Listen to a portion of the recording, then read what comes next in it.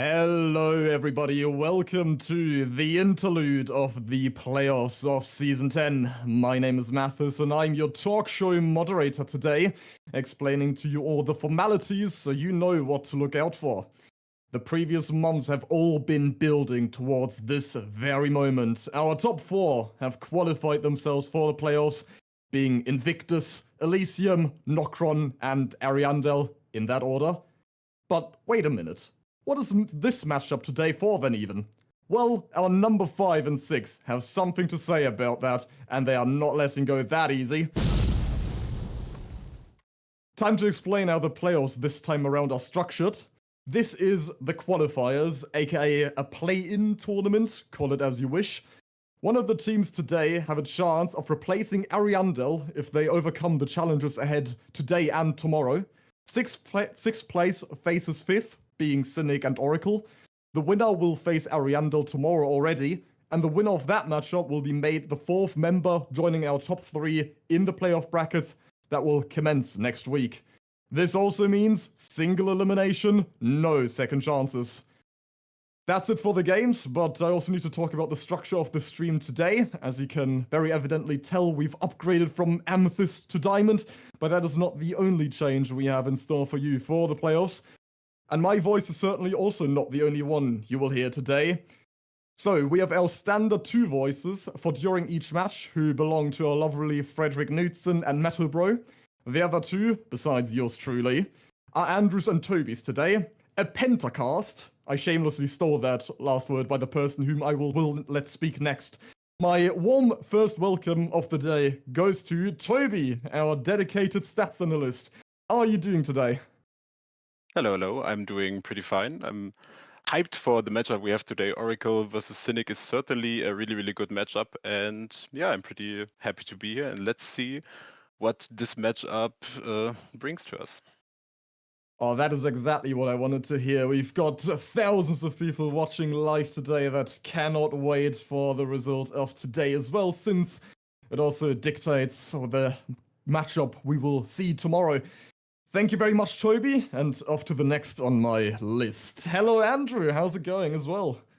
I'm doing very well, Mathis. OutcastAndrew here, bringing you in a mid-game analysis. I'm super excited for today, not just because we're past the regular season and we're headed on to the playoffs, but there's some interesting killers we're coming up against with 2 amazing teams. We got some killers we have not seen this season, and one killer we've never seen before in DBDL. So I'm pretty excited, Mathis. I'm excited to get going on this. Oh, I second that absolutely. I'm really happy you already pointed out the interesting killer picks we have today. So, yeah, as it goes now with the playoffs, we are leaving the best of 4 format, so we've got lots and lots more content in the coming weeks. Today, we're already starting off with a best of 7. That is also unprecedented in DBDLeague history, because usually we have been reserving best of 7s exclusively for the grand finals, but this time we're already going into a best of 7 at the start of the playoffs. This I will include as the players, even though at the start I said it's qualifier / play-in, because again, the winner today will face Ariandel, and the winner of that matchup will be our 4th contestant in the actual single elimination playoff bracket, but all of this is single elimination, and that is exactly why we've decided to go with best of 7s to allow our teams to unleash their full potential. And there's much more to come, because best of 7, this format today, will certainly not be the only selling point of the playoffs. There's going to be much more interesting content up ahead, and you're all certainly well inclined to stay tuned for that.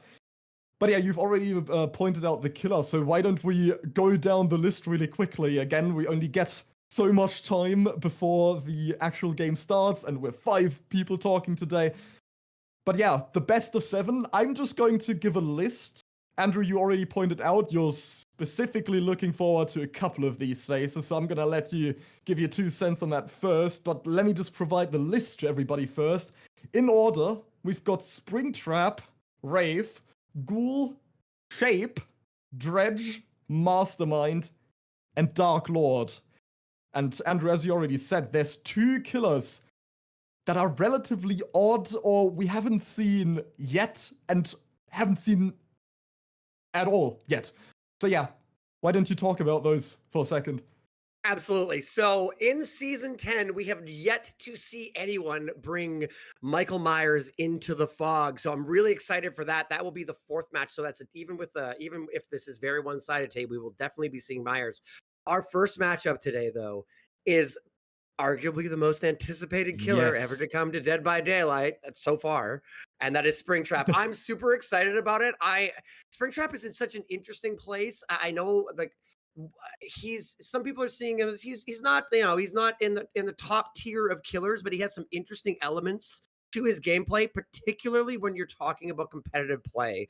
I'm just going to touch on that really quickly. I'm interested to see what some of the best players in the world are going to do with Springtrap. Springtrap's chase potential is sort of, a medium chase potential with his hatchet, or his fire axe, sorry. The thing that makes Springtrap really interesting is both on offense, his ability to traverse the map and be undetectable at will. The flip side of this, Mathis, what I'm really interested to see is how the survivors handle this, because with good communication, which obviously you'll have in a competitive match, the survivors using the cameras to expose the killer can be extremely damaging to the killer. So I'm really interested to see if we're going to see some standard chases and just let them cook, let the survivors in chase, or if we're going to see a lot of really good altruism and help let the survivors actually help the chaser in chase. So that's what I'm really looking forward to. I don't know how you two feel. Oh, Springtrap, fantastic, man. Personally, I'm a huge FNAF nerd, so I've been looking forward to this for years, and he's finally here. And there's one more killer, however, we really need to pay attention to, one that we haven't seen in the season at all yet, and that would be the Shape. And it gets a bit tricky here. I really want Tobi to add to this as well. Shape we have seen in previous tournaments countless of times. However, under very different circumstances. We have him on Larry's again, so he will not be leaving any indoor maps anytime soon. But he will also not be restricted to any certain add-on combo. If our lovely audience remembers, we usually had him either forced to be tier 3 on Hawkins or forced to be tier 1 on Larry's. Now that's up in the air, isn't it, Tobi? And what would the averages be with this killer? He's always very underestimated. Yeah, absolutely. As you already pointed out, we have seen the Shape in very, very different circumstances on 2 different maps, both indoor maps, of course, but the playstyles are vastly different because on the T1 Myers, you have a completely different game plan than you have on the Tier 3 Myers. And this is what screws up the data a little bit, sadly, because both of them gets mixed together. We did this as an experiment in the All Horrors League, and most of the teams went actually with the Tier 3 Myers and played around his power way more. The average stages back in the day with both of them combined were around 8 stages. But we have teams seen outing the Tier 3 Myers with only 2 stages. So it's definitely possible. But keep in mind, this is not a permanent Tier 3 Myers here. We will see a normal Michael Myers with tiering up and down. Yeah, I'm really glad you point that out, that it's a pretty significant up and down with the Shape. He can 4K very early, but he can also get absolutely demolished. And I remember very vividly that, pretty sure that was last All Hallows League as well, where we saw 4Ks on 3, but then the next game right after would be, as you said, a 4 out. So it's absolutely wild. And seeing him back on Larry's this time, not on Hawkins, also going to be super interesting. It's also the only map he can be on in our current balancing. Yeah, I'm really looking forward to what we've got. We've got not enough time to talk about every single killer, and that would also bore everybody out of their mind, let's be honest. So let's instead look at the stats for our respective teams that we've got up ahead today, because it's obviously not just about the killers. You need to pay close attention to our players here as well, and how they will realize or unleash the proper potential of all of these killers. So let's start off with taking a look at Oracle here, whom they've got up today. And if either of you have any input for any of these players, please feel free to add. So yeah, Oracle, really interesting, I find, with since we've got so many previous or former Severance members with V1 now. That's at least the roster we've seen so far. I think it's really interesting. Both Oracle and Cynic have very deep rosters, but they tend to play their they very much play we have our main roster and our sub roster, and you'll see a lot. Most of the games have been played by the same 4 or 5 survivors on both sides. For instance, here on Team Oracle, we've seen Ward, Flix, Cartney, and V1 basically play all of the games, with Mata stepping in a couple times. I believe those are the only ones, even though, as you can see, we're seeing a lot there. So they really heavily lean on their main roster, and I don't think we're going to see anything change today unless somebody comes out with some, someone in particular is a specialist when it comes to Myers or something. Yeah, as we see with the stats, there's a huge discrepancy between these individual players. Some very evidently have played almost every single game. There's a very evident main roster. Also, I just love that Oracle logo. I'm pretty sure that's, if I'm not mistaken, that should be Zongel's face in the middle there. One of the original members from that roster in 2021, or 2020 even, that still featured Zeno as well. If anybody would like to do some studying on the history of Comp DBD. I've been here for a long time, so I know all of this very well. But yeah, we've taken a look at Oracle, so now let's head over to our current 6th place, being Team Cynic, in our lovely stats that we've got up ahead. Tobi, have you got any additional data that you would really like to share with regards to Team Cynic? Not really data, but something in general. Cynic had an interesting evolution. They started off playing Angels as their main killer at the start of the season. Then when Ultra came back from vacation, Ultra started playing all of their killer matches, but the performance was not really enough to help Cynic reach the playoffs. And then Angels took over again, and since Angels took over, they beat Nocron and took a lot of sets off of other teams. And yeah, I expect them to play Angels for the remainder of the playoffs or the play-in tournament, and if they keep calm and collected, they have a really, really good shot of taking this. I'm really glad you point that out, the fact that Cynic was able to overcome Nocron. I feel both of these teams do have a track record of beating one Titan this season. With Oracle, it would be Ariandel on the other hand, so both of these teams have very, very realistic chances of making it into the playoffs and eliminating either one today and then even making it past Ariandel, because you pointed out, Cynic also beat Nocron in the past, who is our current 3rd place, so that team has already made it into the playoffs safe and sound. And Oracle have beaten the team that they will face off tomorrow 3-0, might I add, as well. So absolutely ridiculous with some of these teams. If they have good days, then those days are absolutely fantastic. And they've got really good odds of making it back into the playoffs and taking it away from Ariandel. Yeah, with we're getting dangerously close to loading into that first trial already. Springtrap, yeah, will be our first killer of the day. We're going to have Cynic first. So most likely going to be Angels again. And I do also wonder if what Andrew said about the roster, if we are going to see that exact roster that you anticipated, where we will once again see V1 and the other 3 players, as we did in the past couple of weeks. Yeah, Andrew, do you have any finishing thoughts before we hand over the baton? Well, just going back on that thought, yeah, I mean, it's basically the same thing when you're looking at Team Cynic as well. You've got Lusty Angel, a little bit different. They rotate 5 in and out. They got Lusty, Angels, Nini, Ultra, and Wancy have played the majority. Perks came in for a couple games there as well. I'm really interested to see if that changes. There's something interesting as well, just going into this before we hand off to the casters. Oracle was on a pretty good winning streak there. They had a couple in a row, a tie and 2 wins, and then they lost last week. Cynic was more win-loss, but they're coming off of a win. I don't really think both of these teams are very strong and very confident. I can't see that really playing into it, but coming off of a win could give you that edge. These are 2 fantastic teams, and I think this is going to be an amazing matchup today, and I'm locked in and ready to watch. Fantastic, thank you. I'm really glad that you also pointed out the track record so far.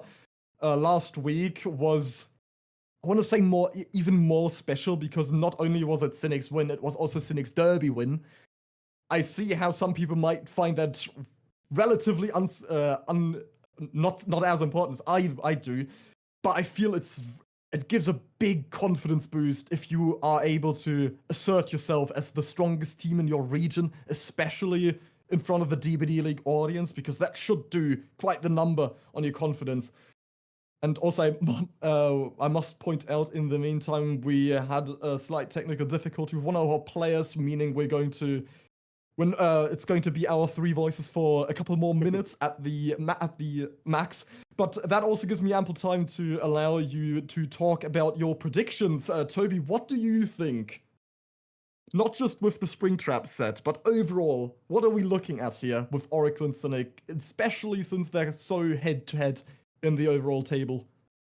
I think this will overall be a very, very close series. I think this will go the distance to all 7 sets, but I think Cynic will take it in the end. And if I take a look at our Discord management server, where the other casters, fellow staff members, can hand in their predictions, I think I'm the only one believing that. I think the majority is rooting for Oracle right now, but I think Cynic will take it today. I think before I give my 2 cents, why don't you first, Andrew? Yeah. Sorry, yeah. I gotta tell you, like, this is I'm glad you asked Tobi first. I'm sitting here going like, I just honestly don't know. I definitely think 6 or 7 matches for sure. Obviously, when you're looking at any kind of competition, when if one team can go up early in the matches, if someone can go up by 2-0, 3-1, and put another team on their heels against elimination, I think that can really mess with sort of the confidence and the calmness of your team. So I mean, I would give the slight edge maybe to Oracle, but I don't even feel good saying that. I think that this is really going to go the distance, and it's really going to come down to the first 3 matches might determine the winner, in a sense that whoever comes ahead, if there's a definitive win at the beginning, I think it could have long-term repercussions throughout the whole series. I just absolutely adore the sound of that, going the distance. Because if we look at the killers again, that's just entertainment back to back to back times 7. And honestly, I would love for both of these teams to go the distance. They both really deserve to show off their unique strengths as well in this matchup, especially again, since we are talking 6th and 5th place. There's only few points between one another. And both of these, again, as I pointed out earlier, do have a track record of having taken down at least 1 Titan. However, both number 1 and 2 are untouched by both of these teams. We're only talking 3 and 4 here when I mention part of the Titans of the almost certain playoff contestants we have. But yeah, let me summarize this. So we've got Tobi as for Team Cynic, apparently an odd one out among the within the staff consensus as well. And Andrew is slightly Team Oracle, but he feels bad about confessing to it. Yeah, it's really difficult, personally, I find as well. I see Cynic have the slight edge here personally. I can't really argue as to why. I feel the win over Nokron is more impressive than it was for Oracle over Ariandel. Yes, I have to point that out as well. I am on the roster of Ariandel, so but no bias at all. Bubbo was not very happy about that game, and he felt devastated, to say the least, and he couldn't believe it happened. The same with Nokron too. Well, yeah. one thing I want to point out too is that not only did Cynic beat Nokron, Cynic sent Nokron on a bit of, no disrespect to Nokron, but Nokron was undefeated, no ties, no losses up until they faced Cynic. And when they play Cynic, something changed. Maybe, like First Blood was all it took, and now people figured them out. And they also played against a lot of really, really tough teams late in the season. But Nokron went from all wins, no losses to a 3-loss streak. Now they lost the last 3 matches, which is going to lead them into the playoffs. I'm not counting them out by any means. One of those teams they went against was our number 1 team. So there was, it's not like they were playing against. It was a walk in the park, and they fumbled or anything like that. But Cynic applying first blood to Nocron is not something to dismiss, and Oracle needs to know that even though Oracle ended the season in 5th and Cynic ended in 6th, you're not out of the woods yet. Like you got an uphill struggle here just to make into the final qualifier tomorrow. Yeah, Cynic essentially acting as the catalyst here for Nocron's downfall late in the season then, since, yeah, they were the first to start that really unexpected chain. And as you pointed out, we really shouldn't underestimate how deciding these wins were for Cynic and Oracle respectively, going against Ariandel and Nocron. But yes, we have fixed our technical difficulty in the meantime now, and we are finally loading in to the first ever, outside of Scrim Nights, Springtrap set. And I'm very privileged to hand over the baton to our lovely casters for today, Fredrik, Knudsen, and MetalBro. Fredrik, please take it away for everybody in our audience. It's taken months, Rob, but finally we have our top 6 teams, and now it is time to smash the bottom 2 of those remaining together until one breaks. Cynic versus Oracle. Cynic is going to take our killer side first, and they are going to be playing a killer that has not yet been seen in Dead by Daylight League. That's right, Fredrik. I'm looking forward to this match here. We've seen Springtrap in the Community Scrim Nights, but this is the first official match in the DBDLeague Season X, and it's happening here in the playoffs. The Oracle versus Cynic matchup today. Very exciting stuff right here, and we already have a fire axe being tossed into the environment here. Very closely landing to, I believe that was Flicks here on Jake. Yeah, that's right, it is. Going to take the chase immediately. Fire Axe spotted out the killer instinct right away. It makes it a little bit easier to follow, but as our analysts were saying earlier, the animatronic is an iffy chase killer, but decently fast first hit, going to take safety in the shack, drop the pallet, and then just move away to even further tiles, already burning important resources. Excellent second throw, Angels getting a nice quick first down to start off the playoffs. And that's what Cynic needs here, right? They want to set the best possible win condition so that when they're up to bat on Survivor, it's going to be easier for them to secure a win condition. And, Angel's already doing a great job. That was a fairly quick first down as well, coming in at 57 seconds. So very well done to Angels there. Now we need to get some more pressure on the map. Start using our regression perks here. The animatronic it's a killer that can spread out the pressure very easily, similar to Dredge, similar to Freddy. Someone who maybe doesn't have the most incredible chases, but is very good at applying pressure, and to take advantage of that, Ruin is on the field, and we have already found our Ruin totem. Not sure that Oracle saw exactly where it was, but Flick's now going to be pulled off the hook, and the cycle for the first tunnel out begins, Rob. That's right, Fredrik. I'm liking how this match is going so far. It's been pretty high pace so far, I have to say, for myself. I do like that we're using the axe very well in chase as well, leaving the axe on the ground when we're trying to catch distance, and picking it back up when we get close enough to get the injury or down here. So Angels has definitely put in some time scrimming on Springtrap. You can definitely tell. Now, I feel like usually with... Oh my goodness, that was beautiful. Second hook stage on Flicks right away. Unbelievable throw window. The animatronic... But Fredrik...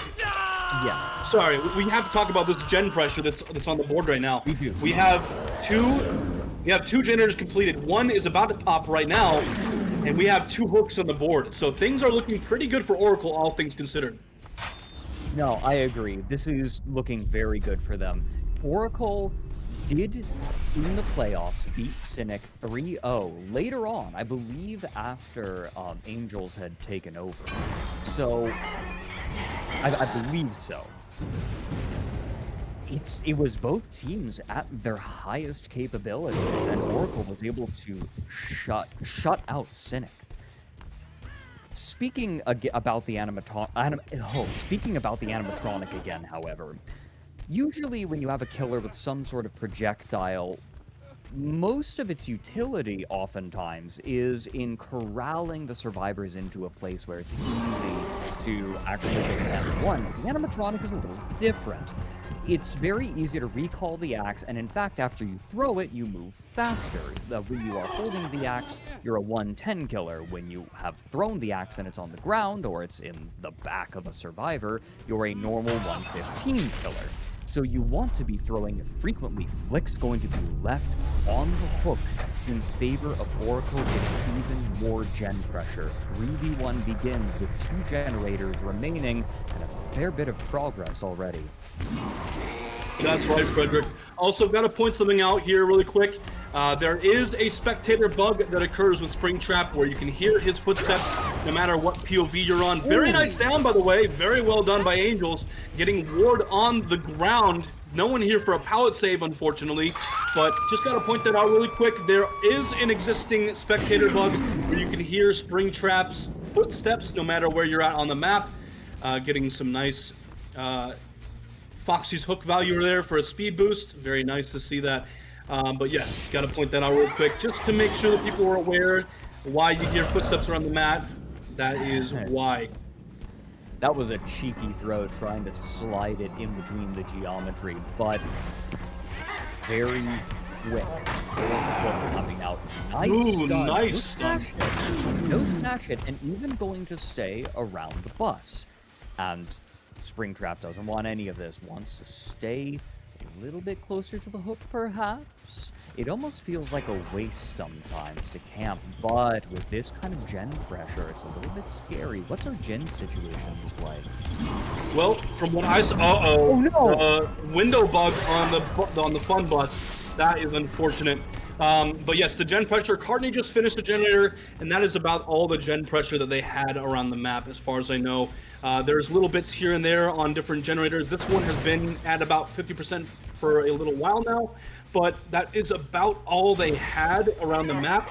So Angels is sitting in a pretty okay position. Nothing too great, nothing too bad, but things can definitely turn on a dime's notice. What was that?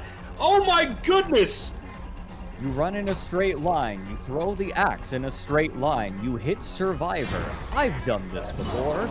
Goodness gracious, that was so fast. Angels has been on point, and I think that this is a combination of Angels being good on the animatronic, but also unfamiliarity with the killer. The axe behaves quite differently than it does for, say, Huntress. And I wonder how much of this is muscle memory.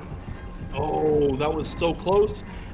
And you could see where the axe landed and where the heartbeat started, like visually showing you where the survivor was. That was a very, very, very close axe land there.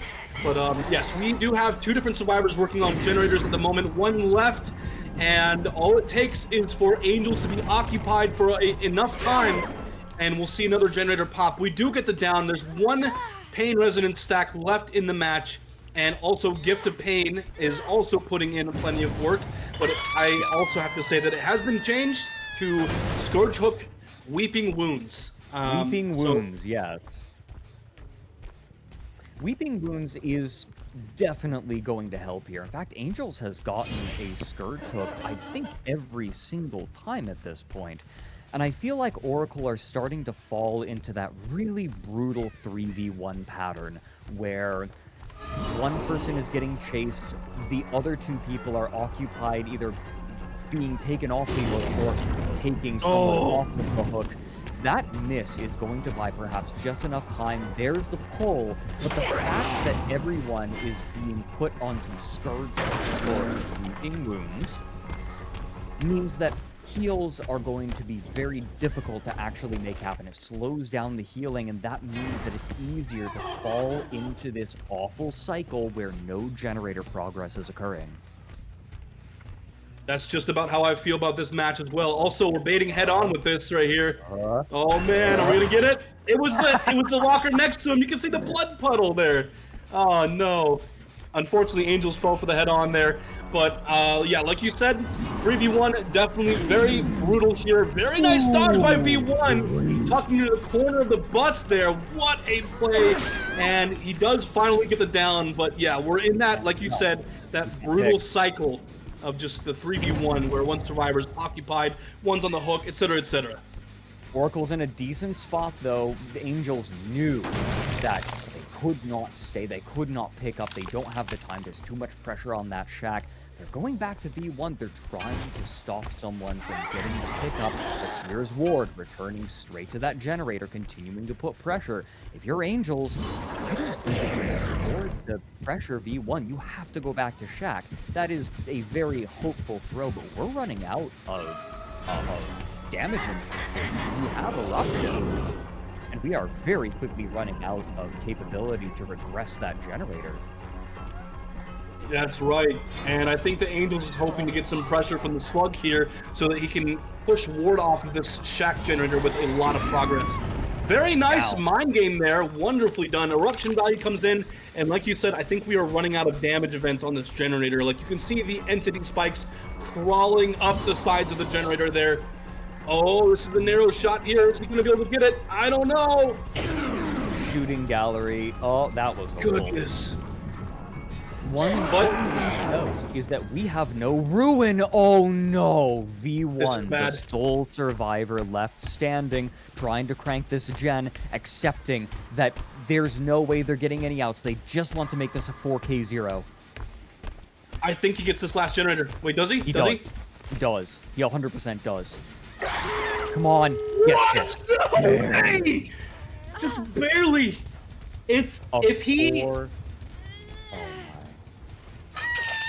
Go on, please. If he stopped the progression on that generator for any amount of time, that would not have happened. That was the final moment that he could have finished that generator before he was downed. 4K0, a very tough win condition, because now that means that Cynic has to get one stage out of the door in order to win. And that is not an easy feat, okay? So the difference here is that if it was a 4K1, 4K0, it's an easy win condition. It's not easy, but it's way easier than getting stages out of the door. This is not going to be something that Cynic wants to, wants to take. But at the same time, if I know Cynic, they have some insane end games, and I'm looking forward to seeing how they tackle this. No, absolutely. 4K0 is a lot rougher for the killer than a 4K1. That 4K1, it requires such careful balancing, especially on a killer like Springtrap, where you need to constantly apply pressure. You have the capability, but the chase isn't always there. And now, Oracle are going to have the opportunity to prove it. Sending it back over to our analysts, what do you all think of this 4K0? Oracle did, in the group stages, defeat Cynic 3-0. However, Cynic with a 4K0 to start out this best of 7, not too shabby. Thank you very much, Fredrik. Wow, that last gen pop. But just like when the farmer lost his horse, isn't that terrible? We'll see. And just like that, we'll also have to see whether it mattered in the end.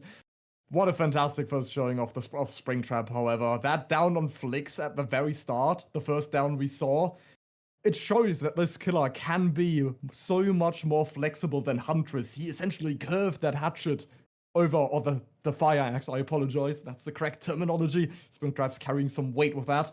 When he curved it over the rock. Andrew, is that something you were expecting to see as well? Because I certainly was.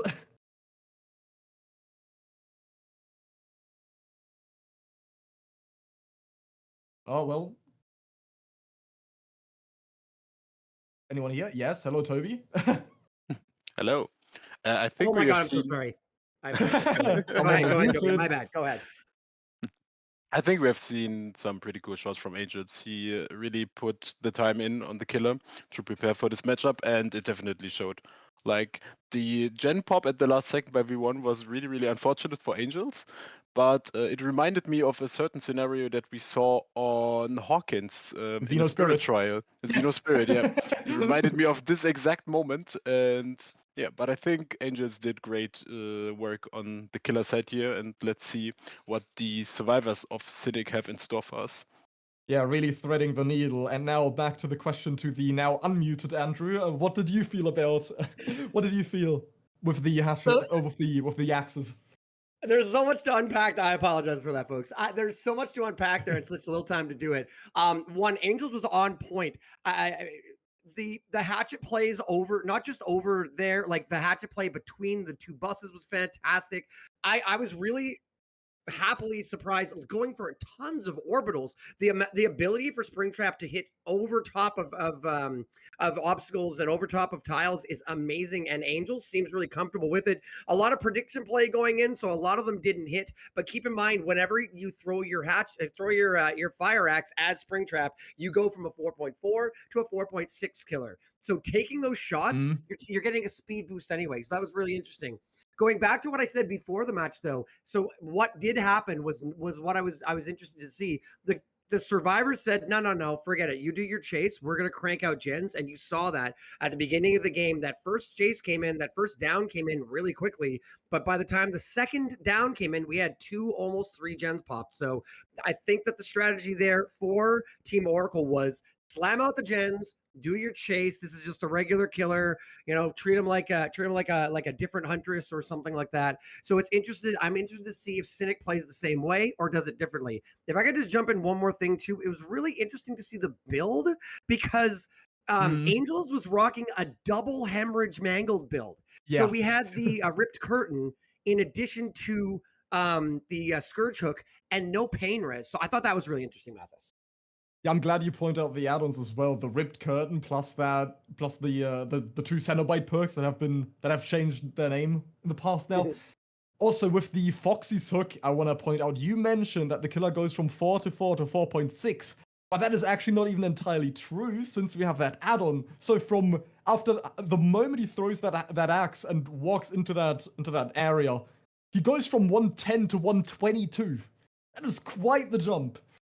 And also one other perk we really need to point out, I'm bouncing off something that Fredrik mentioned as they were busy casting, is that Springtrap is exceptionally good at spreading that pressure using the doors. Now, our survivors didn't use the doors at all, not even the cameras, which I also sort of expected. We'll see if they come to play, however, in the second game, since we hardly have any data on the killer yet. But yeah, Tobi, did you see much with that ruin happening as well? I don't think Ruin had much value because Oracle prioritized gen efficiency over stuff like scouting where Springtrap actually is and looking into the cameras. And this is why Ruin had not the greatest effect in the last trial. If you just stick to your generators, then they can't regress. Yeah. This is why Ruin is not the best choice when you have a very gen efficient team. Yeah, I can see the vision similar with Freddy, where you want to practically be all over the map and keep pushing people off generators so they immediately start passively regressing. And I wonder what we're going to see in the upcoming game, which we're already loading into. So please, our dear casters, take it away. Thank you very much, Mathis. Very excited to see how Cynic responds to this win condition. That being said, they need to have at least one survivor out of the door in order to take the first set, but that is a tall order if you ask me. And now we're going to see how Ward plays the animatronic, and I have no doubt in my mind at all, honestly, Fredrik, that Ward has scrimmed on animatronic. So very excited. We're loading in here, and we have Ward on the original Springtrap skin, that being the P6 bloody skin. Beautiful. I actually want to start this set. I want to start this game with a question for you, Rob. If Absolutely. you are Ward, Suppose you are in Ward's position. Your win condition is a 4K1, a 4K0 is acceptable for a tie. You're playing a killer that has not seen any competitive play in front of the camera before. Are you satisfied with a tie? Or do you gun for the 4K1 and try to take the win? I think, honestly, we gun for the 4K1. We go for the win. Yeah. And, you know, the thing is that's interesting about this is that because of the fact that this killer has not been scrimmed very often on camera, that we have a unique position here where we can really kind of guide the meta here. There's a lot you can really do in this circumstance. Also, gotta say, Ultra's playing the fun bus very well. Oh, no! Again! Okay, oh, no, it's even. It's even. It's even. Both teams now have suffered the fun bus bug. This one was perhaps more consequential. So, Ultra going to be our first funnel out. Ultra, legendary player, right? But is going to be hooked very quickly. First down after 1 minute and 12 seconds and going onto a pain resonance hook. Ward going to take the door away and start applying pressure across the map immediately, applying eruption to generators across the map, trying to spread the pain a little bit. Now he's waiting. Oh. Is this a bait? I think this is I think it was an attempt at a bait, honestly. It was. Very close axe throw there, not landing onto Angels, playing this quite well. I mean, Angels was a killer who just played Springtrap, so it's no doubt at all that Angels can outplay some loops against Springtrap as well. So that being said, we see Ultra get unhooked in the distance, running a very a different build largely. No Ruin and no Weeping Wounds. We're going to use this for speed to catch up a little bit here. And it looks like Ultra might be stuck playing the fun bus here. I like this build a lot. Ooh, body block immediately. Nicely done by Lusty. Very, very, very wonderful. Ultra still going to be the target, though, and can they make it to any resources? It's going to be close. They can't. Ultra gets put on the deck again, and I don't think anyone's here for the pallet save. Ward going to take Ultra into basement after already using the Scourge Hook Pain Resonance. If I'm Ward, I am very, very happy right now. Very much so. And, you know, I'm hoping we can see some more generator pressure coming from Cynic, because if they are meant to take this win condition on and actually, you know, outplay it, we need to see something better. Oh, unfortunately taking the hit at the Z wall. So unfortunate. But yeah, I'm hoping to see some more generator pressure coming in. Also, quick little fact for you all, provided by our lovely stats analyst, Tobi. This is the very first Sable that we have seen in Season X. She is Survivor number 48, entering Season X of DBDLeague. Sable's so good. Like, she fits the aesthetic of the game so well. Ultra getting unhooked, but Ward is very, very close. Here we go. Can Ward make anything of this? Almost! No. So close. Angels gets out of the basement for free, too. Man. We do both get our speed up there. Only now is Shack Pallet being burned. Ultra doing a very good job of buying time. Ward throwing the axe, trying to take advantage of the hook. We can't see the add-ons. They are there. I believe it's a spectator bug because we obviously... Or, I believe so. You remembered add-ons, right, Ward? I'm pretty sure that he did. Beautiful timing, beautiful patience from Ward, finally getting our first tunnel out, but with only one generator remaining. Cynic, this is looking like they might have this. I think so. This is looking very, very good for Cynic right now. All they have to do is pop one more generator, and you know, I take back what I said earlier. They had that generator progress ready to go. I just had to be more patient. And so that's me apologizing for jumping the gun there on Cynic. They were much more prepared for this than I anticipated.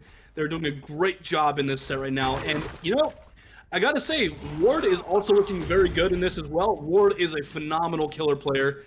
And, you know, he's doing a great job as well. But Cynic, they're just on something different today. It's like they saw the last matchup they had against Oracle and said, no way, we're not doing that again.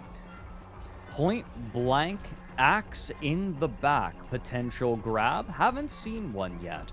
Something I would like to point out is that Ward has been much more willing to use the doors and apply pressure across the map, but... Leading the firecracker. The doors have not been paying off. Able to get the down, but Ward recognizes immediately that there's no way you can afford to pick this up. Okay, I lied. There is a nearby pain resonance hook. Going to take we're it not to taking basement instead. Ward. I think this is a misplay, I think. Are you sure, Ward? Whenever I see a competitive player make a play that I question, my response is always, prove it. Prove it, Ward. I want to see it. I agree with that. And we see there, we have budget, territorial imperative. Oh, man. That's hilarious. And it does work. We do see the unhook come through. Ward was aware of it before, forcing the grab out of the locker. Eruption goes off in the distance. Buying more time. All right, Ward, you are proving it. And I believe that there is still a pain resonance available for Lusty. I think so, yeah. Gonna have to be fast, though. Buying time. Angels knows if he can just buy a little bit more time. Pain resonance. Barely getting Barely. Buying Ward just a little bit more time. Oh, what are we doing here? Oh, we're trying to catch off the... Oh, that was genius, actually. Trying to catch off the rotation there, baiting it with undetectable. I like this play from Ward. I think the generator does pop. Maybe, unless he prioritizes pain resistance. He doesn't! There it is. Oh, wow, what a great play from Cynic getting that last generator done. That was incredibly well done. And I think we could be seeing outs out of the door. But that's really... Endgame perks are banned in DBDLeague. No NOED, no blocking, right? There's nothing allowed in the end game. It's going to just be pure raw ability, and there's the open. Wancy off in the distance just takes the out and takes the win for Cynic. Cynic going up one game in our first set of this best of 7. What a great performance from Cynic here, taking that first set. We are now at 1-0 in favor of Cynic. Wonderfully done, and it was honestly a seriously well-fought fight by both sides, but Cynic just taking that win, showing them, hey, we're not here to play around today, we're here to win. And that's exactly what they just did with its first set. But we have more sets to go through, Fredrik. So I'm looking forward to seeing what these two teams who are neck and neck to each other have in store for us today. A long evening ahead of us. Analysts, that was one heck of a way to close out that set. Please, given that this is our first Springtrap game in competitive Dead by Daylight, what do you think about what we just saw? Yeah, this is exactly why I don't jump to conclusions. That last gen pop we saw in that first set, in the end, didn't matter. Wancy comfortably took the set home by escaping through that exit gate. As you see right here, very close with the discrepancy between the two teams. But those 3 stages that Oracle's killer Ward was not able to get will be the deciding difference. And yeah, we've seen 2 different playstyles. We've seen 2 relatively, quite the 2 different builds, I want to say. This time around, we didn't see that rune. We saw the agitation, pain resonance combination this time. Yes, we did also have pain res in the previous game, but I like to emphasize on the combination of agitation because it's usually so powerful. And I don't want to sound like Peter Griffin, but you know what really grinds my gears? No, it's Ward had pain res and agitation, but decided to always go for basement, and instead of those pain resonance hooks. So, Andrew, do you think that was noticeable that it would have gone much better for for Ward if he had just gone for the pain res, since in the end he was missing out on 2 stacks. I'm wondering if it was just in the heat of battle or didn't see that there was a pain res to the left. So when we're facing Shaq and walking towards sort of we eventually pain res them at the buses there. There was one to the left side of the screen, but I don't think that Ward saw the very first time they picked up. And then the second time, I guess they knew that the hooks were across the map. So I think that they could have easily made that hook. I think they looked around, saw if I take a body block, I'm not making it to either of these, I go to basement. I think if you get that pain res early, I do think you can maybe hold them on that last gen, but there's just so much more progress. It's a pretty free unhook when you get to teleport away. When you teleport away to kick the generator, and yeah, it ended up costing them. It's really, really interesting though. Both teams just cranked away gens, and gen efficiency was the name of the game versus Springtrap. So interesting to see how it ended up playing out. A little bit different than I was expecting, but that's why I'm behind the desk and not on the field. So yeah, okay. Thank you very much for your inputs. Yeah, with the build again, we did see for the add-ons, we both had Foxy's Hook both occasions, but this time we had the Faz coin. So the add-on that basically makes it so you have no terror radius, aka you throw your axe and your terror radius is relocated to that axe, so it's no longer attached to you. And I can see how that add-on would be quite powerful on indoor maps. I don't think it did too much on Wrecker's Yard.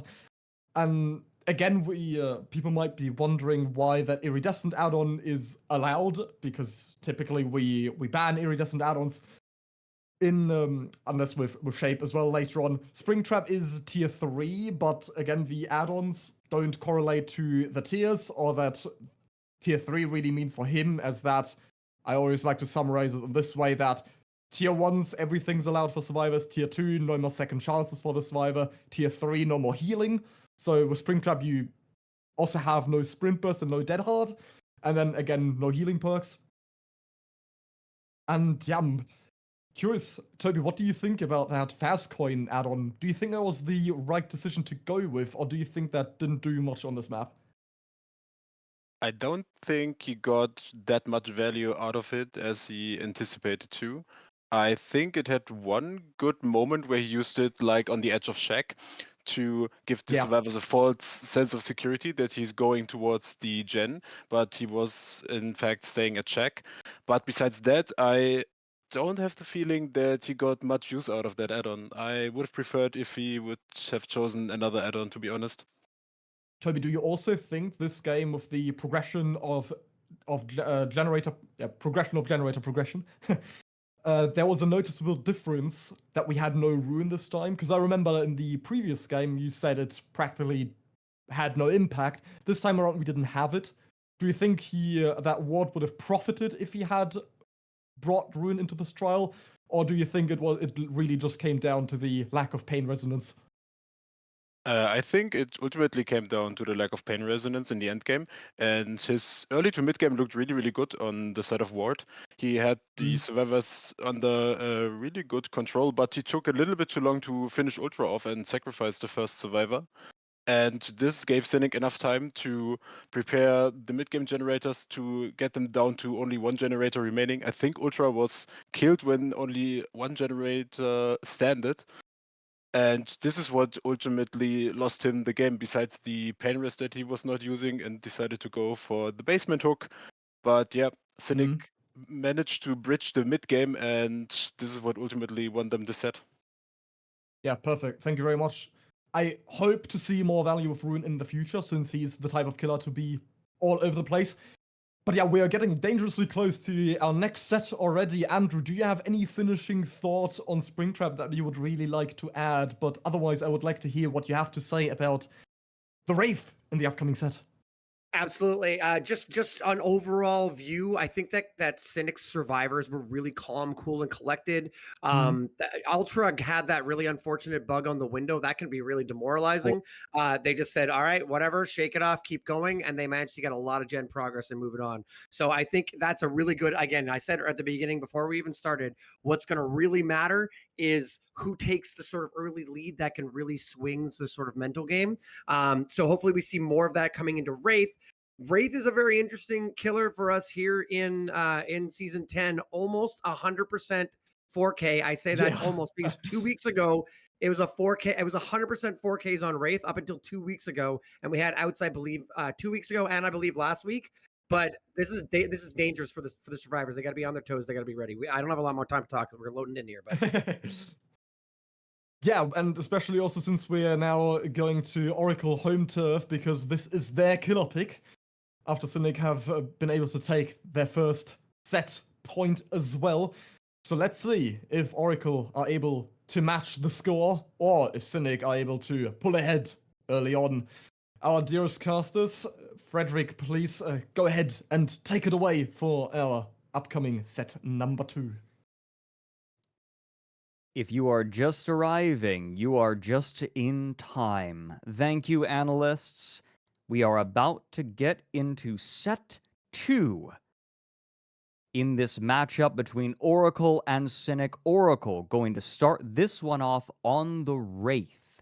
We just finished up our Springtrap set. Cynic took set number 1, but set number 2, the ball is in Oracle's court to set the win condition. Wraith on Dead Dog Saloon, and oh, Rob, I cannot take this away from you. There is a perk that I am sure you have already noticed. Yes, there is. Dragon's Grip. What an interesting perk. Oh no, the cactus! What was that? His coat got caught in the cactus. No, it's okay. It happens to the best of us. There and okay. Pick up the spines really quick. Oh man, that's unfortunate. Angels. Oh, he takes the hit though. Doesn't get the pallet down fast enough. That's quite unfortunate.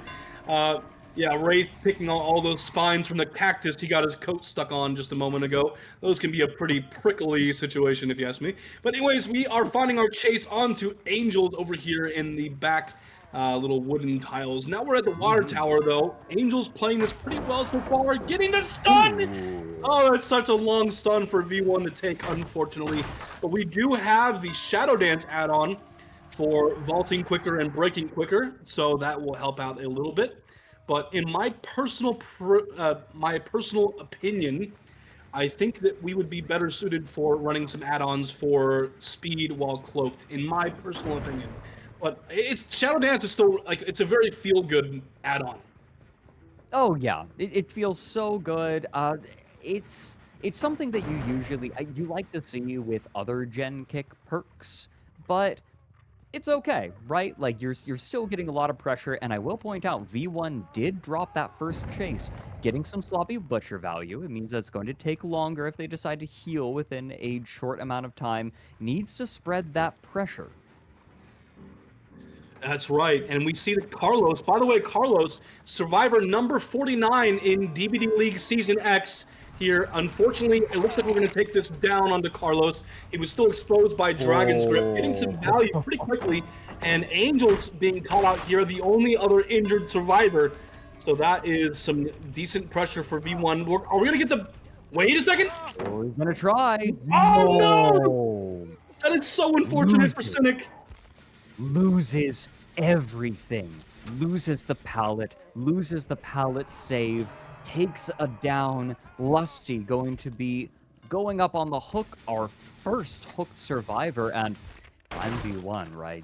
You just take this other down survivor, throw them up on the hook as well. Now, do you make this a pain resonance hook? In this situation, no, I don't think you do. I think they're all far enough away that you just don't really make them in time, because he can hear that gen up there. He knows it's going to pop before he makes it to a pain resonance hook anyways. But either way, this is some really good pressure for V1 right now. He's in a pretty commanding spot. He's got all the pressure on the map, 2 hooks at the same time, in the same vicinity, mind you, and only 2 generators have popped. We do see the unhook. It's not a trade, thankfully, for Cynic, but still, really good pressure in the hands of V1 right now. You usually have to wait to see Dragon's Grip value, but man, you just apply it and get immediate value like that if you're V1. That has to feel good. Now, it means that you have a little bit more choice if you're going for the tunnel out. And there's another down onto Lusty when half of the team count as tunnel out targets. It's a lot easier to find your first tunnel out, but that is the third generator being completed. Cynic with incredible gen pressure despite the rough early game. Very true. V1 is putting in some crazy work, and Cynic is responding in kind with all this gen pressure. I mean, 3 gens popping amidst these circumstances is impressive, I have to say. That being said, Sloppy Butcher still putting in some work to delay these resets. Oh, getting the body block on the pallet. He makes it. Oh, what a mind game! What was that, V1? Goodness gracious. V1 playing like a monster. Oracle changing up their killers and their killer players, and I think we can see why. Wancy on the deck, Angels on the deck, Lusty perhaps to follow. All that's left is this little filler palette, and that provides very, very little protection. Ultra healthy, but still the last man standing. Wancy is at 95%, would be quick to pick up. Angels not close, pretty close behind. There's the pickup, so not going to be the end of the game quite yet. Lusty's going to get picked up, and now with Ultra choosing to heal Wancy, V1 might just go and take another hook onto Angels. Lusty is our tunnel out, but was it really a tunnel out? We have so many hooks on so many other survivors. That is very... Actually, I think we just have 1 hook on Angels. I could be wrong, though, but I think it's just Angels. Or no, we had the pickup on Wancy. Yeah, you're right. So it's like, still, this is going to be hook number 2 on Angels. That's right. Not a dangerous. Bad place to be. Dangerous for Cynic here. That's pain res, baby. That is. So there's a lot of pressure in the hands of V1 at the moment. He's got a hook at struggle phase right now. The remaining survivors, Ultra and Wancy, just finished their reset through Sloppy Butcher, by the way. So a lot of time was taken to make sure they were all up and healthy. And now that we're in the 3v1 at 2 gens left, this is looking dangerous for Cynic, but they still always will have a chance. They make their most impressive plays in endgame from what I recall. Ultra taking a hit before being able to rotate for the save. That is V1 putting up some good pressure here. I think he's going to try to camp Angels out, and unless a reset comes in and we 2-man save, I don't see Angels getting off this hook without a trade. This to me screams that V1 is gunning for a 4K1, which is an absolutely reasonable outcome. You hang out here with Angels. Wancy is... No, there's Wancy. We've spotted them. They are coming in for the last second unhook, but they're going to trade Wancy. That's another fresh hook and another pain resonance token being used. Interesting play there from V1, taking the pain resonance instead of going for the tunnel out onto Angels here. But we don't even see a whole lot of gen pressure around the map at the moment. Oh, and this play works again! You go back to hook. Oh no, V1 knows where both of them are and sees them both running off in the same direction. This is dangerously close to just being the end of this trial. You cannot let... Yeah, there you go. I was going to say, you cannot let him keep making the same mind game because it's working too many times in a row. I think he still makes this hit. Yeah, he does. And, you know, honestly, this is looking a lot closer to a 4K2 now, which is very, very dangerous for Cynic here. If V1 is able to secure this, that means that Cynic has to 4K3 or 4K2 to tie.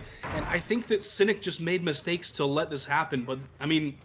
you know, honestly, the overall takeaway from this is that you have to be careful with the plays you make. And just barely making it. Angels is up. Wancy is up. They're making a comeback right now, Fredrik. I don't know how far this comeback is going to go, but that's so incredible that they made this progress away from that horrible situation they were just in.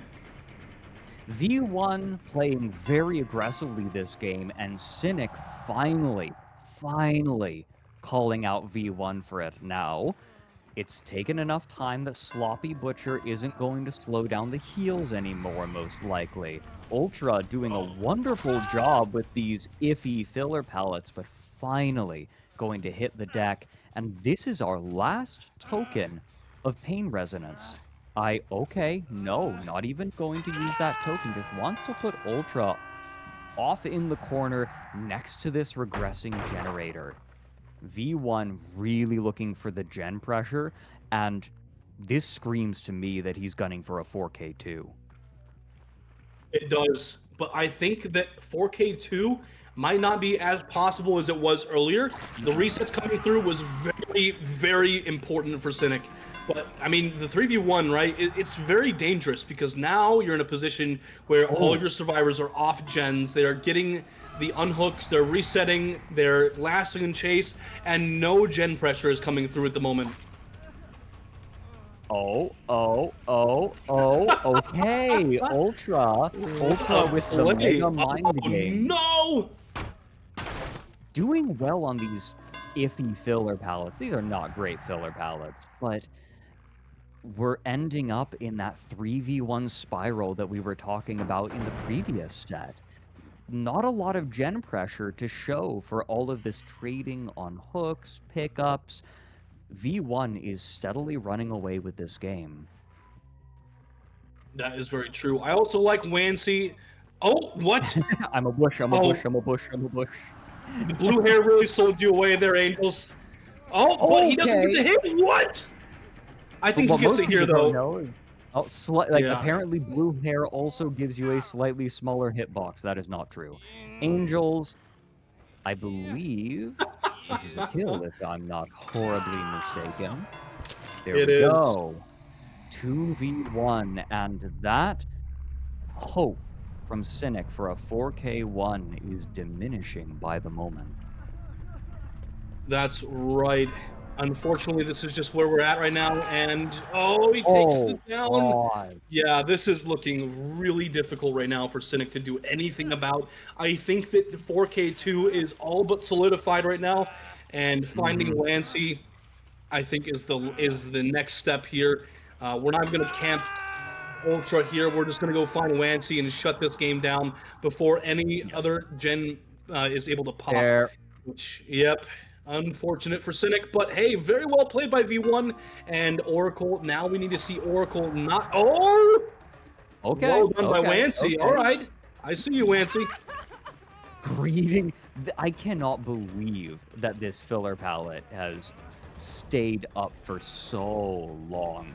It's not technically a filler palette, right? It's this palette, right? This palette, usually, this palette that spawns next to Shack tends to get dropped very early, very frequently. It's not a great palette. The fact that it survived this long is wholly remarkable. It is. It very much is. That being said, yeah, I don't think Wancy's going to do too much to last too much longer. And even if they do, it isn't really going to amount to too much because Wancy is the last remaining survivor. Does get the stun though. So this is all just for style points. There's no hats that can be taken to get an out. There has to be all 5 generators completed in order for hats to count for anything. So unfortunately, Wancy is just lasting in chase for nothing but style points. But it is still pretty impressive, if you ask me. Very impressive. I mean, impressive at the very end here, but V1's chases were just too good. I completely understand why they swapped killers. V1 showing a masterclass on this Wraith. 4K0 is good. 4K1 is acceptable. 4K2 is rough. Cynic are going to be fighting a very, very uphill battle here. V1, I really want to note, and I'd love to hear the analysts talk about this once we pass it over to them. V1 just let main generator and the generator right next to it go immediately. Fascinating game. Fantastic. Lovely to watch V1 work. Rob, any last words before we pass this back over to our analysts? Yes, actually. Just want to say, I don't think that Cynic made too many mistakes, but there is also something I need to point out here. V1 has been playing Wraith for a very long time. And if you've been around in competitive DBD, you know that his Wraith is no joke at all. But yeah, that's all I wanted to say. Thank you very much for commentating with me on this match here. We're going to go and pass it over back to the analysts here. Thank you so much.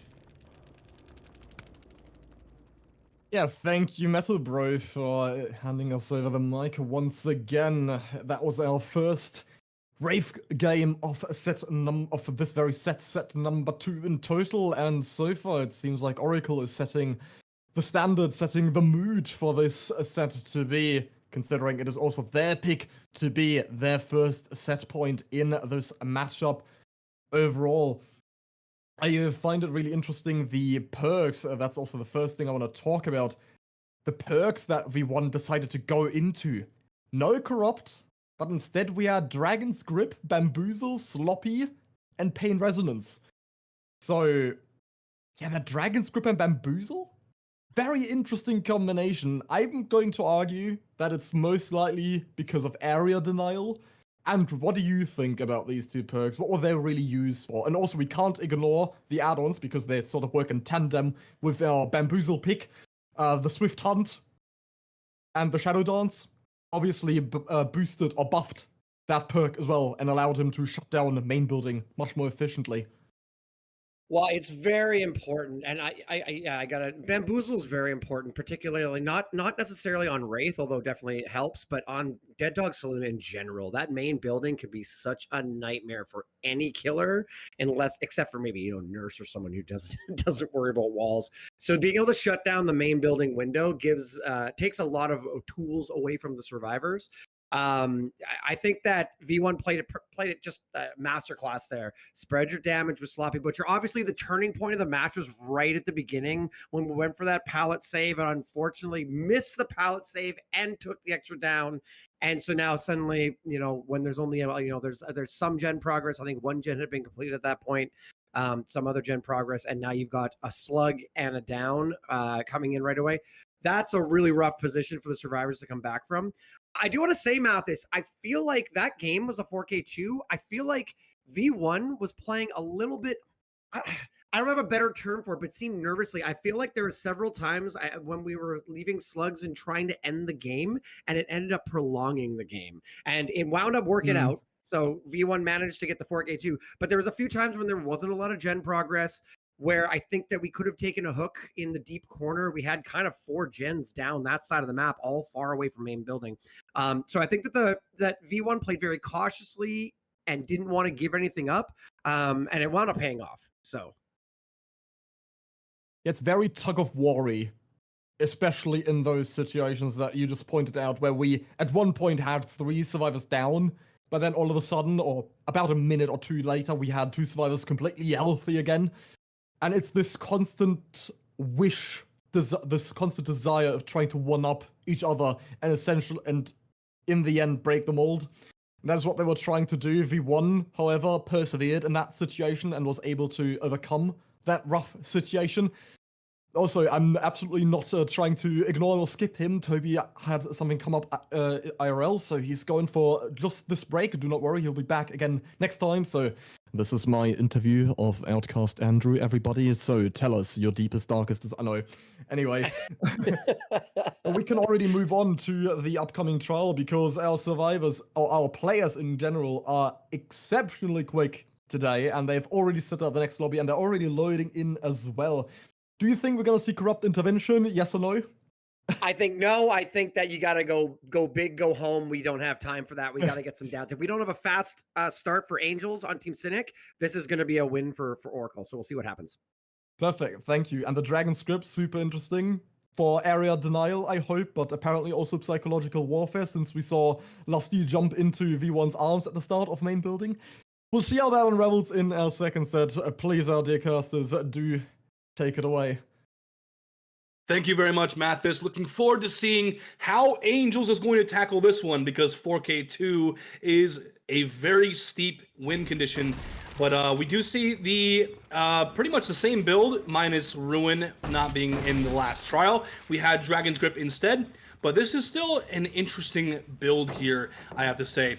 We are finding our first chase over here onto V1, who just played Wraith on Oracle's side here, and I'm not sure how this is going to really work out too well for Angels, because 4K2 very difficult win condition. Very tall order. If I'm Angels, I'm not worrying terribly much about taking the victory. I would be content with a tie. The presence of Ruin is fascinating. Ruin on Dead Dog Saloon, the value of Ruin on Dead Dog Saloon, tends to be dependent largely on its spawn location and how quickly the survivors can find it. V1, however, not going to be able to take this chase for very long. Does drop underneath a pallet. Is there anyone here for the save? Not seeing anything, and we're close to a couple of pain resonance hooks. This is a very nice start for Angels. First generator being completed, but I think we can still get some pain res value.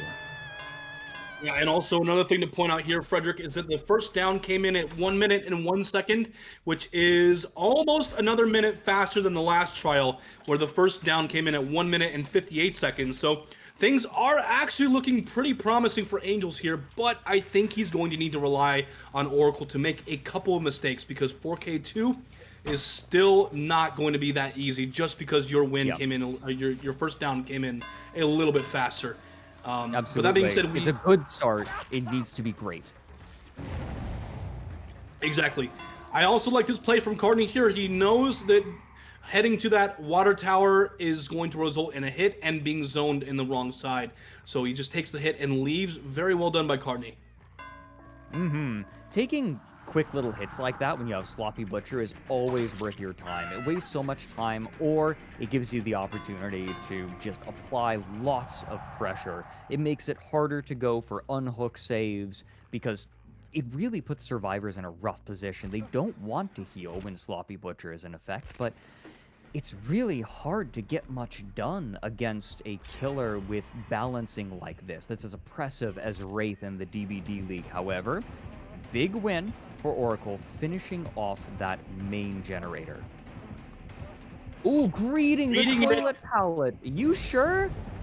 You sure, Flicks? Going to pay for that greed. And Angels leaves, wants the win condition. Right now, Angels still can win. The win condition is 4K3. That is what we're sitting at right now. But with 4 survivors still standing, a tie result feels more realistic right now, Rob. I agree. I think it's going to be very difficult to pull this win here, especially when we have good generator progress around the map already from Team Oracle. So pulling this win condition out is going to need to require a lot, and I mean a lot of really very well won 50s. Oh, it's a cornucopia of meat. We've found 2 with the pickup. Running over into main. Gonna have to leave ward, and Flicks again going to get dropped. Any sort of save? Nothing. No, okay. But we do have a pain resonance coming in. We do. Now that pain resonance is... It feels like... It's not enough. That on its own is going to buy a little bit of time, but this is still only hook stage number 2, and not even... We don't even have a tunnel out yet. That's true. There's a lot that needs to be done to work towards this win condition here, Fredrik. And I just don't... The realist part of my mind here is telling me that I don't think it's possible. Now, it is entirely possible. It is. But it's just not likely. I think that it's more likely that we see a tie condition here. Oh, that was a very good played 50 there by Angels. Well done. Getting the down through the pallet stun, that was very important. We're going to take another pain resonance here onto Cardiney. Buying time. Like, every pain resonance hook is more time bought, but we are running out of tokens. It might sound like we're being harsh on Angels, despite some very good gameplay. Angels is playing out of his mind right now, but the win condition is 4K3, and there's a survivor up on hook, but up until 2 seconds ago, every other survivor was healthy, and there is certainly someone going for the save right now. Angels needs to get a kill, and he needs to get it soon. Yeah, that's no joke at all either. I 100% agree with that. And yeah, it looks like we're going to opt to injure everyone again, get Sloppy Butcher all across the board as well, making those resets, take a lot longer, which is really nice for Angels right now. That's about all he can really hope to achieve at the moment. But we do see that the generator progress has all but pretty much stalled in this match, so that's also pretty good for him. I mean, things are lining up towards getting a good win condition here. And we do get Cardi on the ground again. I will say, though, there are two things that have been stalling this game. Hex Ruin and Pain Resonance. We only have one more token of Pain Resonance left, and this isn't even a Pain Resonance survivor, and Ruin has been cleansed. Everything that has been prolonging this game is now gone. Angels is going to have to play aggressively, and his chases are going to have to be perfect from this moment on, and even then, a tie would be good. I agree with that. I think that Angels can really hope to achieve a tie, but I have to say, 4K2, that almost feels like what a typical win condition on Wraith would be in Midwich, not on Dead Dog. It's a completely different ball game, these two different maps here. And I like the determination to make that play happen. I just knew it wasn't going to happen. But, it was a really nice attempt. It was hopeful. It was very hopeful. But if you're Angels and you're playing for the win condition, you have to play hopefully. You have to play like you're doing well. Win condition gone. Tie condition is now here. Angels cannot let a single other generator go, or else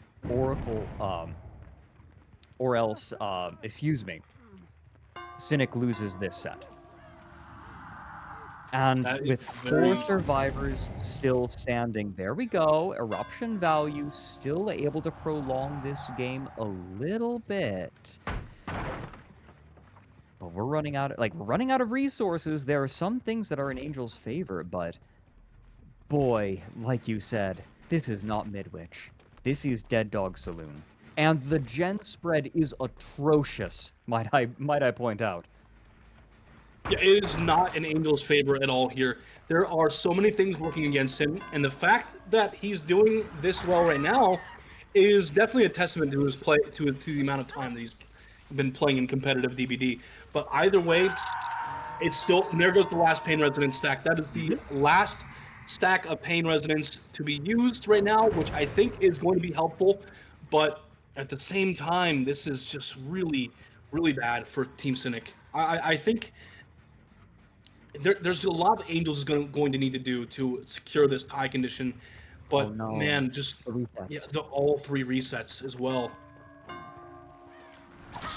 Going to chase V1, really nice split after that reset. Angels was able to find the reset, but now he's being pulled in 2 separate directions, and there's a 3rd survivor somewhere off in the distance, probably going for the unhook.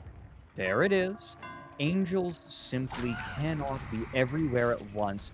Just takes the left click on ward, going to apply the Sloppy Butcher, and put ward into deep wounds, but really just needs to keep the pressure going. But again, the gen split, very nice stun.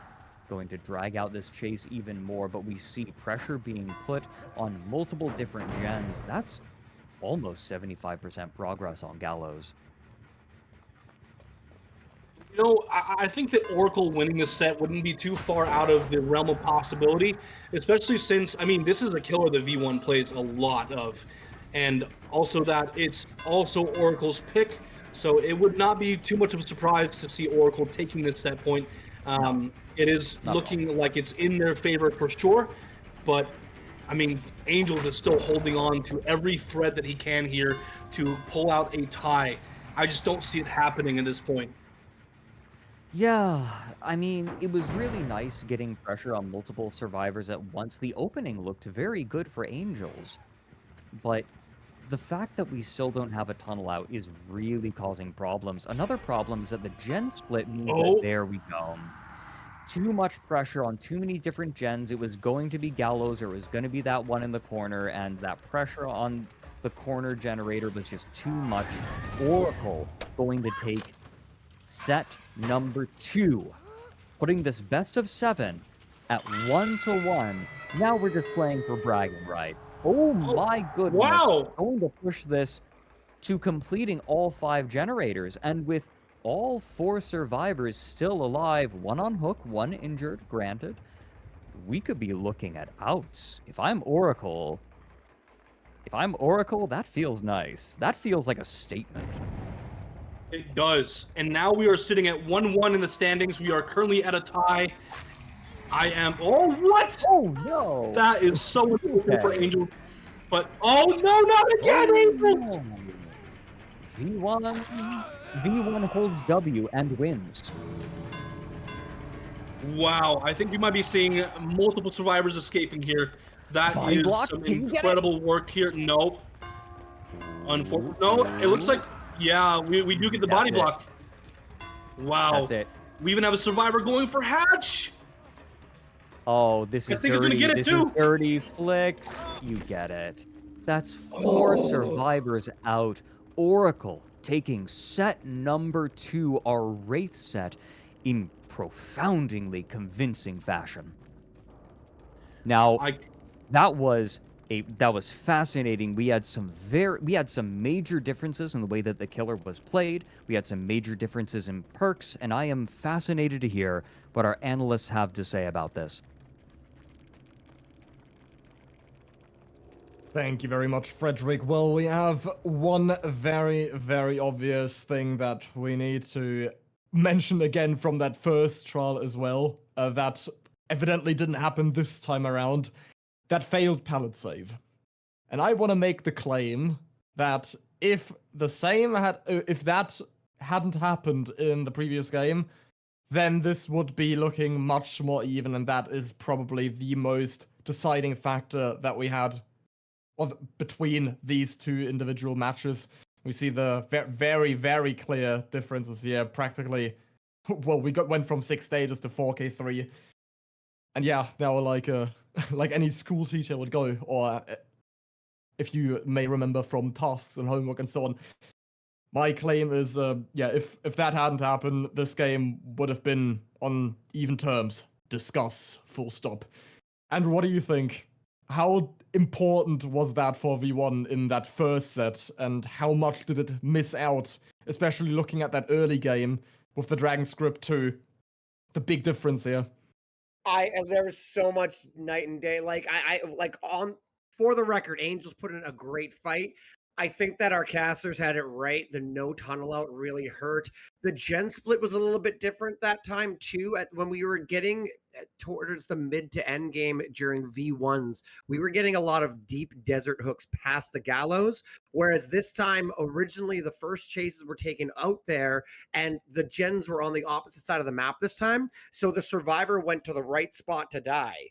And because of that, you ended up with a hook in the deep desert area, but there were only gallows gen and 1 desert gen over there. And I think that was really the big difference. Obviously, I mean, you can't dwell too much on vaulting into someone's face with Dragon's Grip. You can't dwell too much on a missed pallet save. I definitely agree with what you're saying. But I think that in general, the survivors also played strategically really well this game, and they made a statement. I got to say, going back really quickly to what I said the first 3 games are going to set it. I think with going 1-1, I think that Tobi, you were right. I think 7 games might be in our future today. Yeah, we'll see how things develop, because now we're currently looking at a 1-1, so a 4-1 is still very much possible.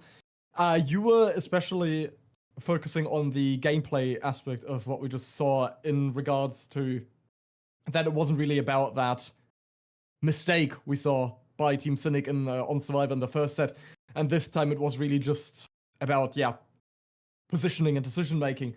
One thing I really want to emphasize on is that I noticed this sort of seesaw that they were playing. So in terms of if you go up and down on a seesaw, just pretend that's getting closer and leaving a generator. And it's always this also what I'm about to talk about with Gen Split. They were working on generators on exact opposite sides of the map. And one side goes up, the killer gets nearer, the other goes down. And the moment the killer leaves, you get on that generator, and you pre-leave the moment you realize the killer is fast approaching.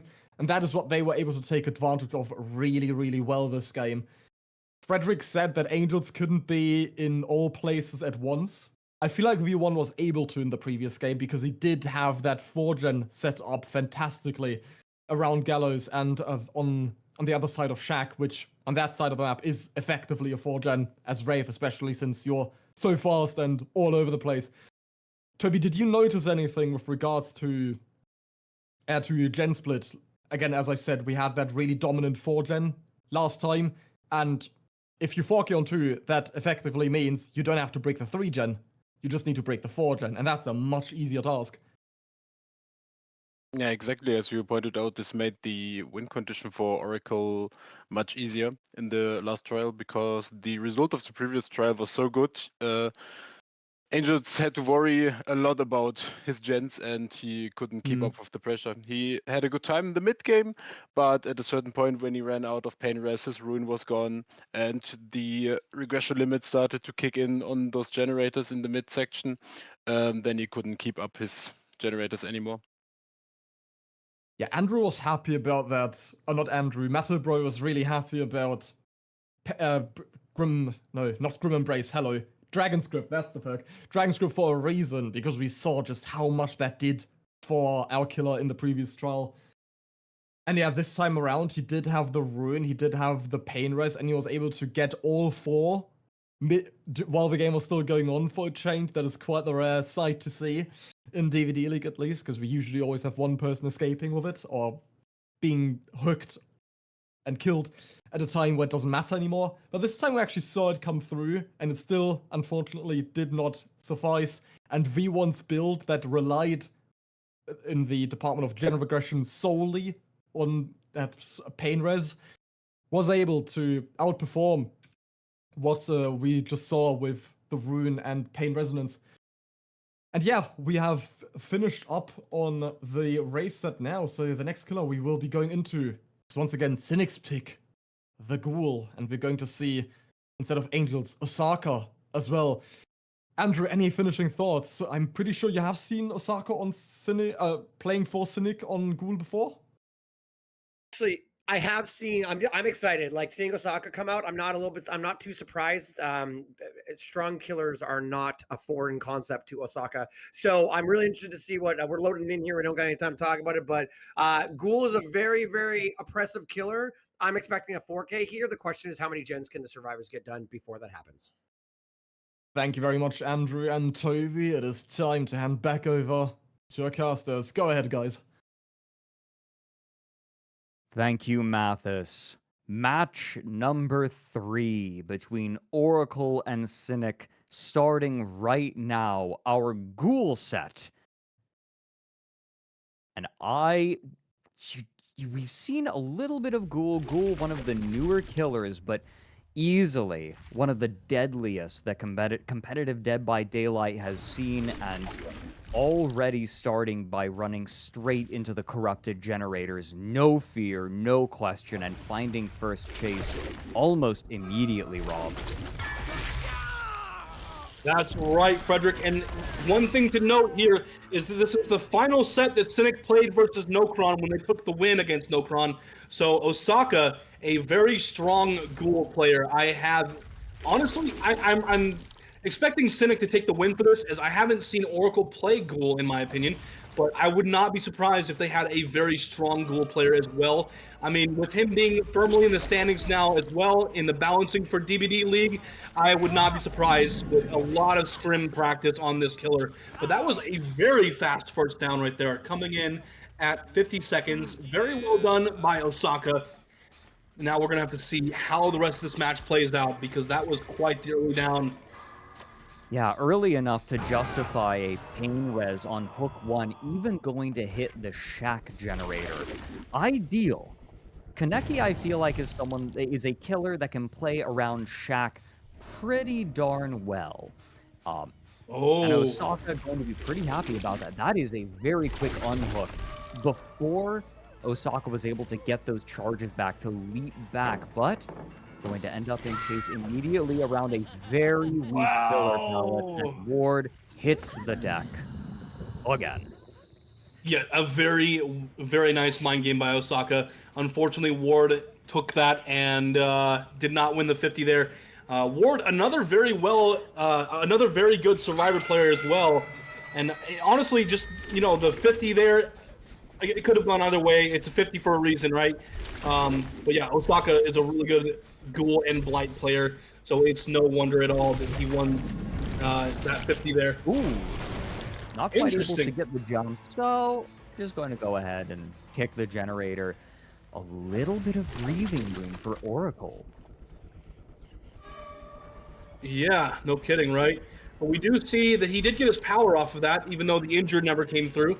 But we do see now that we're at the fun bus, the not so fun variant of it. And we're chasing Ward here for a second hook. That's our tunnel out now, it looks like. According to Osaka, he was ready for that pallet to drop, but no pallet is coming down yet. And we're looking for the stun. Oh, and there it is. And that's the down onto Ward. Wonderfully played there. Still, not a single gen completed, and our tunnel out is on stage, well, 2 hook stages, and we even have Pop Goes the Weasel. Now we already have used half of our pain resonance charges. We are definitely going to see some generators being completed. Ooh, Cartney waiting in the basement to go back up and try to get this done. Okay, waiting for Eruption. Nice. Osaka getting as much value as they can out of this, but Cartney's going to go right back up and continue trying to apply pressure. First generator finally being completed, but with Cartney just coming up, ooh, second generator being completed as well. That's right there.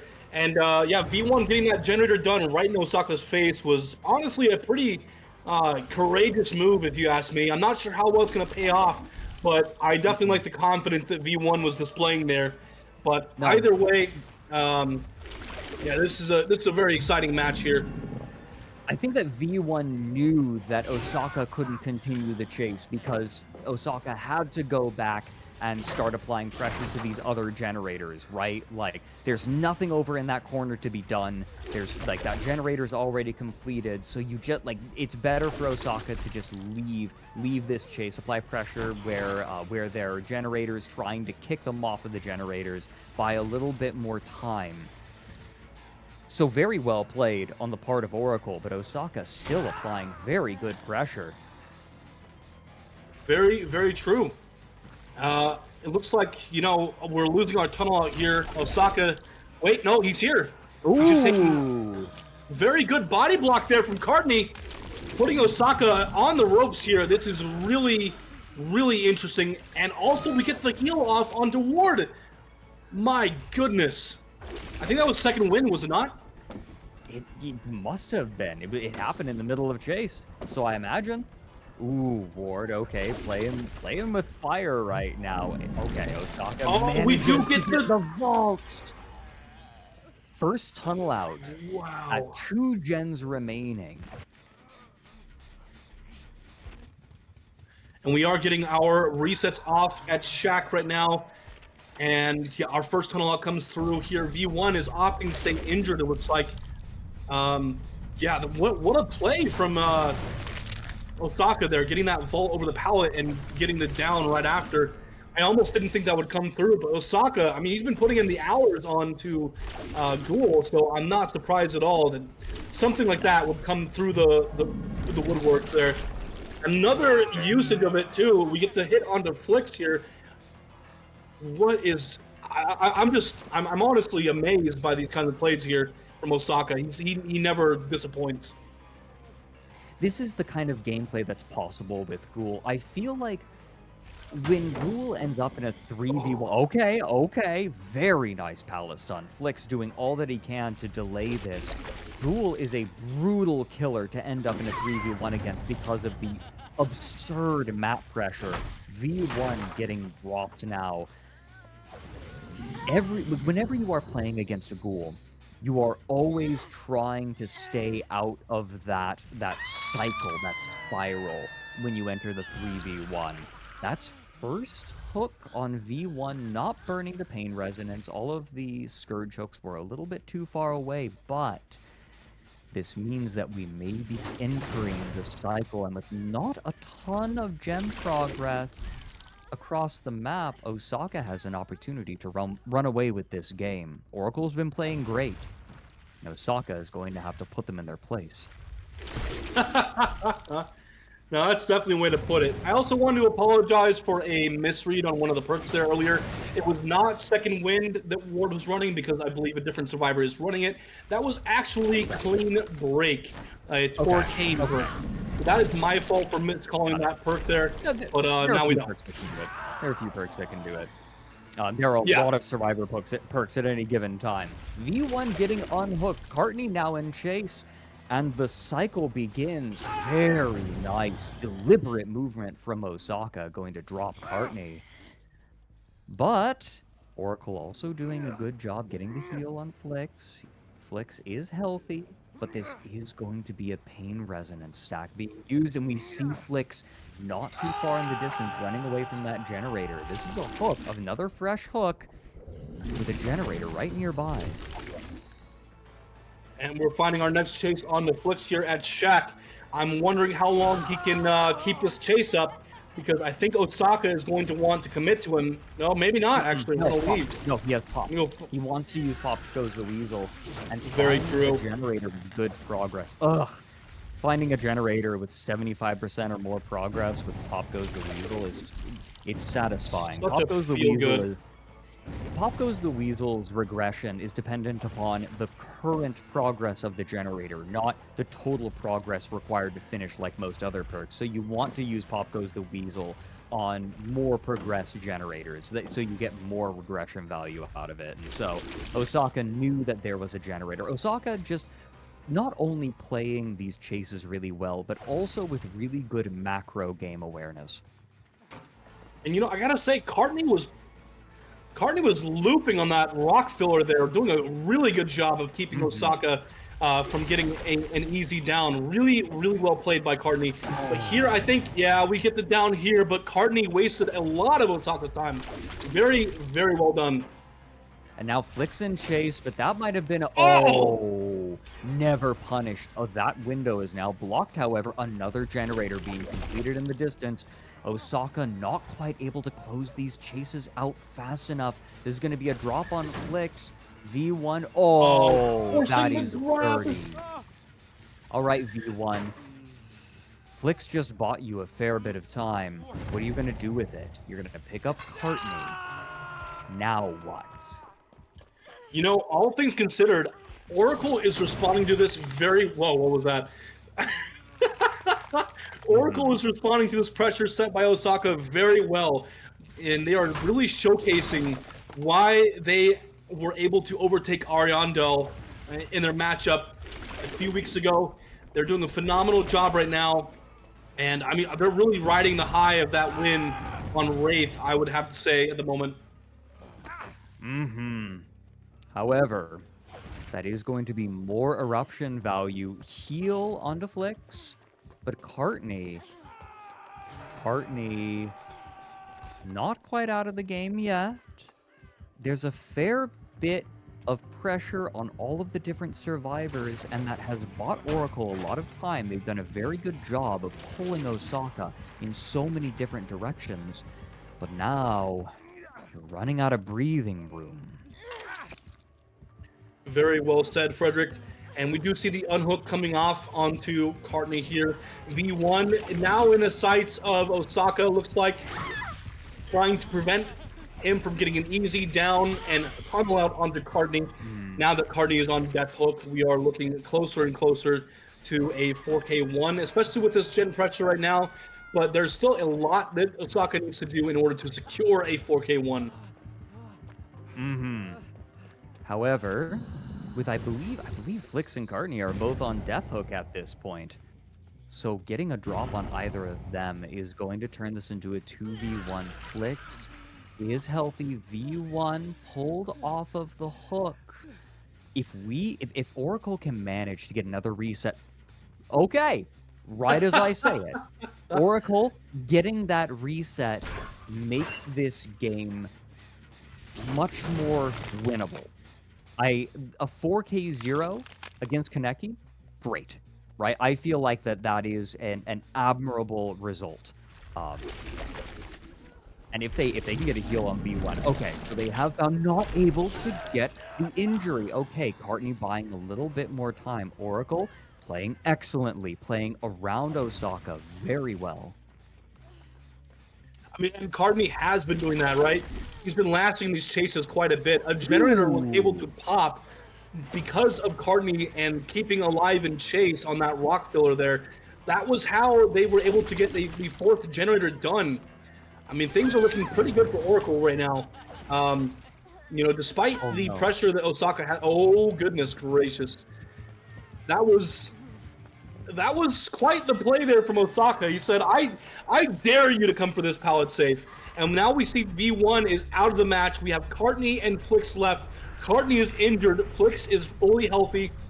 And if we're going to see another generator pop, that would be an absolute miracle. I think we are staring down the barrel of a 4K1 here, honestly, Fredrik. Maybe, but if Osaka can't find Flix...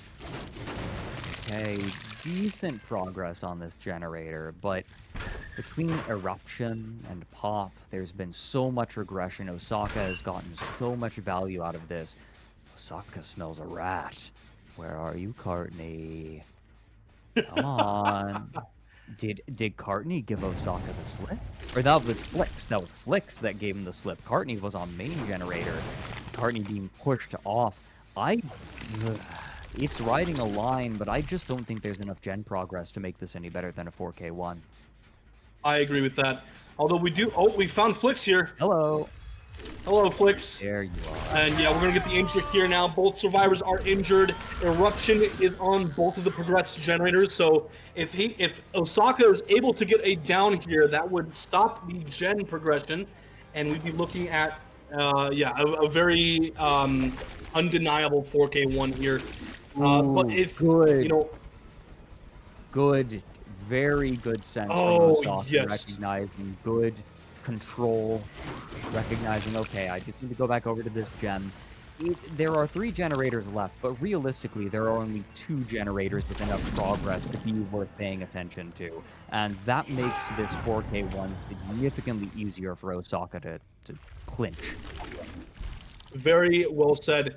Now Osaka just needs to find out where Flix is at. He's probably... I think that Osaka is sniffing this right. He's probably making his way over to Shaq at the moment, just to kind of last longer in a chase and hope to wrap around and pick up Courtney. It's not all too possible, in my opinion, but I think we're... Oh, no, he's sitting on the generator still. All right. All right. Gutsy. If Osaka doesn't... I don't know if I feel like this is a moment where you slug and you go find the last survivor. But he might just use pain resonance here. No way. No, it must be pain resonance, right? There was 1 stack left, correct? No. Okay, Flix. Okay, Flix. Okay, Flix. Nope. Sorry. Nope. Wow. So close. Okay. They almost got that last generator done. That was so close for Oracle there. Oh, wow. And he's gonna give us a Mori. Bless you. Right. Thank you so much, Osaka. We wanted to see a Mori today. So glad we finally get one. Oh, or not. Okay. Not too sure what happened there. You know, look away, kids. Don't know what happened there, but that was definitely something. But wow, what a match there from both teams here. Both teams played exceptionally well. Is there anything you wanted to say before we hand it over to the analysts here, Fredrik? When I taste blood, I too go bald. Thank you very much, Rob. We have one more game in this set. A 4K1 going to be what Oracle has to beat. Analysts, please tell us what you think. Well, Fredrik, I'm not sure I want to take any blood donations in the future anymore if they make me bald. But yeah, anyway, games like these really scream 4K0, but the catharsis just never comes. Flix was not able to reproduce what V1 did in the first set, unfortunately, and the final score of game number 1 in our Ghoul set will be left at 4K1. We really need to address the elephant in the room, and that would be that textbook clean break use by Ward in the middle of the game.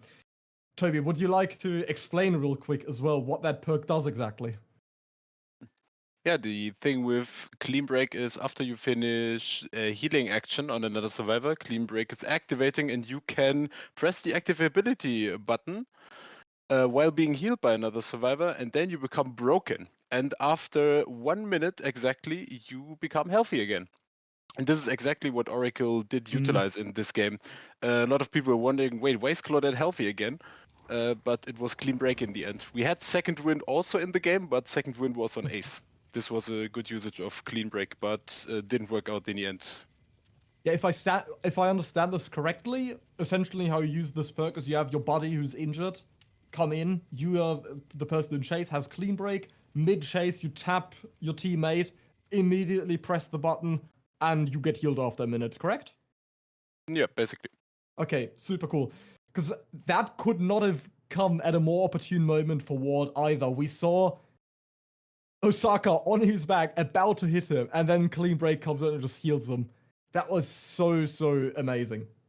What I also want to talk about is our early game that we had. So we once again saw Pain Resonance being used by our killer player, Osaka. And I feel Pain Resonance allows for many different playstyles that are only made possible because of that perk. It is, again, the classic tunnel out one person and enforce the 3v1 early, or take advantage of your Pain Resonance, split pressure early, and yeah, try to get your force uses as quickly as possible. And then in the cases of Ghoul, you want all of your first hooks covered before the first generator even pops, and you keep hammering down that first generator, never allowed to pop.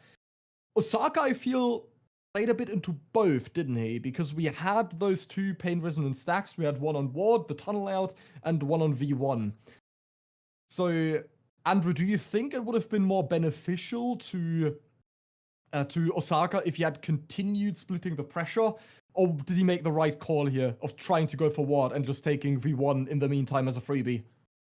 I think that the game was Osaka was playing the game that they wanted to at the very beginning. When the first unhook, the survivors were unhooking really fast, which is not necessarily good or bad. It's just interesting. There was a really, really quick unhook that came in, and then for the people play, which takes that tunnel out away, and then that's when we swapped the the tunnel out and switched to Ward, was it? But because of that for the people play, that then later on allowed that Clean Break play to come in. I just want to throw something out there. I'm sorry to sort of jump all around here, but during that chase, it was when the unhook came in, the Clean Break got activated immediately, like as we're coming back to hook, because we were way across map. That was right when we had the gen pop on the Nance, I believe that was Cartney, across the map. So not Cartney, V1. So during the chase, while our Claudette was broken and needed to last a minute, Cartney tanked 3 hits. Tanked a hit, ran off, got hit, came back, tanked a hit, tanked another hit, got slugged, and then, like you said, the Clean Break came in right before the hit came in. So it was like, if it had been any faster, we would have seen the tunnel out so much longer. I think that entire sequence is how we got to the 4K1. Otherwise, I think Osaka 4K2s. I think 4K1 is a win for the survivors in this situation, because they definitely were, the way things were snowballing at the beginning of the match up until that chase at Shack with the multiple hit tanks. That game was going completely differently, and that allowed them to get to the 4K1. I think that overall, that was a really, really well played by Oracle, and fantastic body blocking and teamwork by Cartney. Yeah, it's great you point out the 4K1 and how you doubt that's a good result even for the killer. Yeah, I want to hear Tobi's thoughts on that as well. 4 generators popped. That's quite good against the Ghoul, isn't it? Yeah, it's definitely a good result against the Ghoul. On average, we have 3.9 generators. So not all teams manage to pop 4 generators in their trials, but we also see killers only giving 2 generators away. Like this has happened already in the season. It's very versatile set. Yes, on the rarer side, we get outs similar to what we see with Nurse and Blight, I would say, because then again, you also don't really expect those outs to ever happen, similar to what Ghoul has established himself in now, especially on Blood Lodge, where I really love using that phrase, where he's able to be all over the place. And yeah, we're going to see if our survivors from Team Cynic, now that they've just finished on Killer, might just be able to overcome this 4K1 result. It is a tall order, but all our questions will be answered in a few moments, because we are now also already loading into the next trial. So I'm handing over the mic to our lovely casters once more. Thank you very much, Mathis. Really excited to see what Ward is going to do on the Ghoul today, because 4K1, it is a respectable win condition. We have two teams that are neck and neck at the moment. Oh, okay, I was a little bit worried there for a second, but yeah, we have two teams that are neck and neck at the moment who are competing to get into the finals of DBDLeague Season 10, and it's a tall order here, right? So both teams are playing their best right now. Ward is trying to find their first chase. We do find Wancy here, getting the first tag with the power usage. Very well done. And using the Rize skin on top of that as well. A very interesting split from our corrupt intervention gens. Very split, very separate from one another. But Ward still going straight into the corrupt intervention gens, not afraid of doing so, just looking for that really fast tunnel out right away. Vault over this, and I think that that's enough to get the first down. A rather quick first down onto Wancy, and our first tunnel out may commence. That's right. And also, just to show you here, the first down came in at 53 seconds, which is only 3 seconds off of the first down in the last match. We also have Chris Redfield, survivor number 50 in DBDLeague Season X. So our survivors of both sides here are bringing in all of the new survivors for DBDLeague Season X here. I think it's only been Cynic bringing in these new survivors, actually, if I'm not mistaken. But yeah, so far off to a very extreme start from Ward.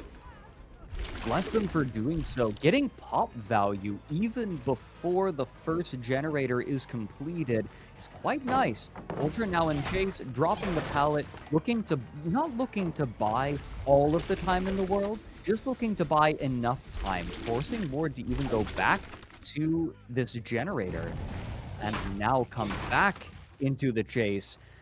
Ward is being pulled in every different direction by Cynic right away, knows exactly what he has to do at every moment, but doesn't have a lot of choice. I feel like Cynic are kind of in the driver's seat right now. Never mind. Yeah, unfortunately, they just lost their driver's license in that play. But, yeah, I mean, once the pallets dropped, I mean, that's just the kidnap tech waiting to happen, right? Unfortunate for Wancy here. But either way, I mean, you know, Cynic still has a lot they need to do to bring it down to a respectable win condition here. 4K1 is the win condition that Osaka set on the last match. And Ward is looking pretty on fire at the moment. You know, getting his tunnel out onto Death Hook already. Before the people finally comes out, that's the perk that was used right away in the last match. It's a great usage of it. Now Very necessary. Okay, I like this. I like this. You find the person who used For the People, you punish them for it. It means that, okay, very nice pallet save. Well Ooh, done that? by Ultra. That was dirty. Ultra, even the injured survivor getting the pallet save. And oh no, drops the pallet, so there will be no pallet save for Ultra. This is going to be another pain resonance hook most likely, but we have managed to delay the no pain resonance hook around, so this is just going to be a normal one. Cynic doing a good job of preventing the tunnel out just a little bit longer, but 3 hook stages for no generators completed. And only 1 pain resonance hook being used. There we go. Finally a generator being completed, but Cynic looking pretty good. I would have to agree with that. We do see the unhook coming off here, and you know, this one generator right next to the hook, Fredrik, has taken 2 pops already. That is insane. What? Oh, Just trying to get in interesting front of the play pallet. there. No, just trying to get Yeah. in front of the pallet, get in front of the door, and prevent Ultra from using it, but not quite going to work out, and so just goes for a really quick activation. Doesn't even go for the injury. Instead, smells blood in the water, more valuable blood in Angels, and gets a very quick down. Oh, Nice a try. firecracker was in play there. Congratulations, you're going up on hook. A very celebratory firework, if you do ask me. But yeah, we do get a tag onto Lusty, who is rocking the Chris Redfield fit, by the way. But we have 3 survivors that are injured at the moment. Wancy is still healthy, staying away from all the action because they are on death hook at the moment. So that's a pretty smart decision, if you ask me. But man, just look at the mobility on this killer. Ghoul is able to traverse the map in a matter of seconds. And that's not really a bad generator to lose, in my opinion. It's kind of off in the corner. It's decently far away from every other generator. Like, yes, Kaneki can move very quickly. The Ghoul, because this isn't quite Kaneki, right? This is a different character. But just forcing the generators closer makes this so much more difficult. And Ultra going to take another down. Cynic are, like, yes, they have 4 survivors up, but they are continuing to give away hook stages and making this mid-game more and more difficult for them. Yeah, that's very true, honestly, Fredrik.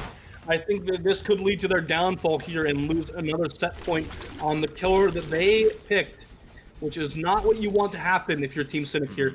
But yeah, I mean, they are lasting in chases, you know, and most of their downs are coming through due to trades, which is not the best thing ever, but there's not really a ton of being progressed at the moment. Wancy is on death hook, Ultra is on death hook. So there are options here for Ward, but I mean, the chases just really aren't happening because everything is being left to unhooked. Okay, spotted Angels. It's not going to be a tunnel out if my tallies are correct, but it's going to put another survivor on death hook. Ultra's on death hook, Wancy's on death hook. If Angels goes up on hook, that'll be another survivor on death hook, but we do have decent progress. Ward has done a good job of applying pressure to a lot of different generators, but the progress continues to gradually grind out. Oh, that was a very risky decision there. Ultra goes down. Ultra's dead on hook here. So that's some great pressure for Ward. Once he's on the hook, that's the 3v1 started, unfortunately for Team Cynic. But hey, Ward is looking really good right now. Doing a great job of patrolling the map here. We have 3 generators left and not a whole lot of pressure on the gens at the moment. I'm kind of surprised. I feel like that these chases were taking a little bit longer than I would have liked if I'm Ward, but, you know, never punished. That's fine. Don't worry about it. That is a very distant generator, but because Kaneki has, the Ghoul, has such mobility, Ward can still apply pressure all the way across the map. I think that Ward's okay with letting that generator go, but, you know, if you can help it, you may as well. Angels greeting this pallet one too many times. Can afford to, because this isn't death hook just yet, but this is going to be a pain resonance, even more pressure. Very true. That is another pain resonance coming through. This generator here also has a lot of progress. Wancy actually is the one working on it. So if Wancy's found, that's the 2v1 started as soon as the down and hook comes in. But either way, I mean, you know, Cynic is in a difficult situation here because they need to not die. They need to make sure that they get the unhooks, and they need to make sure that the generators get completed. They need 3 generators to pop in order to win this set, 2 in order to tie, but they'd still be losing due to the 2-1. here in favor of Oracle. So, you know, not the best situation to find yourself in if you're Team Cynic. Yeah, I feel like Ward is purposefully allowing Lusty to work on the generator. They're not worried about it. They know that even if that generator is completed, Lusty has to go for the unhook. And now we're in a 2v1, right? Like, Ward has so much space. Ward has played phenomenally. And I don't know how you win this set if you're Cynic anymore. A 2v1 against the Ghoul is a nightmarish place to be. And with 2 more generators needing finishing to meet the tie condition, I dare say that this is Oracle's game to lose. You know, not going down there was really interesting. I almost thought that was going to be the down onto Lusty, but we did get the down shortly after with an M1.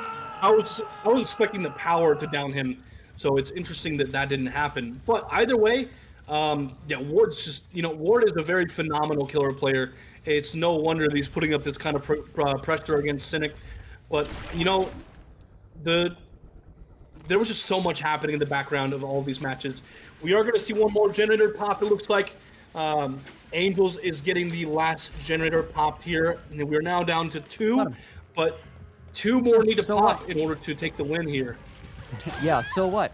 Let Angels finish the generator. That just tells you where he is. And that's going to be the game. Oracle with a very decisive... Okay, going to give us another bald. Let's go. Yay! Going to close this one out. Oracle takes the victory with some very excellent Ghoul play from Ward. And some great Survivor play as well. Managing the Ghoul. It felt like Oracle was managing the Ghoul. It did. That's a very, very well put analysis of how that whole match went. I love that. But either way, yeah, what a great job from Team Oracle. An award for securing that win condition for Team Oracle. And, you know, just what an amazing set. We love seeing Ghoul here on DBDLeague.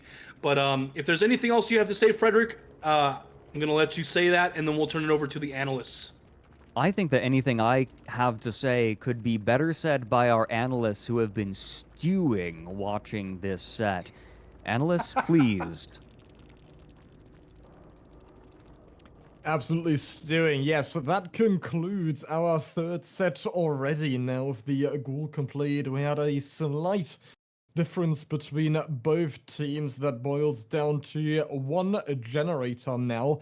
But this last game could have very much ended as at a 4K3 as well. But we saw that last generator pop by Angels barely there. I'm pretty sure that Ward would have checked that generator very soon if it even came down to it, if he had those extra 5 to 10 seconds. I want to argue, similar to how we saw one difference in generators, we also had the tunnel out happen 1 generator faster this time around as well. So Ward was able to get that 3v1 enforced much sooner than in the previous trial. I also find it really interesting, the add-ons that we've seen so far being used. Fresh coffee is sort of a no-brainer, makes your Kagune leaps faster, and a bit of extra speed doesn't harm anybody. Speed is key. But one thing that's been making its way into the meta now is Kaneki's wallet, which sort of functions, if I understand this correctly, it's very similar to Beetle on Wesker, where you get a slightly longer window. Well, I say slightly, but it's very noticeable. A longer window to use your ability. And we've seen countless of examples in these trials how that might be affected. Tobi, what do you think? Do you think the wallet is worth it, and where does it find appliance? I'm not entirely sure, to be honest. If it's a 100% guarantee, you should absolutely pick this add-on pick. I think it has a good place in the Ghoul's powerhouse, and he can definitely rely on it if he needs to. But I think there are other add-ons that can fulfill a similar position and like do the slot justice of grabbing the add-on. Yeah, what do you think, Andrew? I feel like you mentioned Wesker and you know the similarity to Wesker. I think that there's a Mhm. lot of add-ons when it comes to Kaneki that are or Rise that are feel. You know what I mean? Like in a sense of like he's such a Yeah. strong killer that a lot of the times it's whatever you practice with, whatever you feel. I don't think that there are really big game changers one way or another. It's not like speed for Billy. You know, like speed for Billy is, I mean, Billy's a bad example because you only see 2 add-ons really, but it's not Yeah. like speed for Billy in a sense that like if you didn't have it, you'd really feel it. But I feel like there's a lot of okay, this is what I'm comfortable with, this is what I like to see, and this is what I run. When it comes to add-ons there, so that's sort of my take on it. I think that Kaneki is strong enough. If you took away both the all like had no add-ons, I don't think you would see too much difference in playstyle. I think that's the best way that I can kind of say it. So. Yeah, it's difficult because I'm also new to that add-on personally. I can imagine it would help on pallet standoffs mostly, but also similar to how it operates with Wesker, because while you're holding up your tentacle, there's still room to slightly move forward and get closer to the survivor, right? You're not completely immobile, and that's the same situation with the Ghoul. And I can imagine if you're holding your ability and the survivor just makes it behind a tree, and there's no real way to get anywhere closer unless you just cancel your ability and then inch forward. But instead, you now are using the wallet, and you can close that distance quite dramatically, and then maybe the survivor keeps juking on the same tree, keeps waiting for you to use your ability, but you just keep moving forward, keep moving closer, and then you cancel your ability, and all of a sudden you're in their face. So I can imagine that it has a lot of value there, especially on maps like Blood Lodge, where I can imagine that would be quite impactful, given the great abundance of trees on this map as well. But yeah, add-ons is a pretty interesting discussion when it comes to this killer. Yeah, also we see this. Yeah, please go ahead. Oh no, I was just gonna say I think that was a really interesting match. Like Ward just managed to be omnipresent around the map. I think it's really hard to say what worked and didn't work because everything seemed to be working in Ward's favor. But the survivors left some of the hooks to last a little bit longer on hook. Maybe it was due to the proxy camp a little bit. I thought that was really interesting because usually when you have such an oppressive killer, you'll, depending on how they're playing, if they're really ranging out away from the hook, you'll get a quick unhook like we saw in the first match with when they were versus Osaka, where we had some quick unhooks coming in. This time we let them dangle a little bit longer, which in theory keeps the killer sort of tethered to where the hook is. But with Kaneki being able to, vault around the map, Spider-Man around the map like that, sometimes it's better to just get the unhooks coming. It was also interesting, I think, that we had multiple survivors on Death Hook, and the tunnel out came not like it wasn't slower. Obviously, it came at sooner generators, but it just seemed like the tunnel out wasn't a priority. Ward was just comfortable swinging around the map, putting on pressure. All right, cool. You wanna take a hit for your friend? I'll stick you up on hook and pop a pain raise up or whatever. And very, very interesting. Two totally different gameplays from Ward and Osaka, both very, very strong. 4K1 and 4K2 are very strong plays. So. Yeah, now that you mention it, that also adds another dimension to pain resonance, because it also makes survivors second guess if they should really go for the unhook. Or let's say your teammate is about to perish on hook, and you have a fresh survivor run in, the only person in position to realistically get the save. Would it not be better to let that person straight up die on hook and you save their pain res stack now? Or do you bomb rush to the hook, trade, and then give the killer another more regression? That sometimes doesn't sometimes it's not very profitable for the survivors, and it's better to just let your teammate be eliminated right then and there, unfortunately. But yeah, that is going to conclude it for the Ghoul set, and we are now already loading in to our next set. My personal absolute favorite, shape. Please take it away, casters. Thank you very much, Mathis. Set number 4 between Oracle and Cynic, beginning right now with the Shape, Michael Myers. a killer that has not been seen yet in Season 10 of DBDLeague. Oracle, Ward for Oracle, going to be taking the shape to begin.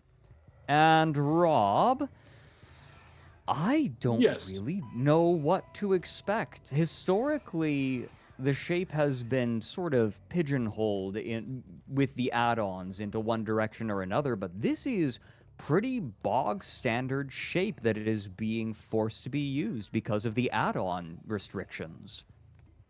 Yes, I actually, this is a pretty respectable build here from Ward, and I like the usage of Trail of Torment as well. Yeah. Really complementing Michael's ability to, be undetectable in the early game and then be an absolute threat with Exposed in the later game with Tier 3. Also, another fun fact for you all, Leon S. Kennedy is coming in. Cynic is on a roll to bring the most survivors into Season 10, it feels like.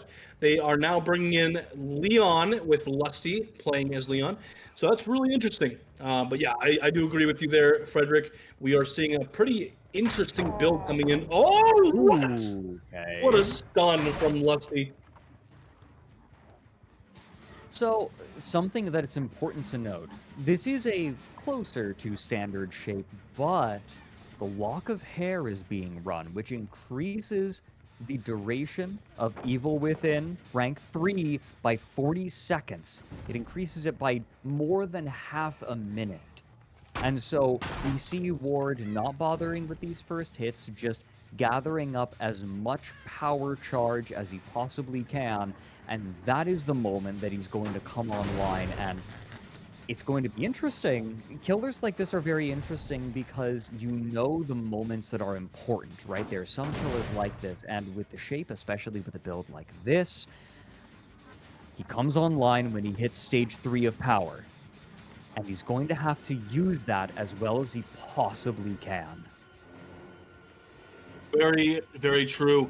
And we are seeing the chase on to Angels right now. So far, no down here, but now we're getting it. We just popped tier 3 for the first time, and we got a down onto Ultra, pop tier 3 right on his back, and I think we might be going for a basement hook, actually. Getting some, wait, that's interesting. That was actually the usage of Repressed Alliance. Go on. Repressed Alliance is a survivor perk that allows you to block the generator, preventing the killer from being able to kick it. So it works very similarly to Blast Mine or Flashbang or Chemical Trap, etc., where you need to repair a certain amount of progress and then you can block it, and it prevents the killer from kicking the generator. How many perks are in the game at this point? There's like almost 300? I think that's around about the correct answer. We're getting it down onto Angels now. It is. It's really cool. It's really cool getting to see the variety of perks and the way that they're being used. Going into the textureless basement. Ooh, that is a really nice find. You know what? Oh, not quite head on. What? Not quite able to get the head on save. And now we find another survivor with still a bit of tier 3 power remaining. Can we make anything of it? Lusty on the run. I think it's going to be very close, but it's possible. Anything is. And mind you, Trail of Torment is still up. He is still undetectable. And, just barely. That is 3 survivors down right now. Cynic is in... I don't even know what to say here. Cynic's just not in a good position here. They need to get these unhooks here. There's still a survivor in basement. Ultra is dying down in basement at the moment. I think Ward is going to be very happy to just sit here and camp this. Trail of Torment is still active on the main generator. Like, what is happening right now? This is insane. And remember what we were talking about. Tier 3, we need to get something out of tier 3, and if I'm Ward, I am feeling like I am in the driver's seat, getting a ton of power immediately. We're going to be seeing another stage 3 very, very quickly. And Angels, at this point, I'm not sure how much it matters, because We have so many No. survivors that are injured. Ultra left to die in basement. Wancy discovered is healthy, but that doesn't matter terribly much given the fact that Tier 3 of Evil Within is now available. Everyone's exposed. Wancy's going to get dropped immediately. And if I'm Ward, maybe I consider going lusty hunting. I think that's a fantastic idea. Oracle is going to want to put. Hello? Oh goodness, this is extremely dangerous for Cynic. I don't know how they're going to make a recovery, but it's necessary if they want a good condition here. Okay. Oh goodness, No. No. Ward is on fire right now. What is happening? That's the end of the game. The trial is done. That's what's happening. This is a 4K4. What a way to see Myers in the first trial of Season 10. A 4K4 out of Oracle. I don't know how you answer that. I don't know either. This is tough. This is a very tough. We've had several tough win conditions today, but this is just so different. I mean, 4K4, that you do not want to be at a 4K4. This is really difficult. I don't think it's even really possible for Cynic to even tie this. And that's just, I'm speaking realistically. I just don't see it happening. This is not what you want to see on the shape. That being said, I mean, this map really works well for Michael Myers. But man, just like, what a performance here from Ward. He's been on something completely different today. The first Tier 3 was good for Ward. But the fact that someone accidentally, and I think it was because of Trail of Torment, someone donated a second Tier 3 almost immediately after that. Cynic lost complete control of the game. That was the moment. Analysts, what do you even say about a 4K4 on Myers? You know, I am hardly surprised. I mean, the shape can one-shot. That's kind of OP. Anyway, yeah. This game's left me almost speechless. That is absolutely incredible. A 4K4 on Myers. In the playoffs, man. This did almost happen last time. I'm pretty sure it was Zeno when he played Eternal last year. When he also... Ozark... I don't remember who it was. Someone 4K'd on 3 and it was between those two teams. That was also just unbelievable. And now you come in with a 4K4. How? What just happened? We need to take a close look. First of all, to just cover the add-ons real quick, there's a very good, very valid reason why Lock of Hair and J. Myers Memorial were brought. J. Myers Memorial, I mean, practically everybody uses that on Myers anyway, faster stalk. And Lock of Hair for duration, because Fragrant Tuft is banned, the Perma Tier 3 add-on. So Ward essentially just took the second best thing, which is the Lock of Hair, as Fredrik already explained mid-game. And then Trail of Torment happened. So, Tobi, what do you think about that? I think it's amazing. There happened a lot in this last trial. Like, you already mentioned the Trail of Torment incident, but also the missed head-on in the basement. And they were just not respecting Myers enough, I think. I mean, Cynic must be used to playing indoor sets on Larry's, like Ghostface, for example, but they gave him so much room to maneuver and gave him so much free stock progress. And then the missed head-on was just the cherry on top. And you saw it when he was totally not expecting him to be Tier 3 again. Because he was, in his head, he was like, there's no way he's Tier 3 again. He just had his Tier 3 and nothing happened, basically. It all backfired rapidly, and there was no point of return once the train started rolling. I had a hard time seeing there. When we were dying in the basement, when Ultra was dying in the basement, where was this? Was the stock on main generator? Was that what was happening? I saw the stock going up. I could not see the survivor. Were they on the main generator? Is that what happened? I'm trying to remember the scenario. I'm pretty sure, yeah. It was when they built up the stock and then wound up snowballing for the three slug at the end there. If I can chime in, I know that Please this is do. the analyst moment. I suspect that the survivor was through the window that was past main generator. Right, okay, thank you, Fredrik.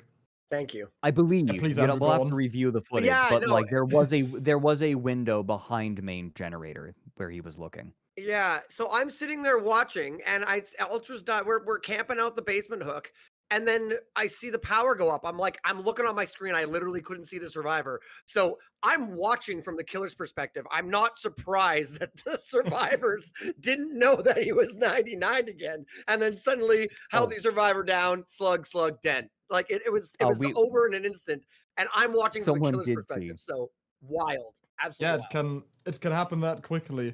And I really need to emphasize again on Trail of Torment how risky of a pick that is, first of all, because it might not do anything for you all game. If you kick the wrong generators, there's a survivor nearby, the perk is deactivated immediately. And we also need to talk about the undetectable status effects. Now, I know many people are probably going to argue, well, all of these survivors are on comms, and they're a very well established team, they've practiced for countless of times, they know how to communicate. But that is just so powerful in chases, and especially on a one-shot killer. So I don't think anyone's going to disagree with me on that. I hope not, but it's really underestimated undetectable status effect. In chase, also in 4v1, you're forced to constantly talk and communicate. It's really difficult. But yeah, we're already in game in the next game, as you can all see. So yeah, please take it away. Absolutely, and we are seeing Angels on the shape with, pretty similar build here. Agitation, we're seeing Trail of Torment once again, and Eruption and Corrupt Intervention. So, and the same add-ons as well. So, it's tough because there's going to be a lot that needs to get done in order to make this even a tie condition. It's just a difficult situation for Cynic to sit in. But Angels is starting this off, getting his stock up. He's got about 25% of the way to tier 3 already. So, things can be worse for sure. There's some question in my mind about how useful agitation is going to be. Agitation is very good for putting a survivor on a hook, in a good place. In the hospital, you kind of you want to put people in the basement, right? Memorial. For some reason, the name is just losing me right now. You usually want to use agitation to put people in basement on this map, is the point I'm making. But I don't even know if you have time to do that if you're Angels, with such a steep win condition. Yeah, I don't know either, honestly. This is kind of tough. I mean, we're looking at a very steep win condition, 4K4. We're still waiting to get our first down onto. I don't know what's wrong with me. Larry's. I just remembered. It's Larry's Memorial Hospital. Yeah. Which I'm over here having my own little struggle as Angels is having the first chase. Oh man, Angels, you need to break this pallet, man.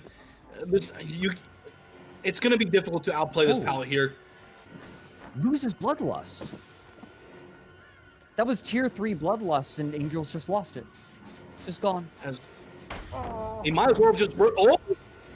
We're having our teammates drop pallets for us here. Something we typically see on like Doctor or Plague. Well done though by Oracle for lasting in that chase. Angels has yet to pop tier 3. He's got Trail of Torment and Eruption up. He's currently undetectable at the moment, popping tier 3 from a distance, by the way.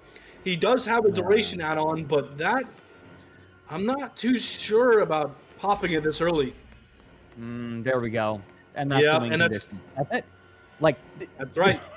That's it. Oracle take set 4, and that's going to be 3-1. And now we're just playing to see how much we can get if we're Oracle. First down finally coming in. The timer is 250, so comparable to the previous set, but the pressure just wasn't the same. Very true. Yeah, that's exactly right, honestly. Yeah, there's really not too much that Angels could have done in this situation here to really prevent the win condition from escaping his grasp.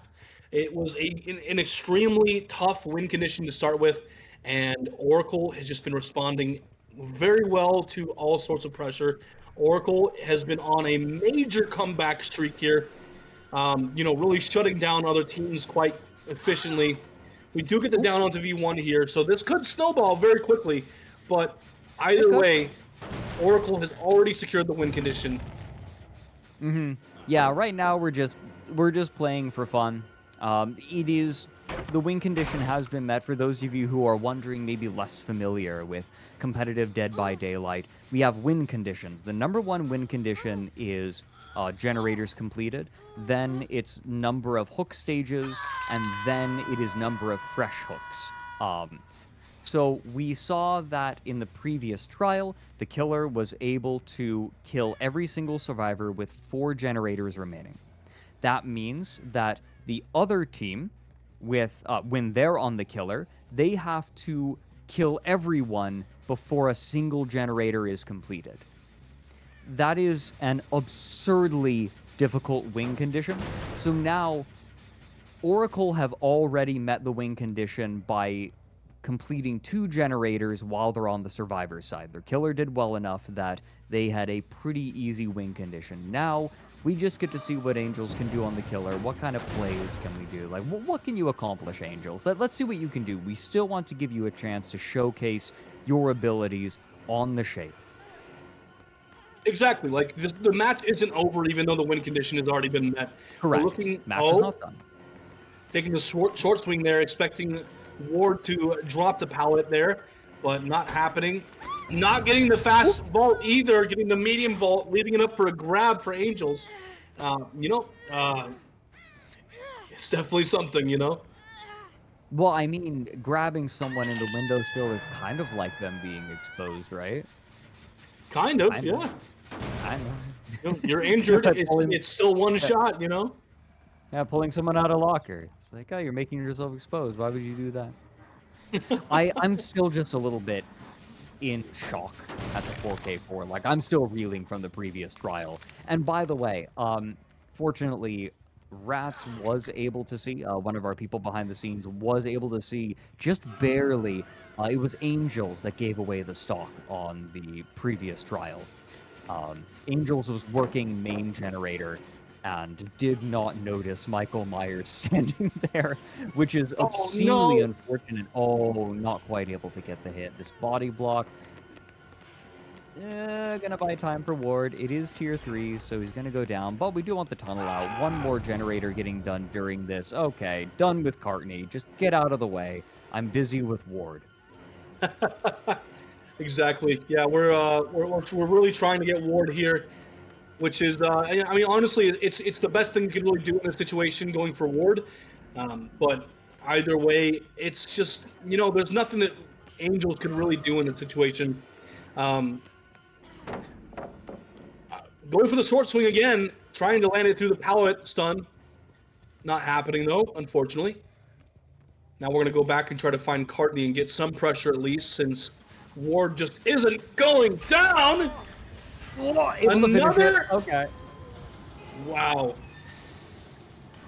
That's main getting done. That is an ugly gen split. Oh my god.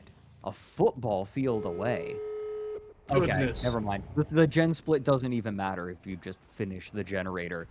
Like, what? How do you win Dead by Daylight? You walk up to a generator and hold M1 forehead. Very nice stun. Very nice. I don't know how much a blind does here in a straight hallway, but it's just fun. It feels good. It feels good, right? It does. Yeah, it does. Yeah. Now I'm not able to see where I'm going while I'm holding W. Oh man. I think Angels is in his own head at the moment. I mean, this is rough, right? Yeah. This is really difficult. This is not a good feeling, I imagine. No. I feel for Angels and I feel for all of Team Cynic, because I mean they've worked really hard to get where they're at right now, and just like letting these things happen just cannot feel good. But that being said, We do have tier 3 almost ready to go here. Ward could be going down. And he wants to get the best result. Whoa! all right, Ward. Oh my, is that the 4th or 5th whiff? It's one of those for sure. Ah. Was that deception? Yes, it was. I believe it was. It was so close to my face I couldn't tell. Now, you know, if I'm Angels, not only am I saying go next because I just want to get this over with. Like this is rough, right? 4K4 is like, okay, there's not a lot that's gonna actually happen here. But our next set is Dredge. In my opinion, one of the most entertaining killers. Oh, heavily so. I honestly think that Dredge on Midwich specifically has one of the highest 4K rates in all of DBDLeague. I mean, it's just it's a map that's made specifically for Dredge. It feels like that is his map. He reigns king on that map. Every single other match that takes place on that map just doesn't hold the same candle to Dredge on Midwich. It's just built for Dredge, and I love that. Wraith does well on it as well, but Dredge just feels oppressive. And it's satisfying. It's very satisfying to watch a Dredge spread out the pressure. And the loops are always very interesting as well. Dredge's Remnant makes it very complicated. It adds some interesting mind games, and so we're doing this match, right? If I'm Angels, I'm just like, all right, come on, let's just go next. We'll do the next set. We still have a way in this, right? We still have potentially 4 more trials, but if Oracle can take the next set, they will clinch this 4-1. That is, if Oracle can take the next set, but if they play half as well as they did during this shape set, they can do it. Analysts, I don't envy your job right now. I don't even know where to begin. Please take this out of our hands. Your wish is my command, Fredrik. Thank you for already pointing out the fact that the next game could potentially be the match ball, aka the deciding factor for what's the team's name? Oracle. Hello. For Oracle to take this already. About this Myers set, just to mention that again as well, there is just absolutely no way you will reproduce what happened in the previous game. It is a match of a lifetime, and no one, sadly, is surprised that Oracle pull away here with a score of 3-1. Again, meaning that from now on, every single set is match ball for Oracle. I find it interesting how Oracle's performances reflect the growing dichotomy in the scoreline as well. It's becoming more confident every time as the gap grows.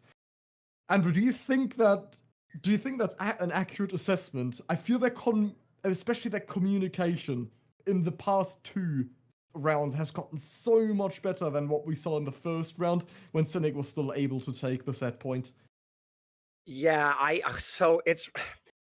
think Rob said it best. When you're coming into with Myers here, when you obviously there was miscommunication, didn't see Myers stalking across main like we were talking about. Things went bad. You can't blame Angels. Angels was never going to tie or win that match. It just was never going to happen. So, but the only problem is this happens now on set 4 where we're now down 3-1, and like you said, it's match point every time. And this is kind of what I was talking about at the beginning.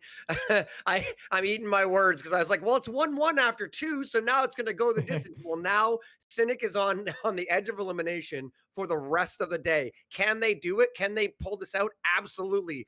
Angels really, what we need to see from Angels, I assume Angels will continue to kill. What we need to see from Angels is we really need to see just a full-on reset, come into this and put up a good result for your team. And on, like you were saying, on the Survivor side, we have to reset our communications and be much more clear. I don't know exactly what's going on in their team chats, but we need to be crisp, clear. Midwich is not an easy map to communicate where the killer is, not even on a normal killer, let alone one that can teleport around. So it's a tall order. I think Cynic can do it, but they really got to lock in. Yeah, it's getting more and more difficult as we continue, especially now that it's all or nothing. And as you said, it would be Cynic's end of the day, but it's even more dramatic than that. It would be the end of the road entirely for Team Cynic, considering every single match from this point out is single elimination, except for once we're in the playoffs, there's still going to be a third place trial, of course. Can't omit you from that. But yeah, it's becoming more and more dramatic for Cynic. At least, what could be their saving grace, however, is that we are now once again heading over to their home turf, to their picks. Dredge is the next killer in line that has been picked by Cynic. And Tobi, I would love if you could share some info about the Dredge, if you have anything available. Yeah, Dredge is one of our deadliest killers, like Wraith and Ghoul, Nurse and Blight, like the S tiers and our tier 5 indoor killers, besides Ghostface, because Ghostface got outed really hard. But yeah, Dredge is a really, really hard set to play. I think there's only been 1 or 2 teams that outed Dredge. I think it were Invictus and Ariandel. Same for Wraith. But besides them, nobody else is able to like get good results on Dredge Survivor side. It's mostly 4K1 or 4K2, sometimes even 4K3, depending on what happens during the early game. Yeah, he's almost on par with Wraith in that development when it comes to consistent executions. And it is really interesting that out of everybody, it is those 2 killers, isn't it? To some extent, it's difficult to call Dredge a stealth killer, really, but he is at least indoor. Again, Midwich, I wanna declare that the reason why he's on Midwich is because on that map he kind of functions like Nurse does. When, obviously, with Nurse, your blinks, teleportation, the ability to teleport. And with Dredge, that's kind of similar as well. Once he's in that Nightfall, he can go all over the map as he wishes to. And there's hardly any limitation to his ability. Andrew, is that something you would agree with, or do you want to point anything else out with Midwich and why Dredge is on that map specifically? I agree. I would also say Dredge on a pretty open map, a non-indoor map, is more on the weaker side. Midwich has a lot of lockers. Like you said, you can sort of pseudo blink up and down because you can go from lockers down bottom to top. But there's lots of lockers in rooms with generators. There's lots of lockers in the middle of the hallway. You can really do some interesting things to cut off the survivors. So I definitely agree with that assessment. And as much as he's, Dredge isn't necessarily a stealth killer before Nightfall. In Nightfall, it's definitely his mobility comes up, his terror radius goes away. You only get that strange sort of eerie vacuuming sound when he comes near. So it is easy to get snuck up on, particularly when Survivor runs down the corner and chase, and suddenly he could be teleporting over behind you, and you wouldn't even know it, right? There's a lot of really interesting and neat plays you can do with Dredge. And that's why, and again, that coupled with the fact that Midwich, I'm at 6 if they're doing clock out call outs, but that's not enough. Are you upstairs, downstairs? Are you, what room are you in? What pallets have been used? It's a lot more difficult to call things out. And when you need clean and crisp comms versus a killer that can pop up anywhere, Midwich is definitely a good map for Dredge, and that's why we've seen so many kills, like Tobi was saying. Yeah, Tobi, I want you to have the last one on that. Also, you see a lot of Dredge games as well with the pallets. Do you think that helps Dredge a lot on this map too?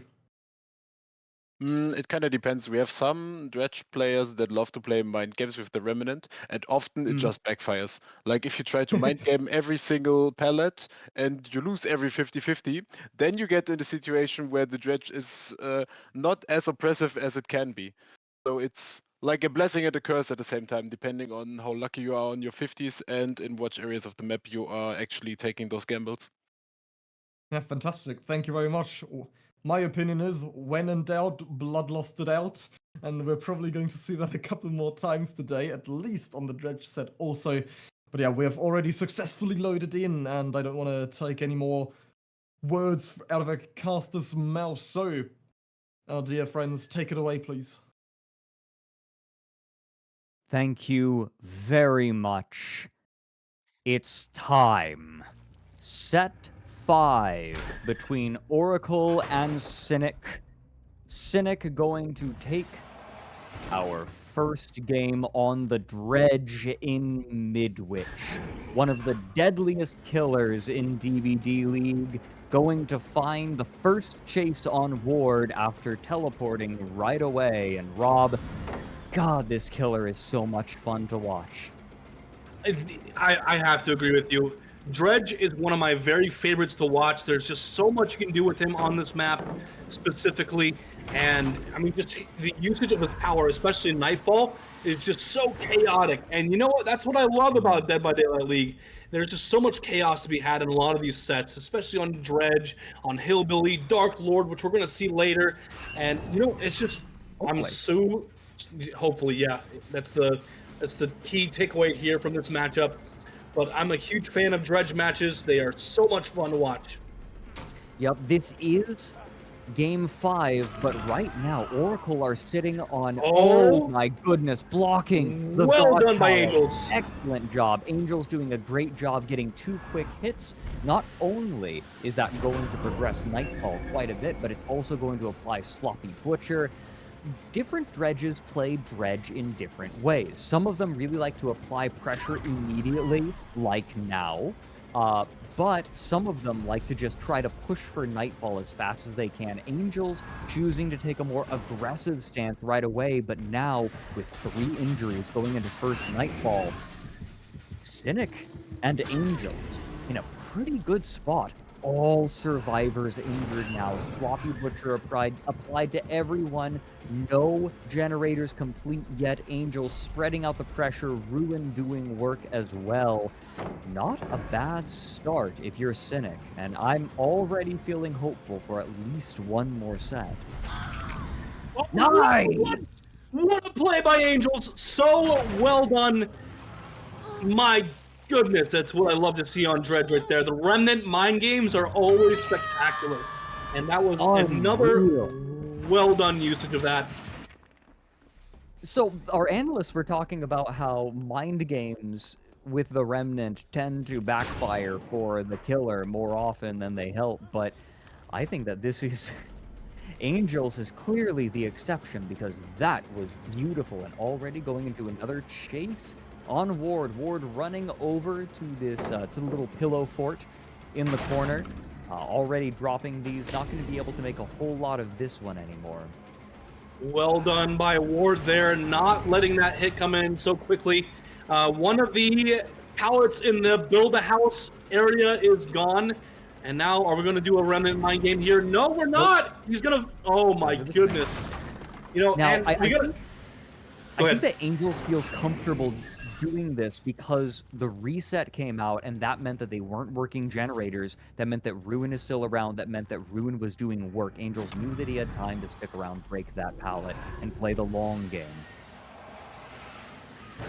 Absolutely. I honestly think that that's exactly what that means. We do see one generator pop. We do interrupt the reset onto V1 here, who is rocking the Ada fit, but you know, it's looking pretty okay right now for both sides. Not a whole lot of pressure on either side at the moment, but you know, I gotta say, Dredge can really flip the coin quite quickly, and I think we might be seeing that happen soon because we have V1 going down in the courtyard, and Angels is going to get another hook here. We still have Ruin active. We still have Sloppy Butcher active. I mean, we have a lot going in the hands of Angels here at the moment. Yeah, I think that Angels is still pretty comfortable, not having to worry about, just worrying about applying Eruption, not worrying about Pain Resonance or anything like that. The fact that Ruin is still up is a massive boon. Angels has done a really good job of progressing this tunnel out while preventing progress, but also importantly, the God Palette is gone. There are a lot of resources that are gone for the survivors. The pillow fort in the corner, I think I'm the only person who calls it the pillow fort, but the God Palette is gone as well. Ruin is still available, like you said. Sloppy Butcher is going well done by Ward. We're looking at second Nightfall imminently. Angels looking quite good right now. Very well said, Fredrik. And, you know, we're seeing Nightfall for the second time here. Ruin is still chipping away at these generators here. We're getting rid of locks on the lockers here as well. And we do find another survivor here. I think they're in this room right here. That's why we're breaking the door. Yeah, and they're in a locker, I think. Oh no, do the thing, please. No, he can teleport into it. Just goes for the grab. Okay, so I don't know how many people know this, but if the Dredge teleports into a locker with someone in it, he just grabs them. So I'm kind of surprised that Angels didn't That's do the that. tunnel out! That is the first tunnel out with only 2 generators completed. This is what we mean when we say that Dredge is one of the deadliest killers in DBDLeague. Oh my goodness, greeting that pallet. Angel sniffed that out. He's like, you're not gonna drop this pallet. I know it. I'm just gonna down you right here, right now, and it's gonna be lights out for you. And yeah, we also find Cardinal here at this little window set up here. And yeah, you're not gonna get away with it this time, buddy. No. He had a remnant ready to go. This is the rough thing about playing against Dredge. The Remnant nullifies a lot of mind games like that one. So if you sit there at the windowsill, you are effectively accepting that you are going to take a hit. And now we're looking at another hit on Flicks. That's even more Nightfall progress. Angels is running away with this game. I don't know how realistic a 4K3 is. It's looking possible. I would not be surprised to see a 4K2, and quite frankly, I'd be surprised to see a 4K1 at this point, because it looks like Oracle are falling apart. Very true, and it looks like we're going to zone Cardinal into the piano room here. It's going to be the second down. This is looking like we are going to be aiming for a 4K3 here. If we find Flicks, and we do, it's likely over. We do get the pickup onto Ward here, but like it's getting dangerously close to a 4K3 here for Team Cynic. I'm kind of having, you know, that Drake and Josh bit where they're like, where's the door? I kind of feel like that, like Oracle saying, where's the Ruin Totem? Like the Ruin Totem is still up.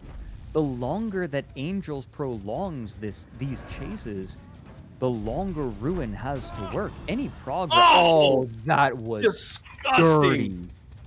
Absolutely dirty. Now Ward is the only survivor left standing, and tick-tock, Nightfall's coming.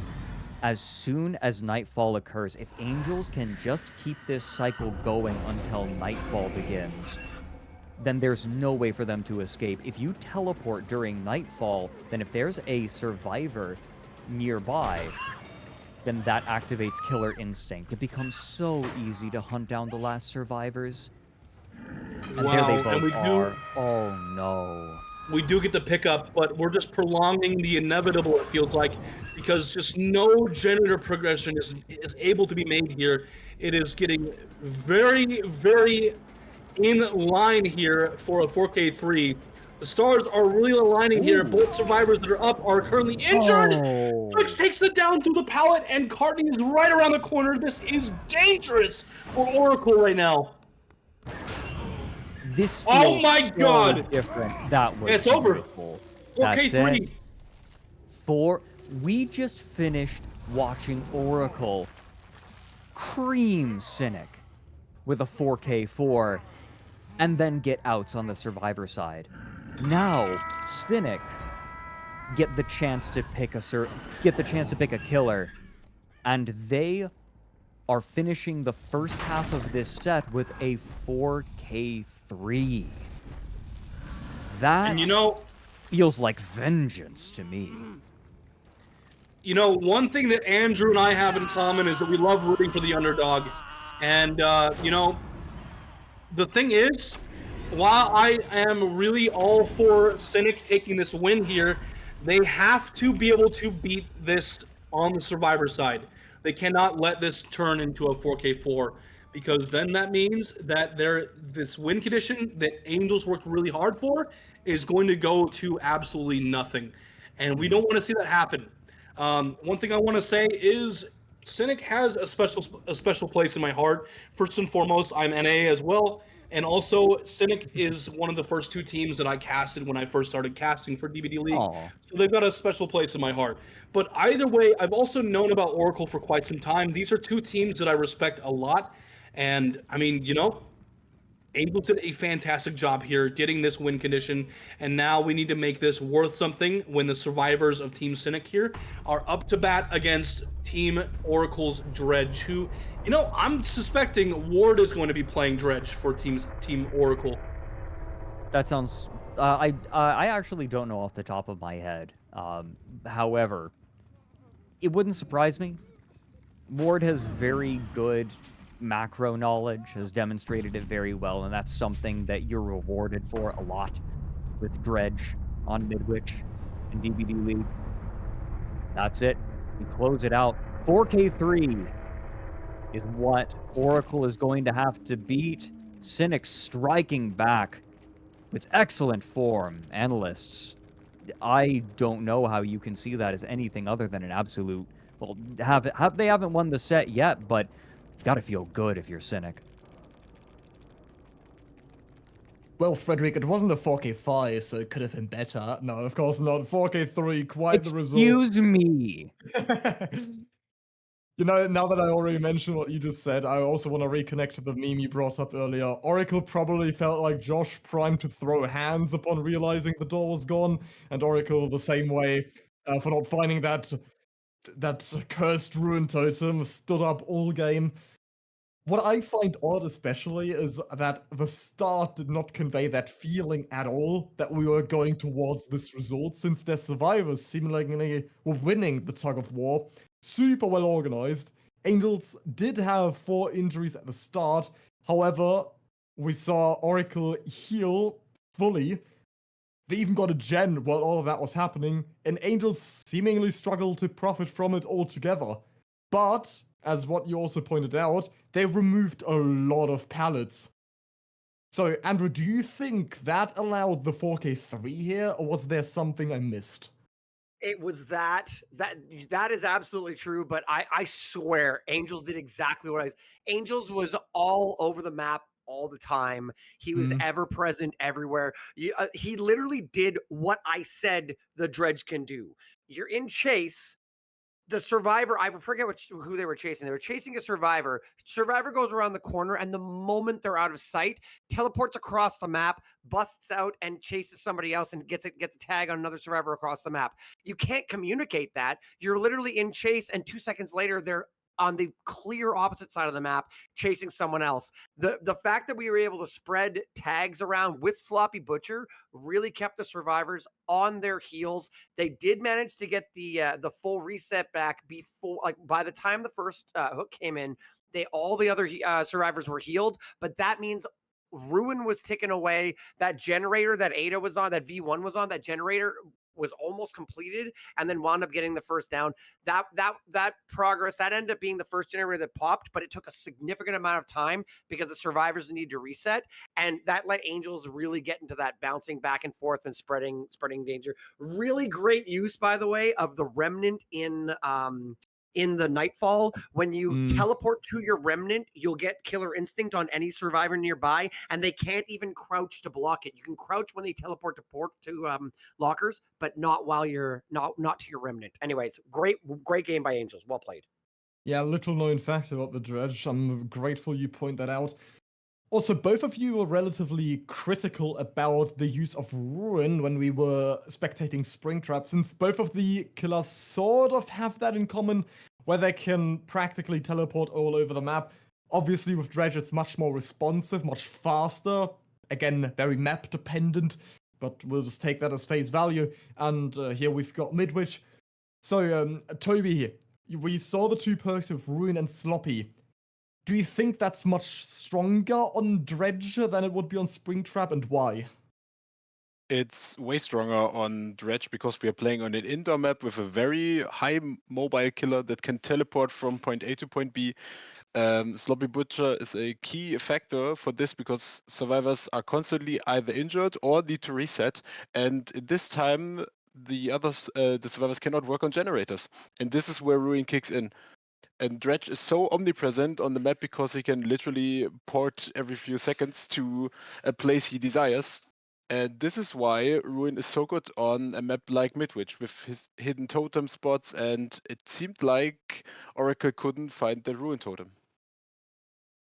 Yeah, the use of the word omnipresent there, is really what it boils down into. It's a very good point to make. It's not just about the Dredge actually being everywhere, it's also the fear that the survivors have to constantly deal with that he could be anywhere.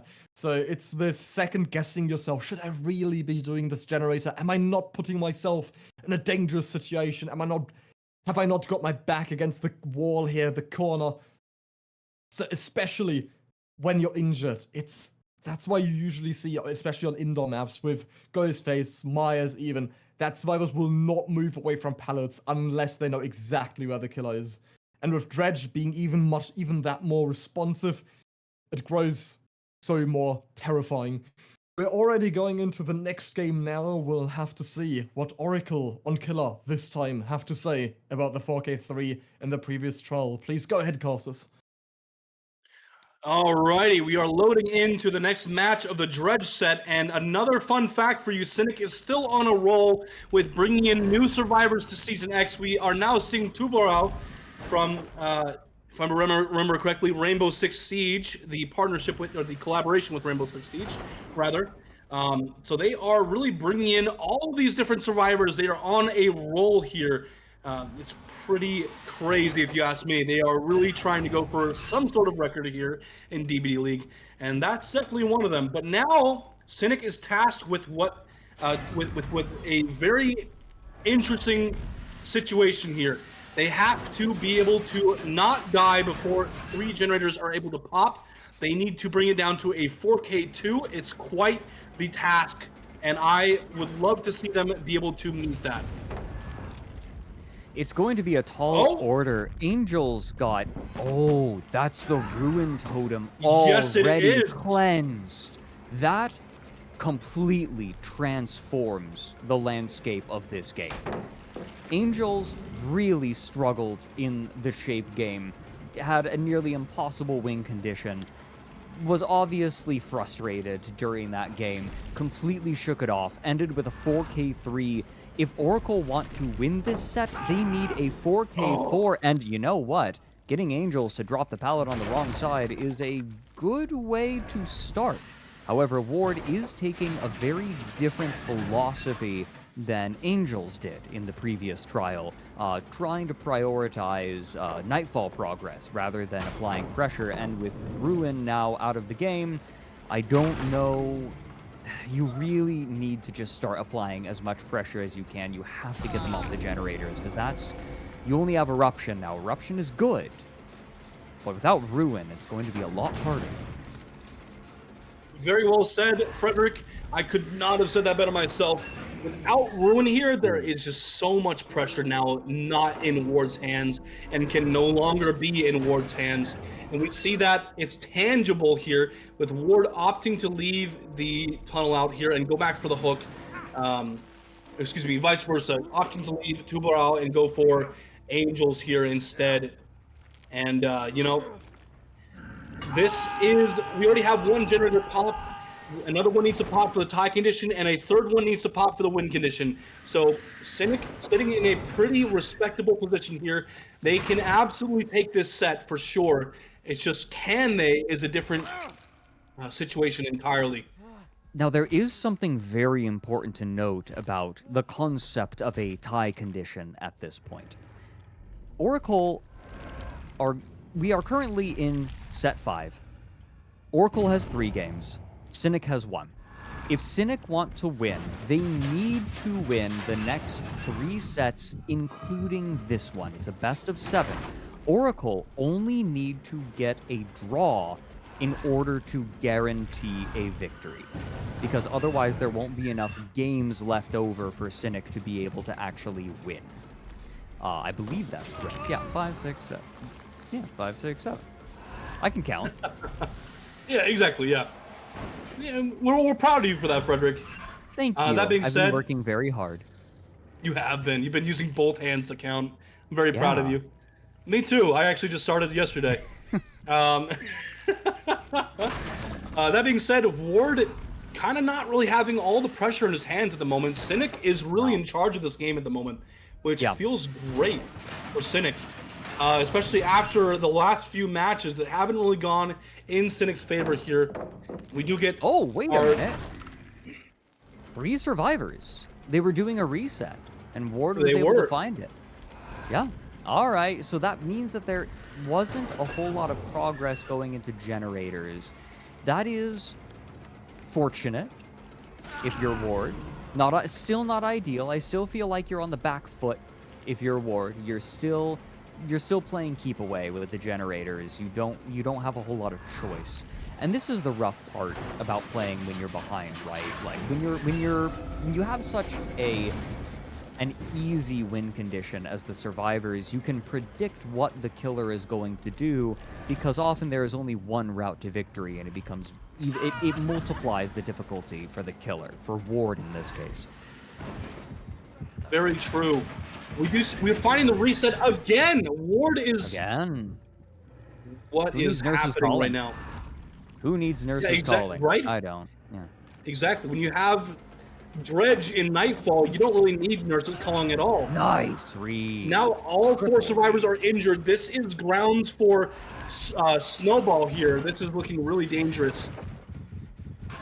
Ward's setting himself up, doing a very good job in Nightfall, finding survivors with killer instinct, and some of this is on Cynic as well. Cynic are clumping up, trying to get heals, trying to get resets, and they're not quite finding what they want. Ward is calling it. He's finding them every time. It feels dicey. I feel like this is how you play if you want to leave the possibility for victory to Oracle. Yeah, exactly. They need to really tighten up here and do something differently, because this is just not going to result in a win for Cynic if they allow the reset to keep being found over and over. It's just not good for Cynic here. And you know, the amount of times that I've seen Team Cynic, they can perform better than this, and I know that. Yes, everyone... Okay, there's the pickup. We're no longer in Nightfall. The ball is back in Cynic's court, but for every injured survivor, Nightfall progresses faster. You can see that we're already almost a quarter of the way there. We have no Malthinker Skull, so it's not as bad as it otherwise would be, but boy, it is still progressing very quickly. Sloppy. This is why you see Sloppy Butcher on Dredge. That's very true. It provides a lot of pressure for the Dredge, and Ward is greatly benefiting from the amount of Sloppy Butcher value that he's been getting. But now we need to see Cynic pop more generators. Otherwise, this is going to be, you know, a difficult thing to really pull themselves out of, considering that we need to see them pull more set wins in order to not lose this overall matchup. They still have a chance. This match right here is realistically the last chance they have to stay in a point where they can still win. Ward has done an incredible job of slowing this game down. He lost Ruin almost immediately. Ruin is a very feast or famine kind of perk, and if you lose it this early, it's awful, but he had Eruption as a backup, and now he's leaning on it. And he's performing with aplomb. Just barely missing that hit there at the window. Unfortunate for Ward there, but you know, good news for Cynic there. They need another generator popped soon. Otherwise, things are going to get very risky for Team Cynic. But at the moment, you know, getting the reset was definitely very vital to their recovery from the position they were in recently. We do find Lusty here at the chem room gen. It looks like Ward is going to opt to try to zone Lusty in. But getting the stun, he gets zoned on the wrong side. Lusty able to make it out of the room for free. Wow, what a play by Ward. Game's looking bad, just play good, Forehead. Oh no! Goodness. Okay, found the reset, was able to break it up like a hull monitor, but isn't quite able to get anything out of it, missing 2 swings in a row, and now finding the only healthy survivor again. Cynic are making their way through every nightfall. I feel like there hasn't been another hook stage in a while. This game has slowed down to a crawl. Very true. And the window gets blocked, so there's no possibility of revaulting that window. So now Ultra goes down. And what is this going to spell for the survivors of Cynic? Eruption. We see Eruption. Yes. Oh, that is rare that you see Eruption in competitive get you that aura value. But there you go. You get it once in a blue moon, and Ward got it, and quite frankly, Ward needs it. Oh my goodness. Man. A second down. 2 people on the floor for Cynic. Angels got such a good win condition for them, but Ward clawing this back. Yeah, I mean, like, this is some impressive Dredge gameplay here from Ward. I mean, not ruin anymore and already having a difficult win condition to work with. Ward is doing something absolutely miraculous here for Team Oracle. Keeping this at 4 gens left is just nothing short of impressive. Ward, oh, there we go, the tie condition's met. Cynic is in a... matter. No, it doesn't matter. Remember, Oracle only need to get another tie to win the entire series. That is true, but now Cynic is in a much better place because they have 1 generator left to pop. That is the point in which that I'm trying to make here. They have 1 generator left. They are in a much better place. Being stuck at a 4K3 is much better than being stuck at a 4K4. And even though that's where we're at now, they have a possibility to pop 1 more generator, especially considering that Ruin is currently gone. Nice body block. Doesn't even bother getting the hit. Needs to go back to this generator. There's no time. I completely agree with you. Getting that 1 gen. Now we only need 1 more gen completed for Cynic to take this set. And that is a world of difference. Not only that, but with Ruin gone, there's a lot of progress on many different generators, and the communication on Cynic is godlike right now. They're doing a wonderful job of making sure that there's a body block at every turn. No more downs for you, Ward. Buying time, putting pressure onto generators in different places. Can't even get the kick here for the eruption because it's still regressing. But Cynic, fantastic communication, fantastic altruistic team play. They're well on their way to pushing this to a game 6. That's right. And, you know, I'm all here for it. I don't want to see a matchup where it's entirely one-sided, and this is exactly not that at all. We are looking at a very strong neck-and-neck performance right now on this Dredge set. Oh. And we get eruption value again here. And I think that... Excuse me. Okay, so we actually... No, excuse me. I have been lying. A tie would still keep Cynic in the game. It would mean that they would need to win the succeeding... like, every succeeding game. But it's not the end. Yes, exactly. And this is where things are looking a lot better for Cynic right now. Breaking the pallet, zoning Angels into the piano room here is... Oh, it's looking a little bit risky, but we're going to take a hit and leave. Make our way over to a better setup here. The Ward is going to opt to leave in order to protect the generators here. There are multiple generators on the map right now, Fredrik, that have a lot of progress. I think one is just destined to pop at some point. So if this is a tie, then we will come back and replay it later, because we need a winner, right? But like, so even if they got multiple ties in succession, like if they were able to get a tie in every game after this, then they would be able to come back and play the games until we had decisive games. But getting a tie here would be brutal, right? I don't know how you get better than a 4K3. Oh, that's bad. That's how you do it. That is exactly how you do it. But there he goes! 1 generator pops. That's the win for Cynic. We're now sitting at... Oh my goodness. This was an excellent recovery from Team Cynic here. not only posting a very strong win condition on Dredge, but also matching it on Survivor and getting the win condition here with 3 generators popped and still not looking to be 4K just yet. Nice stun. Yeah, we're just playing for fun now, and now it's Ward's turn to play out a game that has already been decided. Man, if I'm Angels, I feel good putting someone else into the position that I was in just a minute ago. Oh, I like this. I like the drop down for 2 people to get the pickup on you. Okay, that's fun. That's fun. But no, that is it. Oracle now have 3 games in this set. Cynic have 2. Oracle need 1 more victory to close out the series. Cynic need 2. That's what we're looking at. And something that is quite remarkable to me is that every set so far has been decisive. That is a bit rare.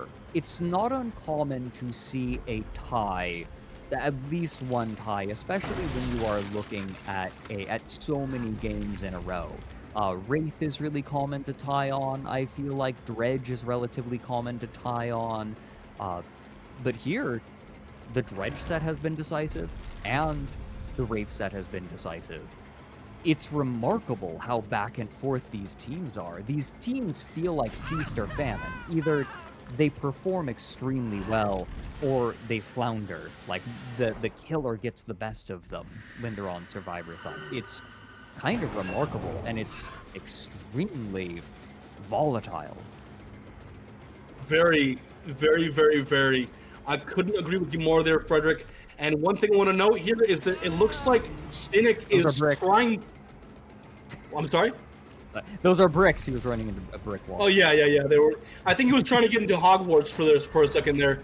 But it looks like Cynic is trying to make outs happen. They're trying to get more generator completed. And, 3v1 looking pretty strong against Dredge, like every other Dredge match you've seen. 3v1 is very deadly, but at the same time, like Cynic is working their way towards getting all 5 generators completed. If I'm Cynic, I'm like, can we get a 4K 0 out of this? Can we get outs? Because, I don't know, Dead by Daylight, there's just something in it that makes it tilting, right? Angels did a phenomenal job bouncing back after what, for most people, would be a profoundly tilting trial. If I'm Cynic, I say, you know what? Maybe we can tilt Ward, right? Like, let's get some outs, right? There's just something about this game that's tilting. Oh, but they're competitive players, and that changes nothing. It's still Dead by Daylight. It's this is kind of what casters talk about sometimes in DBDLeague. Nice stun. This is what casters sometimes talk about in DBDLeague, right? Is gaining momentum. Like, Dead by Daylight is a very momentum-heavy game, right? Like, morale is a significant factor in this game. It's fun to look at the game objectively, but at the end of the day, those are humans behind those screens. Exactly, yes. Well said, Fredrik. I mean, that's something to really take note of as well, because, I mean, losing and winning, it can really play a toll on your mental, and, especially going forward in future matches. It can really do something to your mental, whether you win or lose. You can either ride the high of your last win and feel really good about yourself, or you could be beating yourself up and thinking, man, why didn't I just do this differently? Or why didn't I just do that? It can really do something to you. But right now, we're looking at Cynic taking the win after they lost the last few sets, and now they're looking pretty healthy in terms of going forward. I was a little bit afraid that they were going to be taking a loss after loss and looking down the barrel of losing this entire matchup, but it looks like they're really recovering from that. Yeah, and something important to note is that Oracle 3-0'd them in the group stages. They are punching back hard in this one, right? Like, I saw those numbers, and I immediately thought to myself, okay, this is Oracle set to lose, but Cynic have been kicking ass. They've been doing really well, and I'm excited, right? Like, we have a couple of really fun killers to watch coming up. I feel like, and Myers is a pretty simple killer, but we got a really good match out of this. I'm spoiled. I feel like every set that I've cast for DBDLeague, I'm a fairly new face here, and every game that I've gotten to cast has just been awesome. It's so much fun. Yeah, and I love that for you. I feel like, it's been pretty similar for me as well. A lot of, pretty much every single match I've casted as well has been really, really entertaining, and I'm so glad I got to be behind the desk and actually casting it. That's been quite the present for me, I'd say, in terms of casting for DBD League. It is a really nice privilege.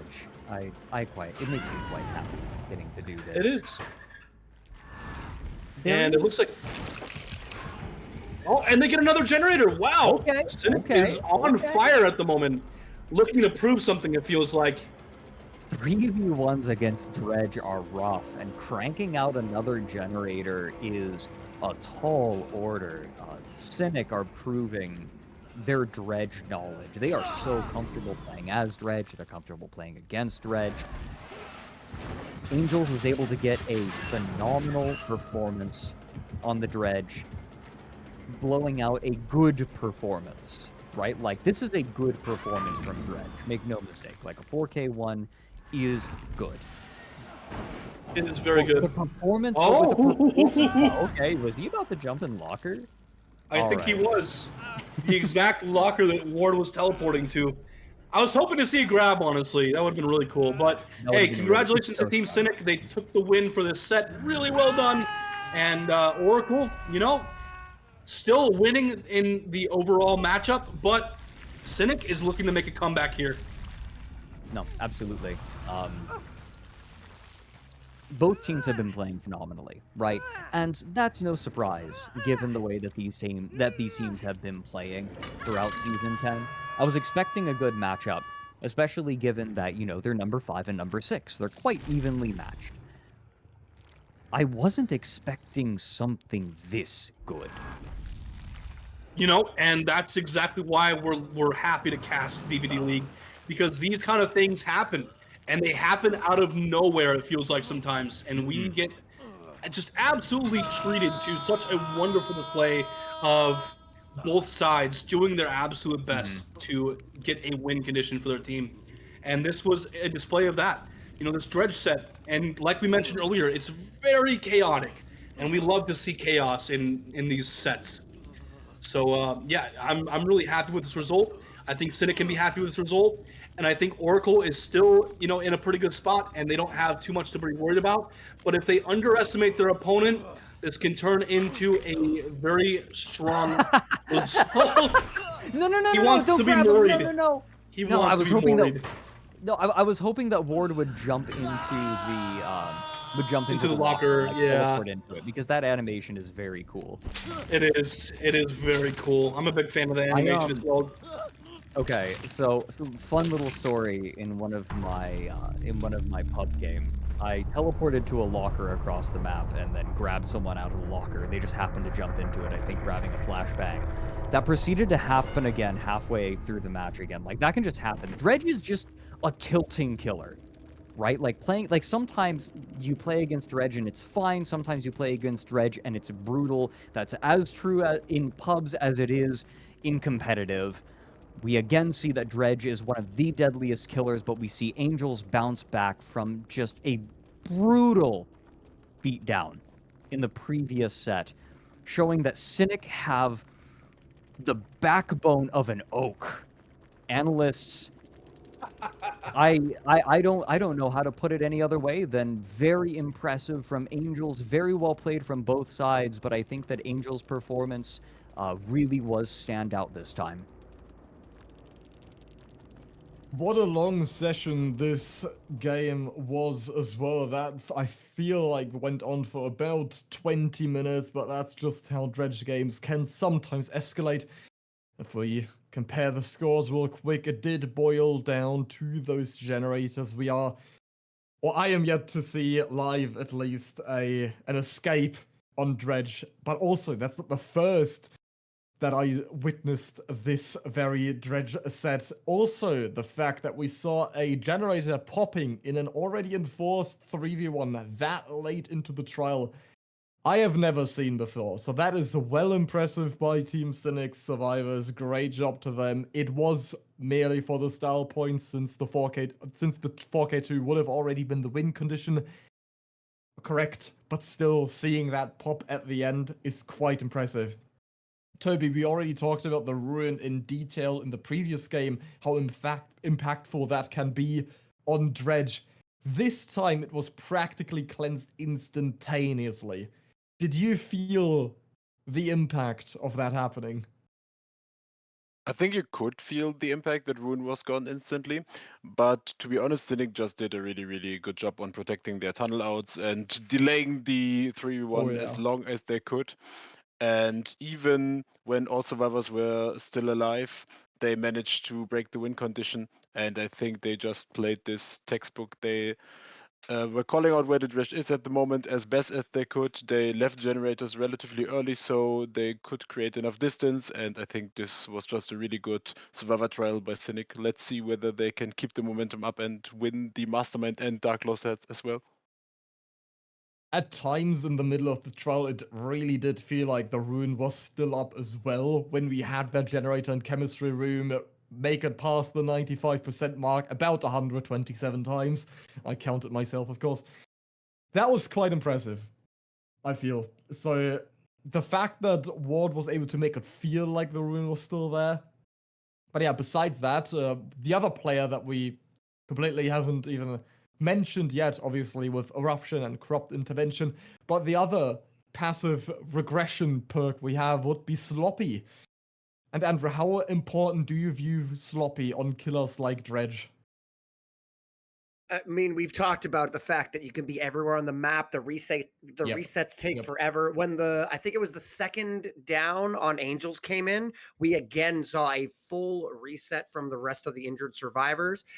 So definitely impactful. It's interesting going back to the Ruin. Ruin popping means that you don't get that passive regression, but Ward did a really good job applying Eruption as a backup plan. And you saw a few times where you get during that kind of touch and go point when we were still trying to crack that second generator to get us to the 4K3 to the 3 situation. When we were trying to crack that and not lose the game as Cynic, we saw a down come in, and then, oh, look over there. There's an aura of someone on one of my kicked generators, and suddenly we've got 2 slugs. So Ward was able to unfortunately lose Ruin, but did the best they could with Eruption. And then, like you just said, Sloppy Butcher makes it so that you basically got to work injured. So if you're injured and the killer can teleport over to you in a moment's notice and has your aura, you can find yourself into trouble. So really well played by Ward, but exceptionally good job. Tobi said it. Keeping Angels alive long enough that they could get the generators done before the tunnel out, that was definitely the game changer.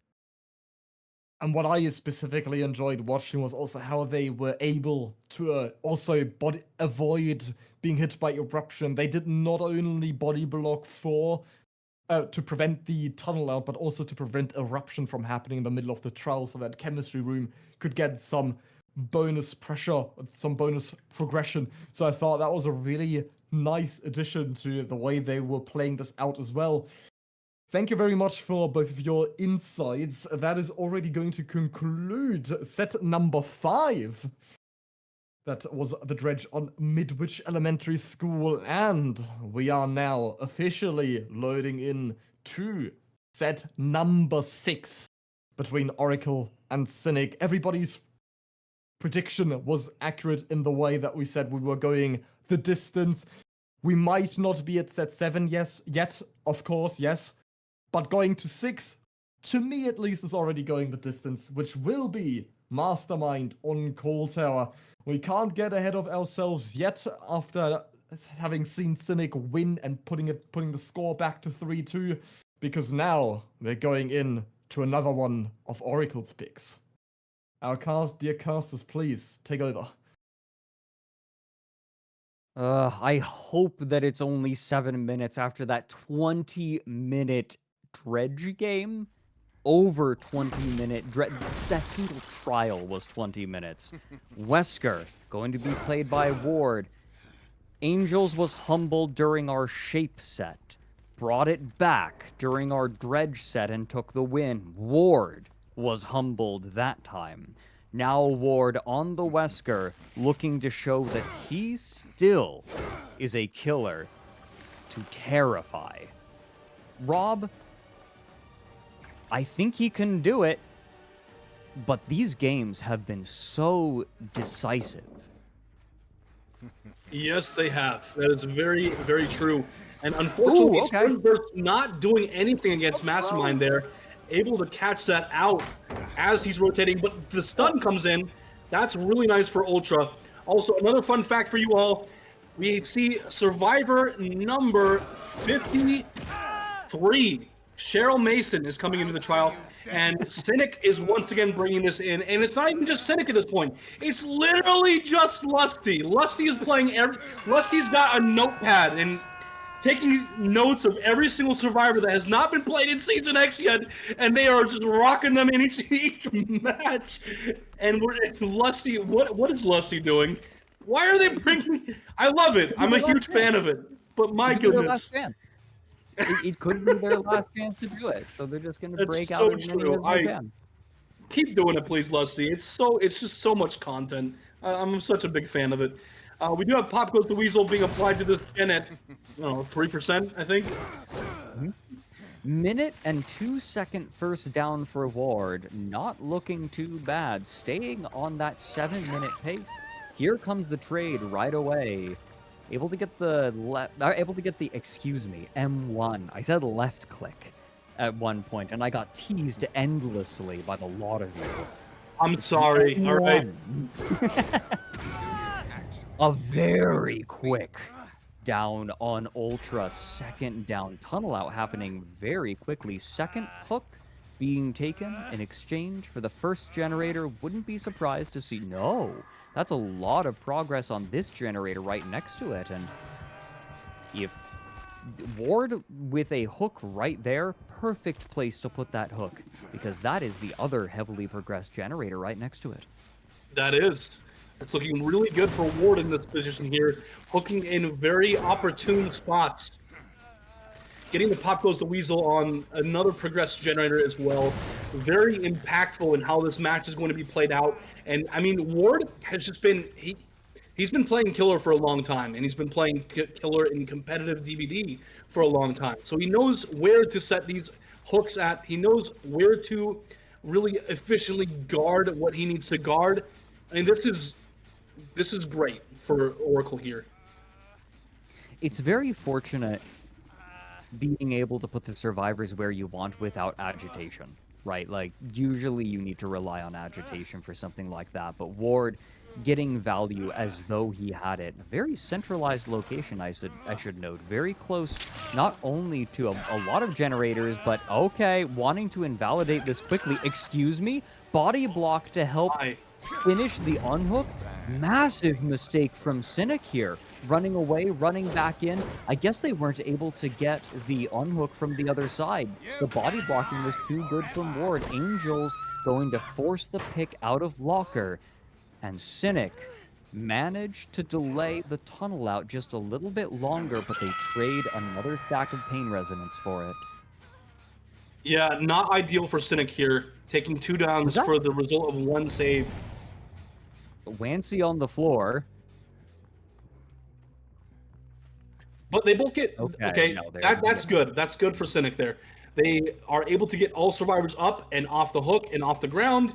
That's good for Cynic. They were in a very risky position there, but were able to recover from that. But we do see 3 different injuries on the board. No Sloppy Butcher, so those can be dealt with quite quickly. We are suspecting someone's in the basement here. Interesting from Ward here. It's not too uncommon for a survivor to go to the basement, maybe looking for a med kit or whatnot. But yeah, nothing there at the moment. You can't. DBDLeague does not allow you to open chests. Okay, this is a really interesting position. Ultra's in an awful catch-22 right now. Ultra is on Death Hook, but also has maxed out infection. But if he cleanses the infection, then it's going to reveal his location. That is just awful. There is no good choice. Angel injured, found out and caught, runs to the comp corner, but only offers another hook stage very quickly. Yeah, not the best position for Cynic to be in at the moment. Ultra is now going to spray. Right? Ultra's on Death Hook, right? I'm not crazy. Yes, I believe he is on Death Hook. Yes. We do see Angels. Yeah, Angels is also now on Death Hook, and we do see a generator being progressed at around 75% by Lancy. Lusty just now starting a generator as well. Yeah, it's looking very difficult here for Cynic.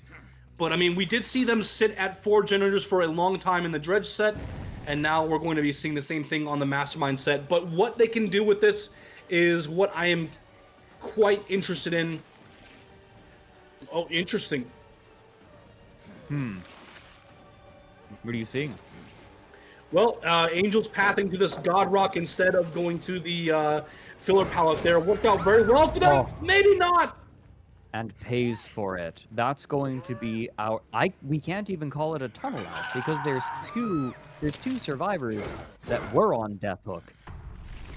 And that's just the first death, period. Ward already looking very good right now. Gets Pop Goes the Weasel on a very progressed generator. Has another survivor on Death Hook. The only thing that Cynic really have going for them right now is the fact that no one is injured. But with only 1 generator completed, Cynic is looking down the barrel of elimination. Yes. It's getting very dangerous for Team Cynic here. They are in the 3v1. Also, another really fun fact, thank you so much to Tobi, our stats analyst. This was Angel's 99th total hook this season. And it might have been his last if Cynic loses this set. No. No, if only. Wancy and Chase.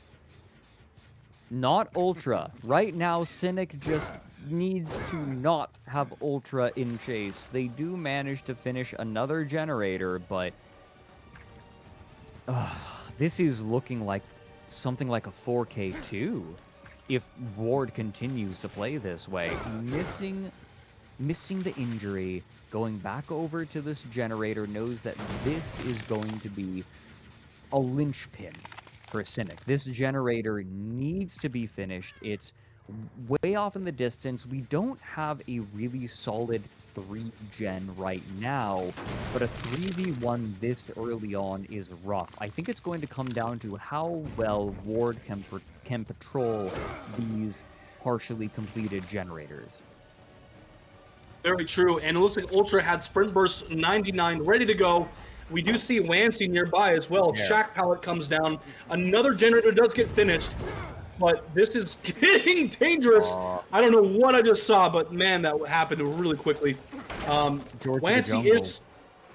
Yeah, it was something like that, right? Wancy is going to live to see another loop, so that's good for them. And, you know, we're... All things considered, Cynic is not in a terrible spot at the moment, but not a great one either.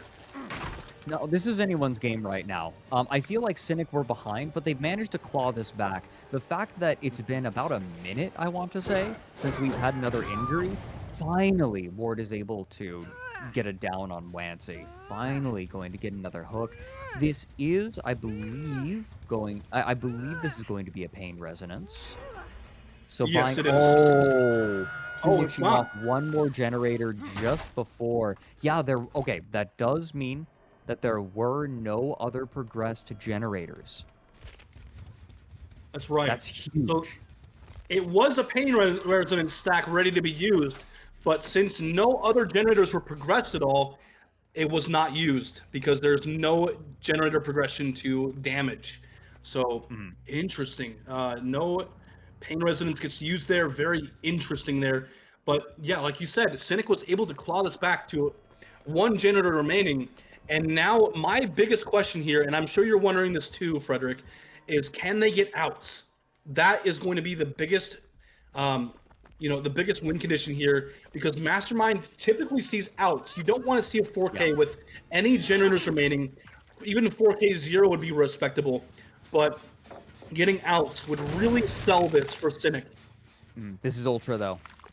This is definitely Ultra. They had Ultra off in the corner trying to finish off this generator because if Ward actually takes the chase against this Death Hook survivor, then it's another, it's a catch-22 for him.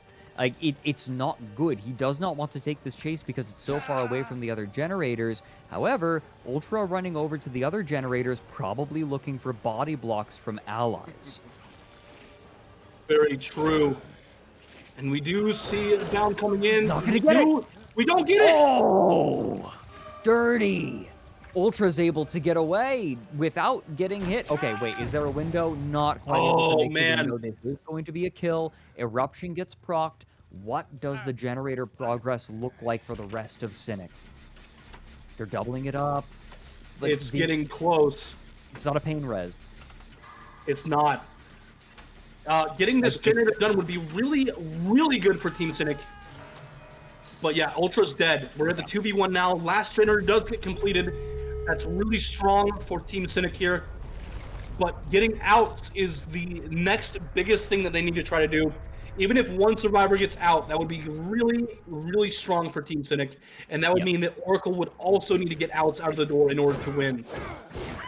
Clancy is the target, gets thrown, doesn't hit anything, but is thrown. Okay, is thrown into... Okay, there's nothing. Never mind. Clancy is the preferable target, but I think that Ward wants more. Ward wants a 4K 0 and does find the survivor. Not fast enough. That is going to be 3 stages making it out the door. Wow, you do not want that on a Mastermind set. Getting a full fresh hook survivor out of the door is really nice for Team Cynic. What a play from them. That being said, now Oracle needs to get 4 stages out of the door. They cannot let that happen. They cannot let this win come in for Team Cynic, because the next win for Oracle would spell the overall win in the matchup.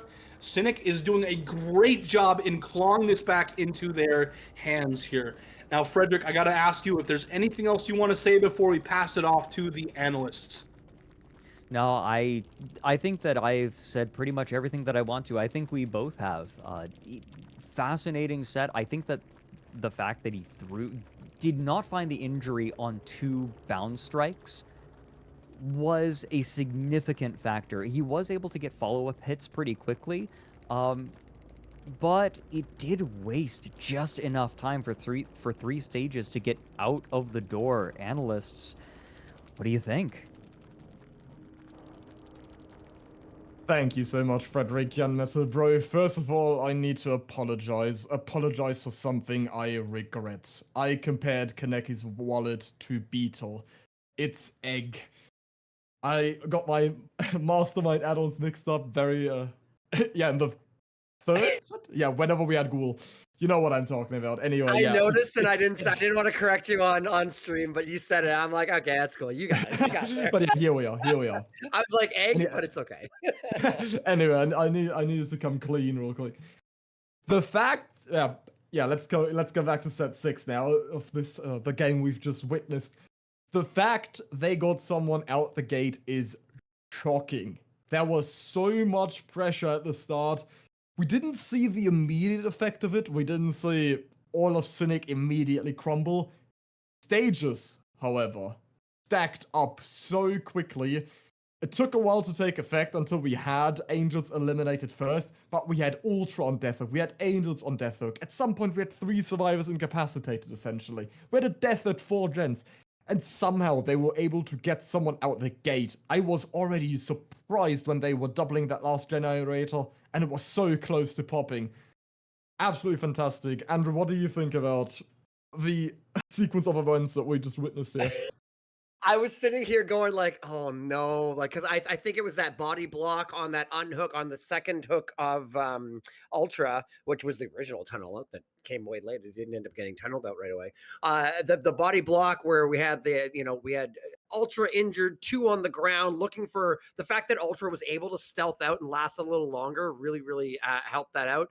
And then we changed to tunneling out Angels. Like.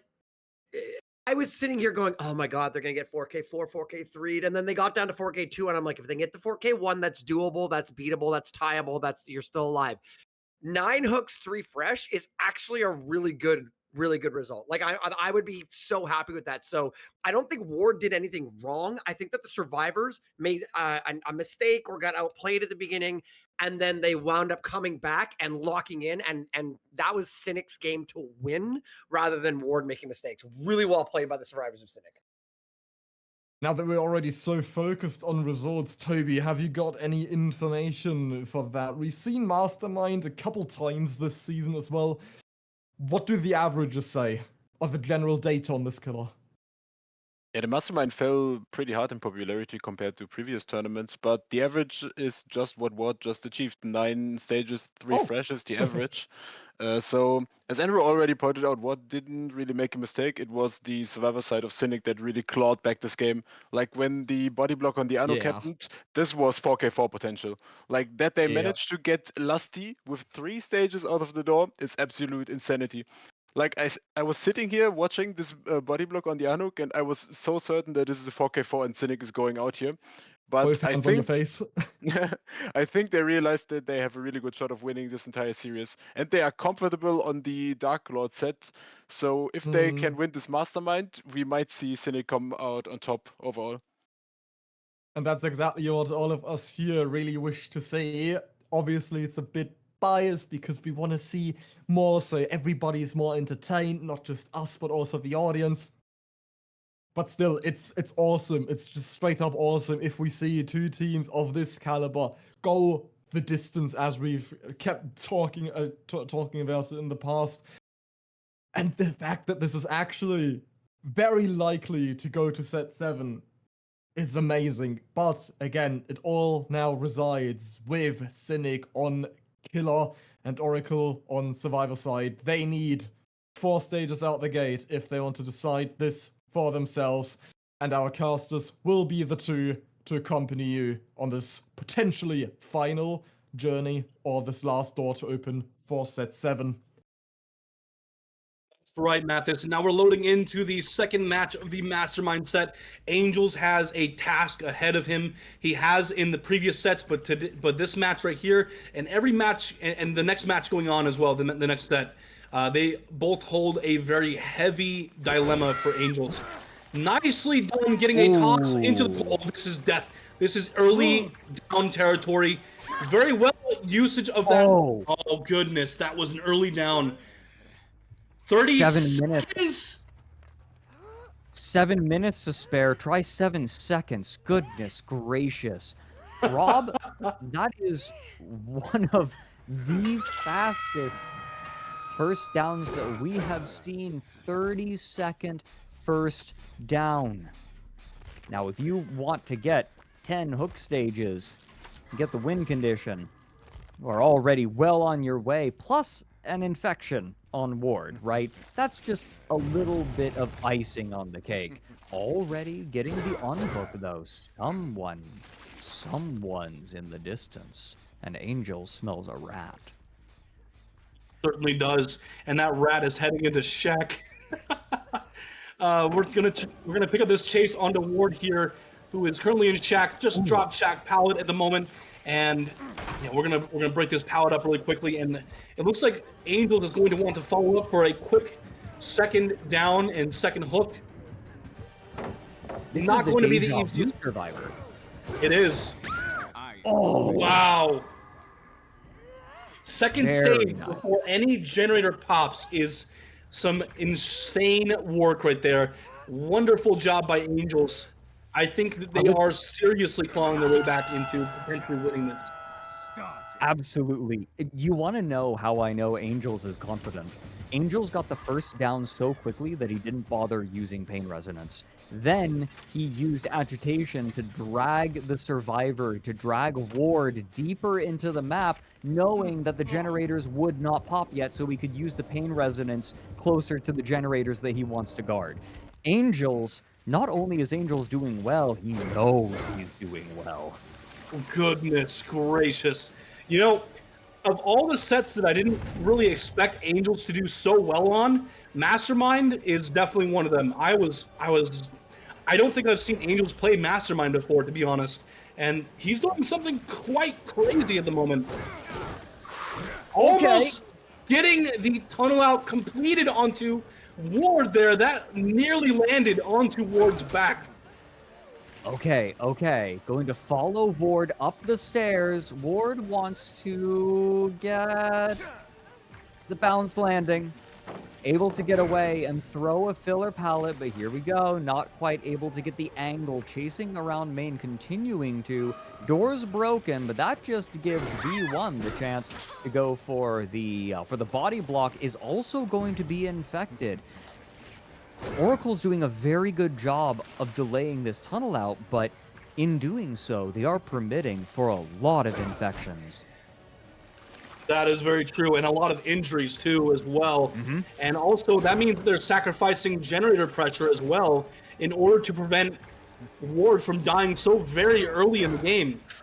Oh no! Okay, that could be the turning point of this game. Forced to break another door in main.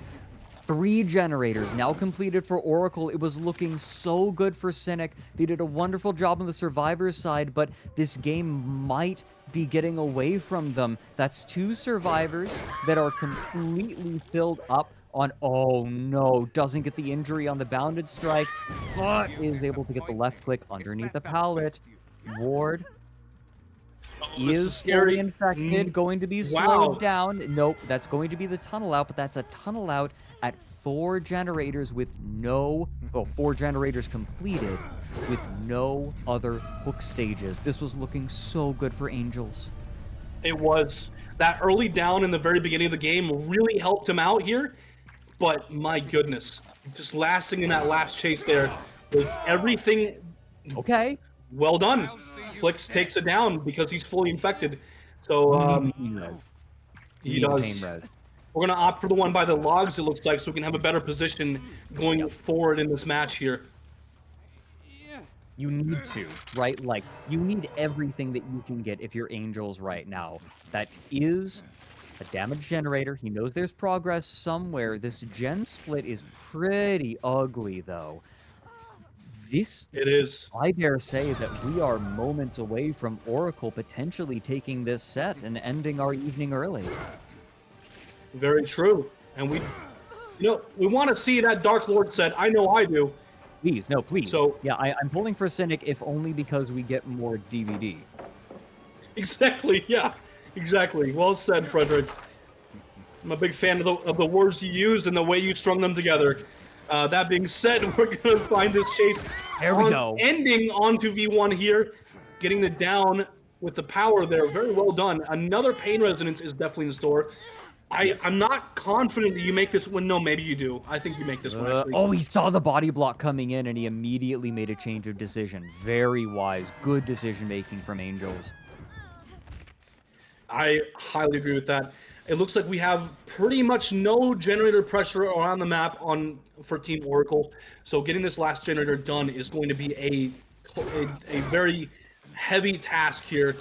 We do find our chase onto Cartney, the last healthy survivor of Team Oracle here. It looks like we're going to opt to try to get an injury at the very least while V1 hangs on a hook off in the distance. Okay, baits the bound, but Cartney's in the corner. Flix is at full infection. Cartney just says, okay, get me out of the corner. I'm done. Nobody puts Cartney in the corner. But Angels, he's struggling to close this out. There we go. Able to get the mind game. That's going to be the last stack of pain resonance for Angels. No, like, what other slowdown? Like, he's going to need to play out of his mind right now. He still has Eruption, but applying Eruption, like, Eruption isn't as consequential as we might hope because the generators are all off in different directions. What just happened? Okay, that was an injury, got the grab right? on the V1. Yes, it was. It was. Okay, good. I was like, that was an injury, right? Cartney up on hook, V1 injured and infected. Flicks now the target of Angels' next chase. There's not a way so out much of anymore. This. Oh no! V1 revealed himself. My Angels goodness. has done an incredible job with these changes of decision. Wow. And taking it down. This is a. I think this is where we get the win here. This is looking very dangerous. You're gonna. Okay. No, this is a smart decision from Angels. I agree with Wesker. He's only delaying the inevitable. I think that Cynic takes this. I agree. This is looking very dangerous for Oracle here. They're letting Cynic really get back up into the potential for a win here. And, I mean, Cartney is the last hope of Oracle in this match here. Okay. What do you do? Yeah, Angels playing this very methodically. I've been very impressed with Angels' decision-making and clips him. That is going to be a 4K1 Cynic taking this to a final game 7 after being behind 3-1. Unbelievable play under pressure from Cynic. We are getting our Dark Lord set. Yippee! I'm a big fan of Dark Lord. I like watching Dark Lord set. I don't play him very much, but I love watching him in DBDLeague. It's an absolute riot, and I'm glad that we're going to be able to see that. So, yeah, now Cynic is looking a lot better. They're in a much better spot now than they were several sets ago. But yeah, things are looking a lot better for Cynic at the moment. Oracle has now a much stronger looking competitor against them at the moment. And now things are getting very spicy in this matchup. That being said, Fredrik, we're going to hand it over to the analysts unless you have anything else you want to say. I would love to hear another perspective on this heart stopper of a trial. Unbelievable play from everyone, but Angels giving me a heart attack. Analysts, please. Yes, thank you very much. This is our Inter Milan and Barcelona of the previous season of the Champions League. We are going into extra time, so to speak, looking at a 3-3, but sadly, there needs to be a 4. We had quite the interesting early game. I'm pretty sure that's the fastest, well, that is definitely the fastest down we had today.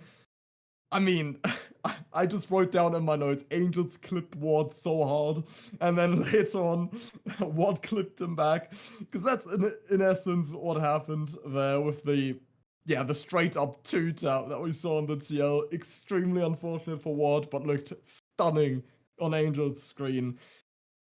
Tobi, I want to immediately throw this to you. What have you got to say about this match? First of all, the Mastermind trial by Angels was absolutely phenomenal. Like, he really played to his win conditions, he got this really, really fast down and snowballed off of it, and then he caught V1 off guard when he was turning around, where V1 was standing next to boxes, what ultimately won them the game. And now we get into pretty interesting territory, because we will see the Dark Lord. To be honest, we can already see who will be playing the Dark Lord. It will be Angels again. I expect Ultra, to be honest, because Ultra's Dark Lord was the one killer that he was performing really, really well on. In Winter Circuit, he was mind-controlling teams left and right to give him a 4K on 3 generators standing. So I hope Angels can take the hype out of the previous matchups and take the energy and pull everything into this last Dark Lord trial. This will be our final set no matter what. Yeah, the way you describe it, it sounds like he's pulling up his ability sheet like Vecna and selects mind control. I'm really curious to see if it ends up being Ultra, but most likely not, which should, however, be for a good reason. If they decide to go with Angels, in some way, that means you ought to be able to one-up Ultra in one way or another. I'm curious to see that in the upcoming trial as well.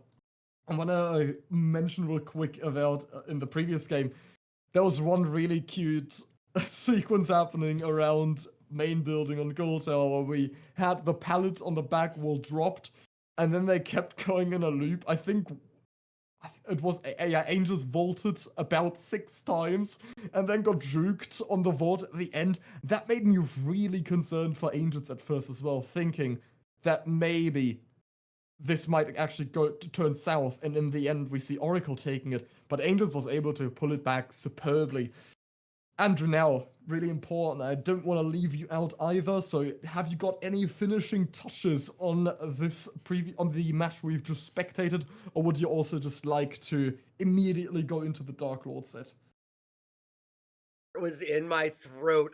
That exact part when Angels was trying to finish the tunnel out on Ward, right before we got to main, we had just barely missed the double dash coming around Water Tower.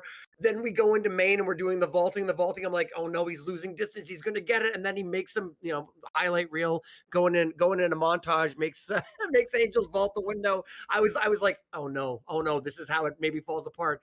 And then when we got that, and then it all went together, I was like, listen, I wanted game 7. I want this to go the distance, and I was like screaming in my chair, so excited with how that went down. It was touch and go, pulled it out, and it wound up going there. I'm done yapping. We're going into the Dark Lord Dracula to finish off the day. Mathis, I'm locked in. I'm super excited.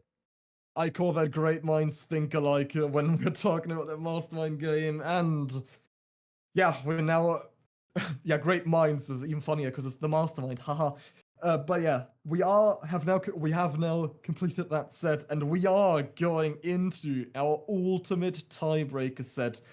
The Dark Lord again should be Cynic's advantage as it is their pick, but anything can happen. Please take it away, our lovely duo of casters. This best of 7 going all the way. This has been a showstopper, a barn burner of a match. Each single match has been decisive all the way through. Both teams have had their ups and downs. We've seen incredible plays from both of them. We've seen unbelievable misplays. And every single trial has given me a heart attack. Rob, I'm expecting much of the same. Angels is on fire in the latter half of this match.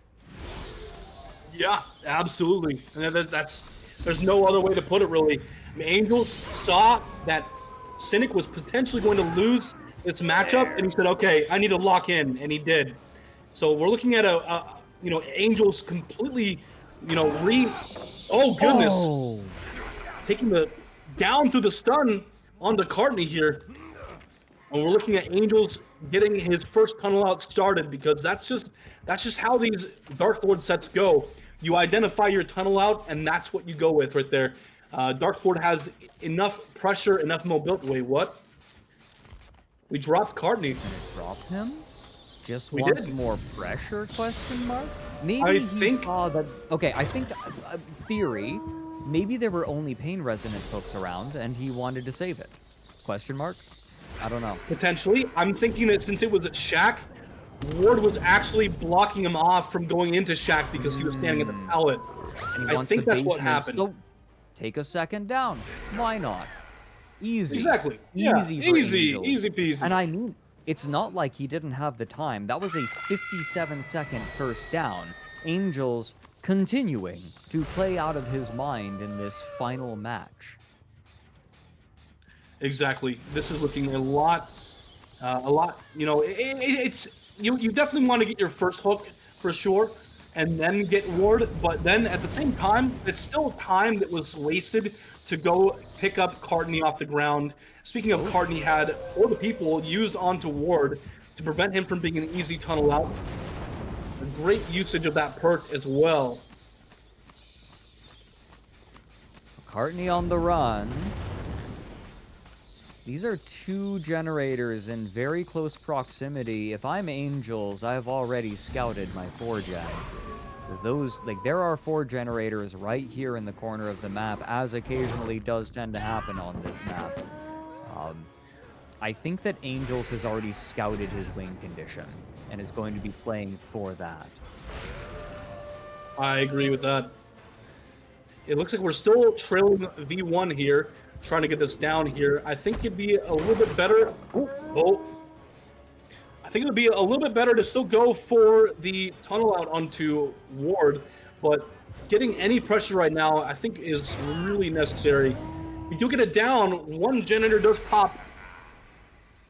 I don't think Angels cares much about that generator popping. I think that Angels figures I've still got plenty of time. I have my 4 gen. I still have pain resonance stacks. I'm not worried about anything else popping. Right now, I just want to get as many hook stages as possible and make it as dangerous as possible to break this fortress. Absolutely. I mean, that's exactly what we're seeing here, right? That being said, we do find the high progress generator. Getting Pop Goes the Weasel onto it as well. We have a basement hook. We're sitting pretty nicely right now as if you're Angels. That being said, we're going to scout around a little bit in the bat form, use our mobility a little bit to scout out and find maybe another hook. We do find Flicks here, tagging him with the puppy dog form. Something important to note, thank you, Analysts. There is not a single Scourge hook inside of the 4 gem that Angel seems to be patrolling. Oh, the split! Missing both of them. Work.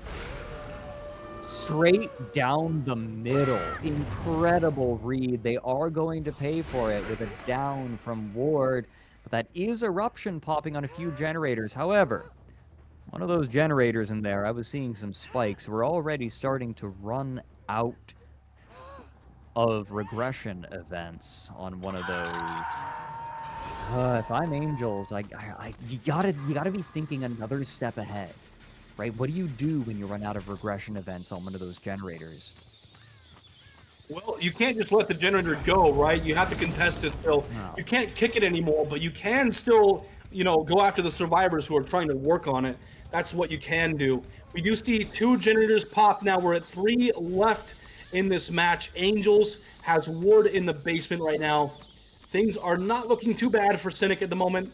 And I mean, honestly, this is still one of those points in time in the match where it can go either way, really. And it looks like Angels is going to come back. He is sensing that someone is going to be around for the save. He's going to go check basement to see if anyone is lurking around for the save here. He's really getting the feeling that someone's here for the save already. No, but that is not the case. Everyone's on no. gens. Yeah, well, one person was on a gen, and then way off in the distance, over around the completed generators, there was a reset, but they're not bothering, right? They're not bothering for the save. They recognize that trying to go for the save there would be terrible. They'd be fighting around where Angels is protecting his generators, right? They wouldn't... I agree with the decision from Oracle to leave Ward in basement. That doesn't mean that I'm happy about that decision, if that makes sense. It's the optimal choice, but it still puts them in a really rough position, even just on paper. 3 generators remaining, already have a tunnel out, and Angels is patrolling and regressing these generators very well. Yeah, exactly. And just barely missing the Hellfire there onto Cardney, walking away from this, pretty scot-free at the moment, and also dodging the pounce from the Wolf form as well. Very well played. Cardney has been on something different recently when it comes to looping. Yeah. Just lasting and chased for so much longer than he has any right to. Okay, another generator completed. Now I feel like the game really begins. What you're going to see happen is Oracle is going to get hit. They're going to run off into the other side of the map where the gens have already been completed, trying to buy space for the rest of Oracle to get progress on this 4 gen.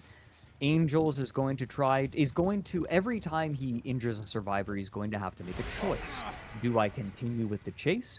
Do I turn around and go back and hold my gens? In this case, he's going to pick up because, as was kindly pointed out by our analysts in the background, there are no Scourge hooks in that 4-gen.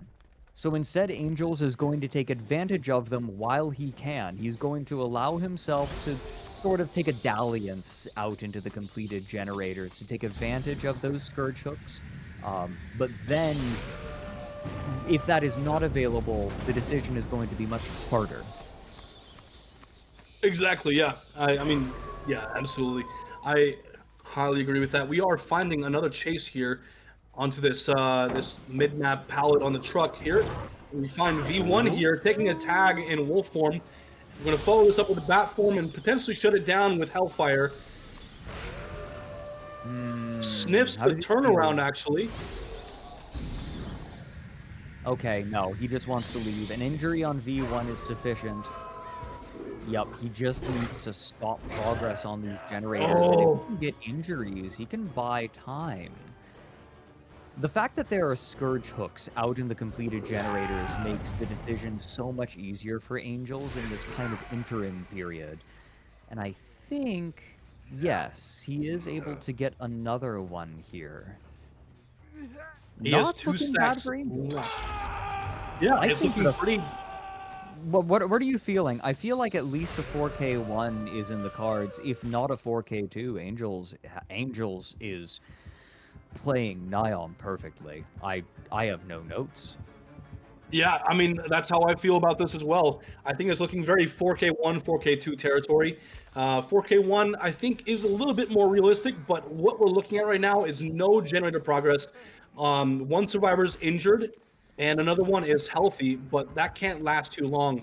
I think it's very possible that we do see a 4K2. Yeah, 4K2 is looking more likely to me as well. Angels has been playing better and better every single game, and this just feels clinical at this point.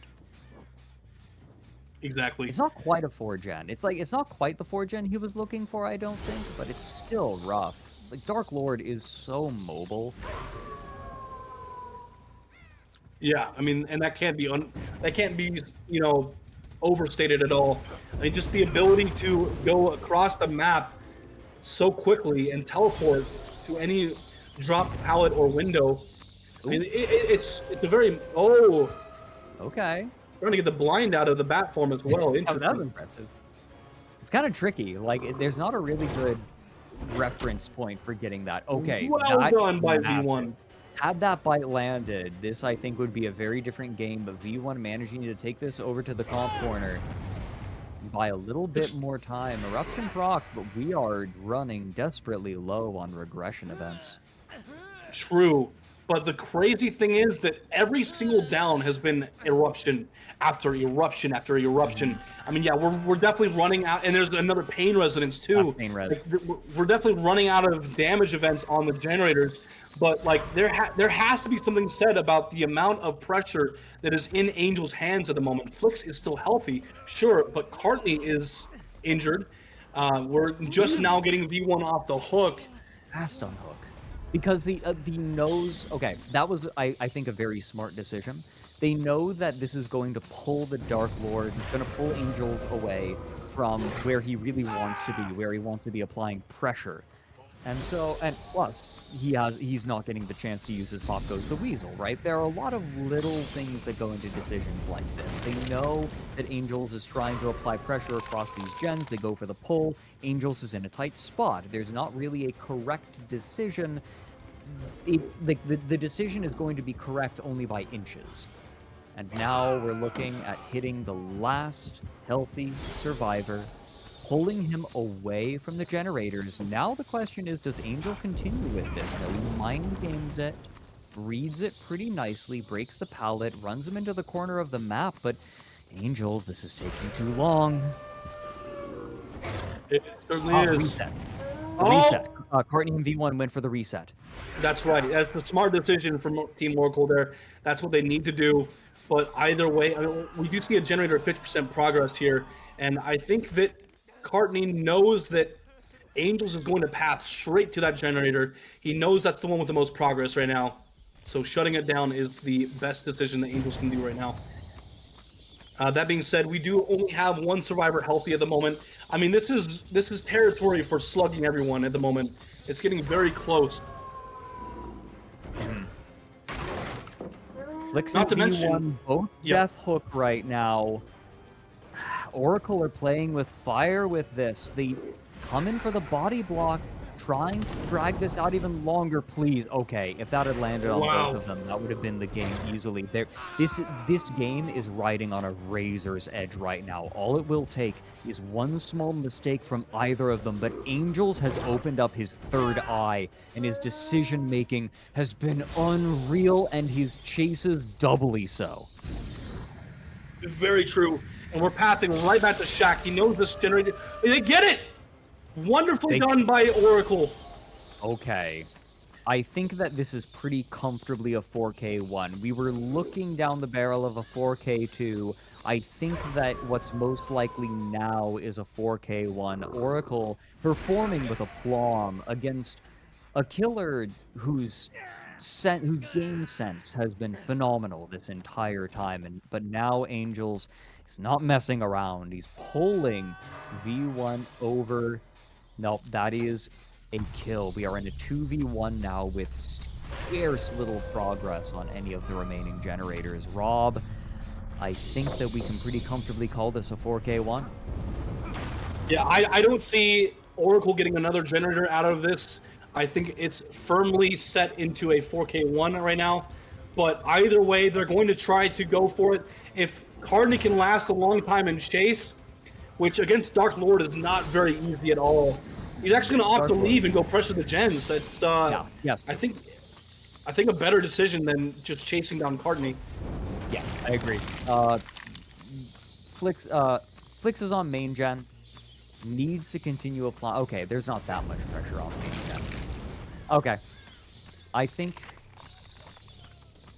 No, there's not a whole lot left, right? It's down to the wire. Angels has, I think, burnt all of the regression Hellfire on most of the remaining generators. Very good Hellfire. You're completely correct. Excellent work. Cartney, finally, I think that's the first time we've seen someone actually manage to crawl over that bugged window. A 4K1 will be the final results for Cynic on the killer side of the last set of the night. Oracle, if they want to force this into a replay, need to match the 4K1. 4K2 is going to be the win condition for Oracle. They have led this match all night. Only this match has it been even. This would be an incredible upset if Cynic can take this. It would, because I mean, the standings don't really matter anymore because whoever wins takes that spot, right? It's not so much about, you know, set wins, set losses, matchup wins, matchup losses. It's more so about who wins the current matchup. The point system doesn't really matter anymore. It's just about who wins, right? So with that being said, if Oracle can win this, they will take the number 5 spot away from Team Oracle, and Oracle will be eliminated. So, I mean, things are looking really strong for Cynic right now. That being said, they're still losing the current matchup, but they have a massive opportunity in front of them.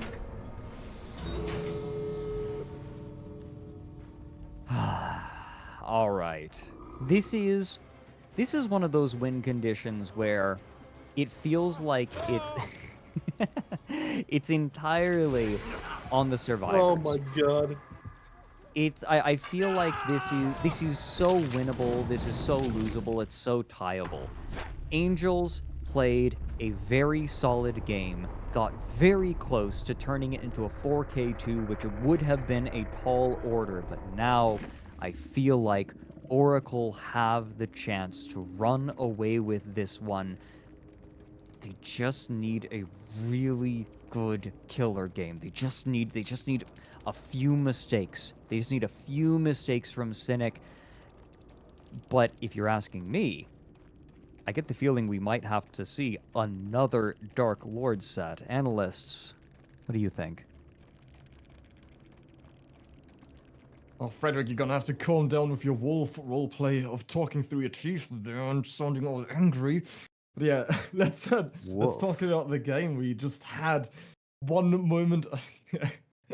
One moment that really stood out to me that I thought was both hilarious and really impressive at the same time was how Angels managed to miss both survivors with the fire pillar once they emerged from the basement.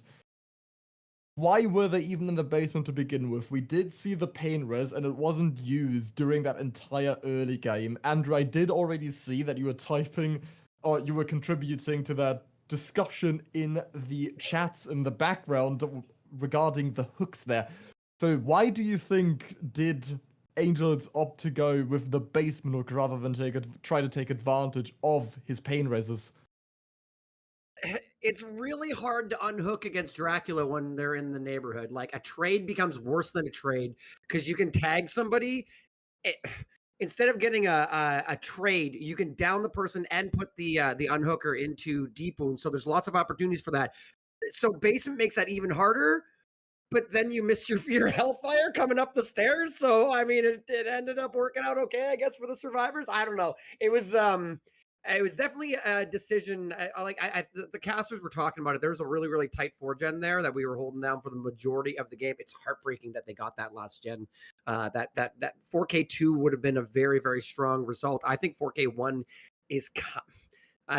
I'm cursing us now. This is a very tieable position. I would love to hear Tobi's stats on where we stand with Dark Lord, but I feel like this is a pretty standard, pretty normal result. Yeah, that's where I was going next as well. Tobi, please. Yeah, we are in 4K1 territory actually, but the survivors tend to get 5 gens sometimes, so it's definitely possible. Dark Lord fell in popularity quite a lot. If you remember the Winter Circuit, we were seeing Dark Lord on Family Residence 2 all the time. It was everywhere, even in my dreams. But yeah, 4K1 is the expected result for Dark Lord, but I think Cynic is really hyped, and they really want to end it right here. Yeah, we are potentially looking at the final game of today. It is very likely we will need to have Cynic pop 5 gens or vice versa. Need to see Ward 4K on 2. I already saw a couple predictions in the background that how likely it actually is to 4K on 1 again. Tobi, we have seen that result a bunch of times in the past, haven't we? Yeah, we did. 4K1 is one of the most common results. So we could be in here for a long time. I don't know if you remember our 4K1 epitome we had with Nurse Mathis a year and a half ago. I hope it doesn't turn into this one again. I do. But yeah, 4K1 is really common. Let's see how well what is prepared and what Angels, Ultra, Renzi, and Lusty have in store for us. Can I jump in real quick? I just want to say something because at the very beginning of the match, when we were doing our predictions, I was like, "Oh, I think Oracle picks it out right." Like, edges out at the in the end. It's going to depend on the beginning, and then Cynic went down 3-1, and I'm sitting here in my head. I just want to throw credit to Cynic for hanging into this. There were so many big swings in a lot of these matches. Obviously, going back to the Wesker match where it looked like they were going to get 4K and wound up getting a fresh out. And now we're sitting in a position where they have a really strong win condition coming in. They just got to finish all the generators. Win or lose, I don't like in every sport, if you go down 3-1, the odds of you coming back and winning a best of 7 is insanely low. I don't know what it is across the board, but I'm a hockey watcher and I know that the odds are like under 20% that you come back and win that. So, because there's so many elements and stuff. Obviously, DBD isn't hockey, it's not football, it's not basketball, but the fact that Cynic has gone the distance here, huge. And I just wanted to give them credit. That's all I wanted to say. Win or lose, it's all for fame. If anyone remembers, shout out to you. Yeah, we are getting really close to this now. I mean, it's a matter of seconds, so might as well hand it over. This is most likely the last in-between show. You will hear our 3 voices again for a minute after, if this ends up being the final game. But yes, without any further ado, I would just like to hand this over to the casters immediately so they get to set the tone for this. Again, potentially, sound like a broken record now. final match of today between Cynic and Oracle. We have indeed gone the distance. Thank you very much, Mathis. Really excited to be witnessing this potentially final match between Cynic and Oracle. We have another new fun fact for you all, and that is Lusty is bringing in yet another new survivor, that being Claire Redfield, really playing all the Resident Evil survivors today too. Bringing in Tuvaral as well from Rainbow Six Siege, and now to this match here, we are seeing Claire Redfield. Very interesting, record that Lusty is setting here. We do see Ward we have loaded in with Ward on the Dark Ward. Finding our first chase onto Angels right now. Ooh. And not landing a tag yet. It's interesting. No, bit rubber on that last lunge. He did buy rubber. Taking this over into the corrupted gems. I've noticed that neither Oracle nor Cynic are terribly shy of chasing into the corrupted gems, but they haven't been punished for it terribly much because the chases have been so quick. Angels right now chasing around, running into the comp corner, running around, honestly, one of the worst pallets in the game.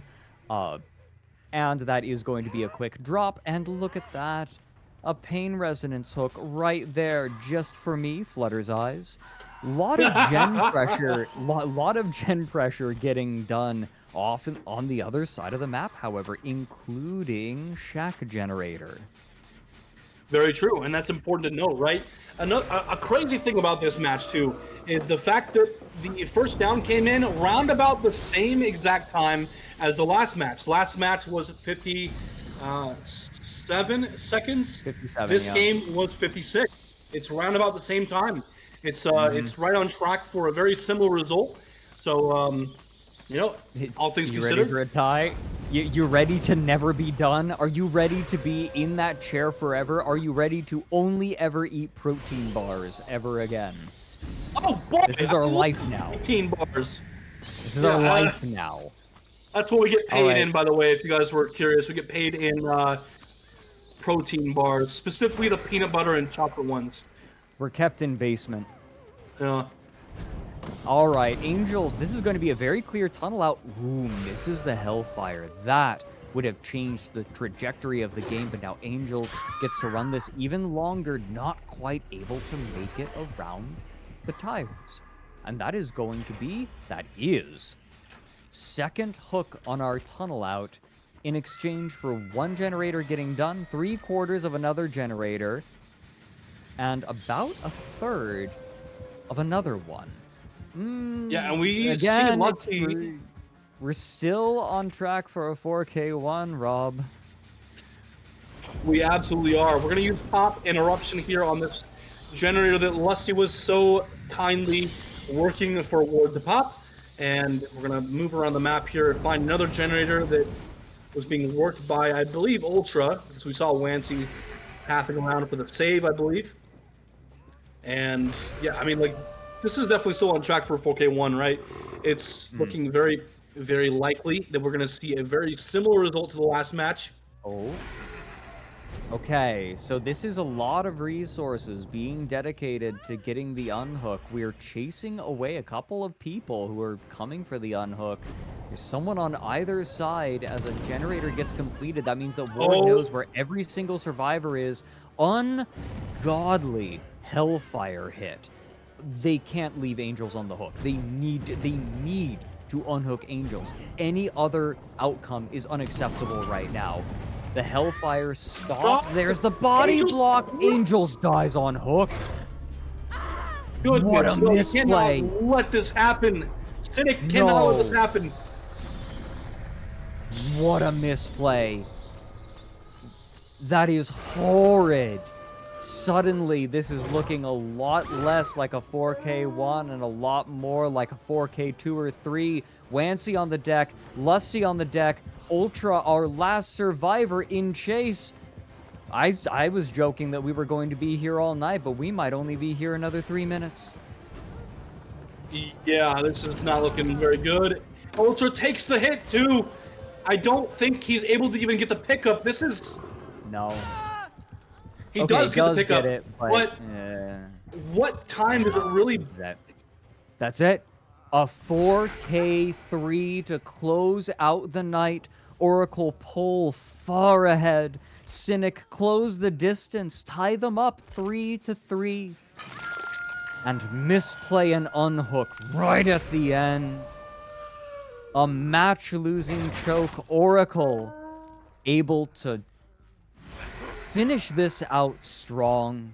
Strong decision-making at the very end. All it took was one choke. That's what you get when you pull out 3 games to 1 that early, right? You earn it, right? That it came down to one last misplay, but Oracle earned the right for it to come down to one misplay. Incredible play from Cynic to play from so far behind, and Oracle not going to give that last bit of ground. Oh, I think Ward went AFK, didn't realize that Lancey unhooked themselves. Uh-oh. There we go. Come on. Snoozing All for a close minute it there. out. Come on! What are you doing? What are you waiting for? Do it! What now? That was a terrible, Do it! oh god, that's gonna be in the VOD. It's a terrible Schwarzenegger impression. Just do it. Oh dear. Brutal way to lose. After such an incredible match, Oracle going to move on in the playoffs. And wonderfully done by Oracle for taking this very intense matchup in their favor, ending it on a 4-3. That is incredible work. Both teams played exceptionally well. This was seriously a match to die for right here. I can't believe that we witnessed the sets we did today. They were all just incredible. Honestly, Fredrik, is this how you saw these matches going down today? No, this was unreal. This was some of the most fascinating competitive Dead by Daylight that I have ever seen. I have to agree with you. Both teams had incredible moments. Both teams choked multiple times for some of the most entertaining Dead by Daylight that I've ever seen. This was some of the most fun I've ever had watching Dead by Daylight, and I got the chance to cast it alongside you, Rob. Thank you so much. That's it. Oracle takes the match 4-3. We will be seeing them again tomorrow, playing off against number 4, which is going to be Ariandel, yes. Thank you very much. It's always a pleasure to cast with you, Fredrik. I always look forward to our co-casting. It's always a lot of fun. The people seem to love it a lot, so I'm always looking forward to co-casting with you, my friend. I'm excited tomorrow for the matchup of Oracle versus Ariandel. It's going to be a seriously entertaining time, and it's crazy to think that Oracle has a humongous opportunity ahead of them going into these the final 4 teams here. That is really wonderful. But that being said, ladies and gentlemen, we're going to turn it over to the analysts to close out today's stream. Thank you so much. Goodbye, everyone, and good night.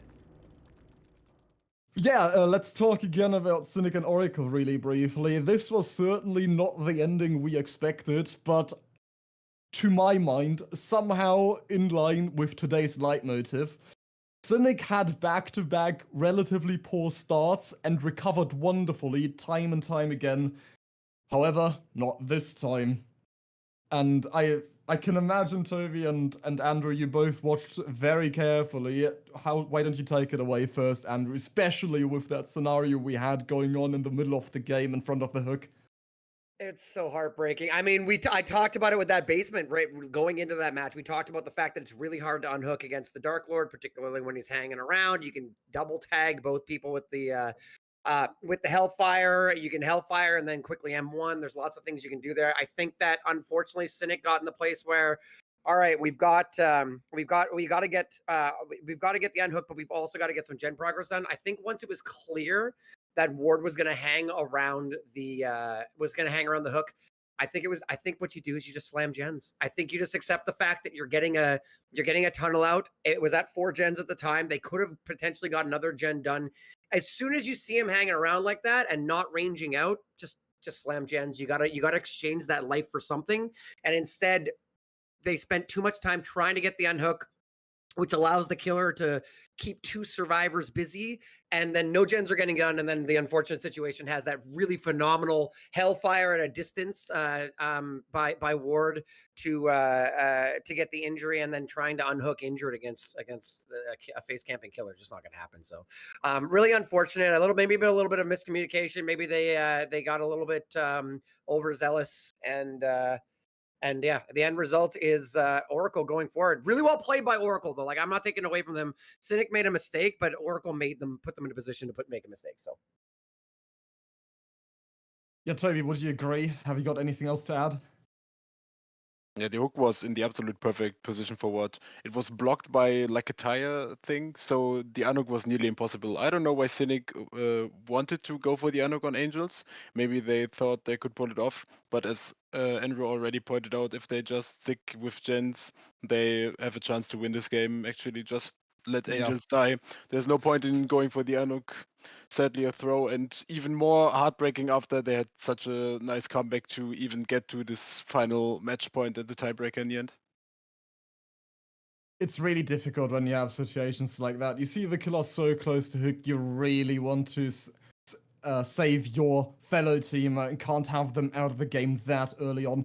We have seen Cynic go down 1 survivor so many times already today, where they've been forced to play this 3v1 out practically right from the get-go, and they've recovered so many times. I mean, just look at the Dredge game, really, because no one really expects to have another generator pop after a 3v1 has already been enforced, but somehow they made the impossible possible.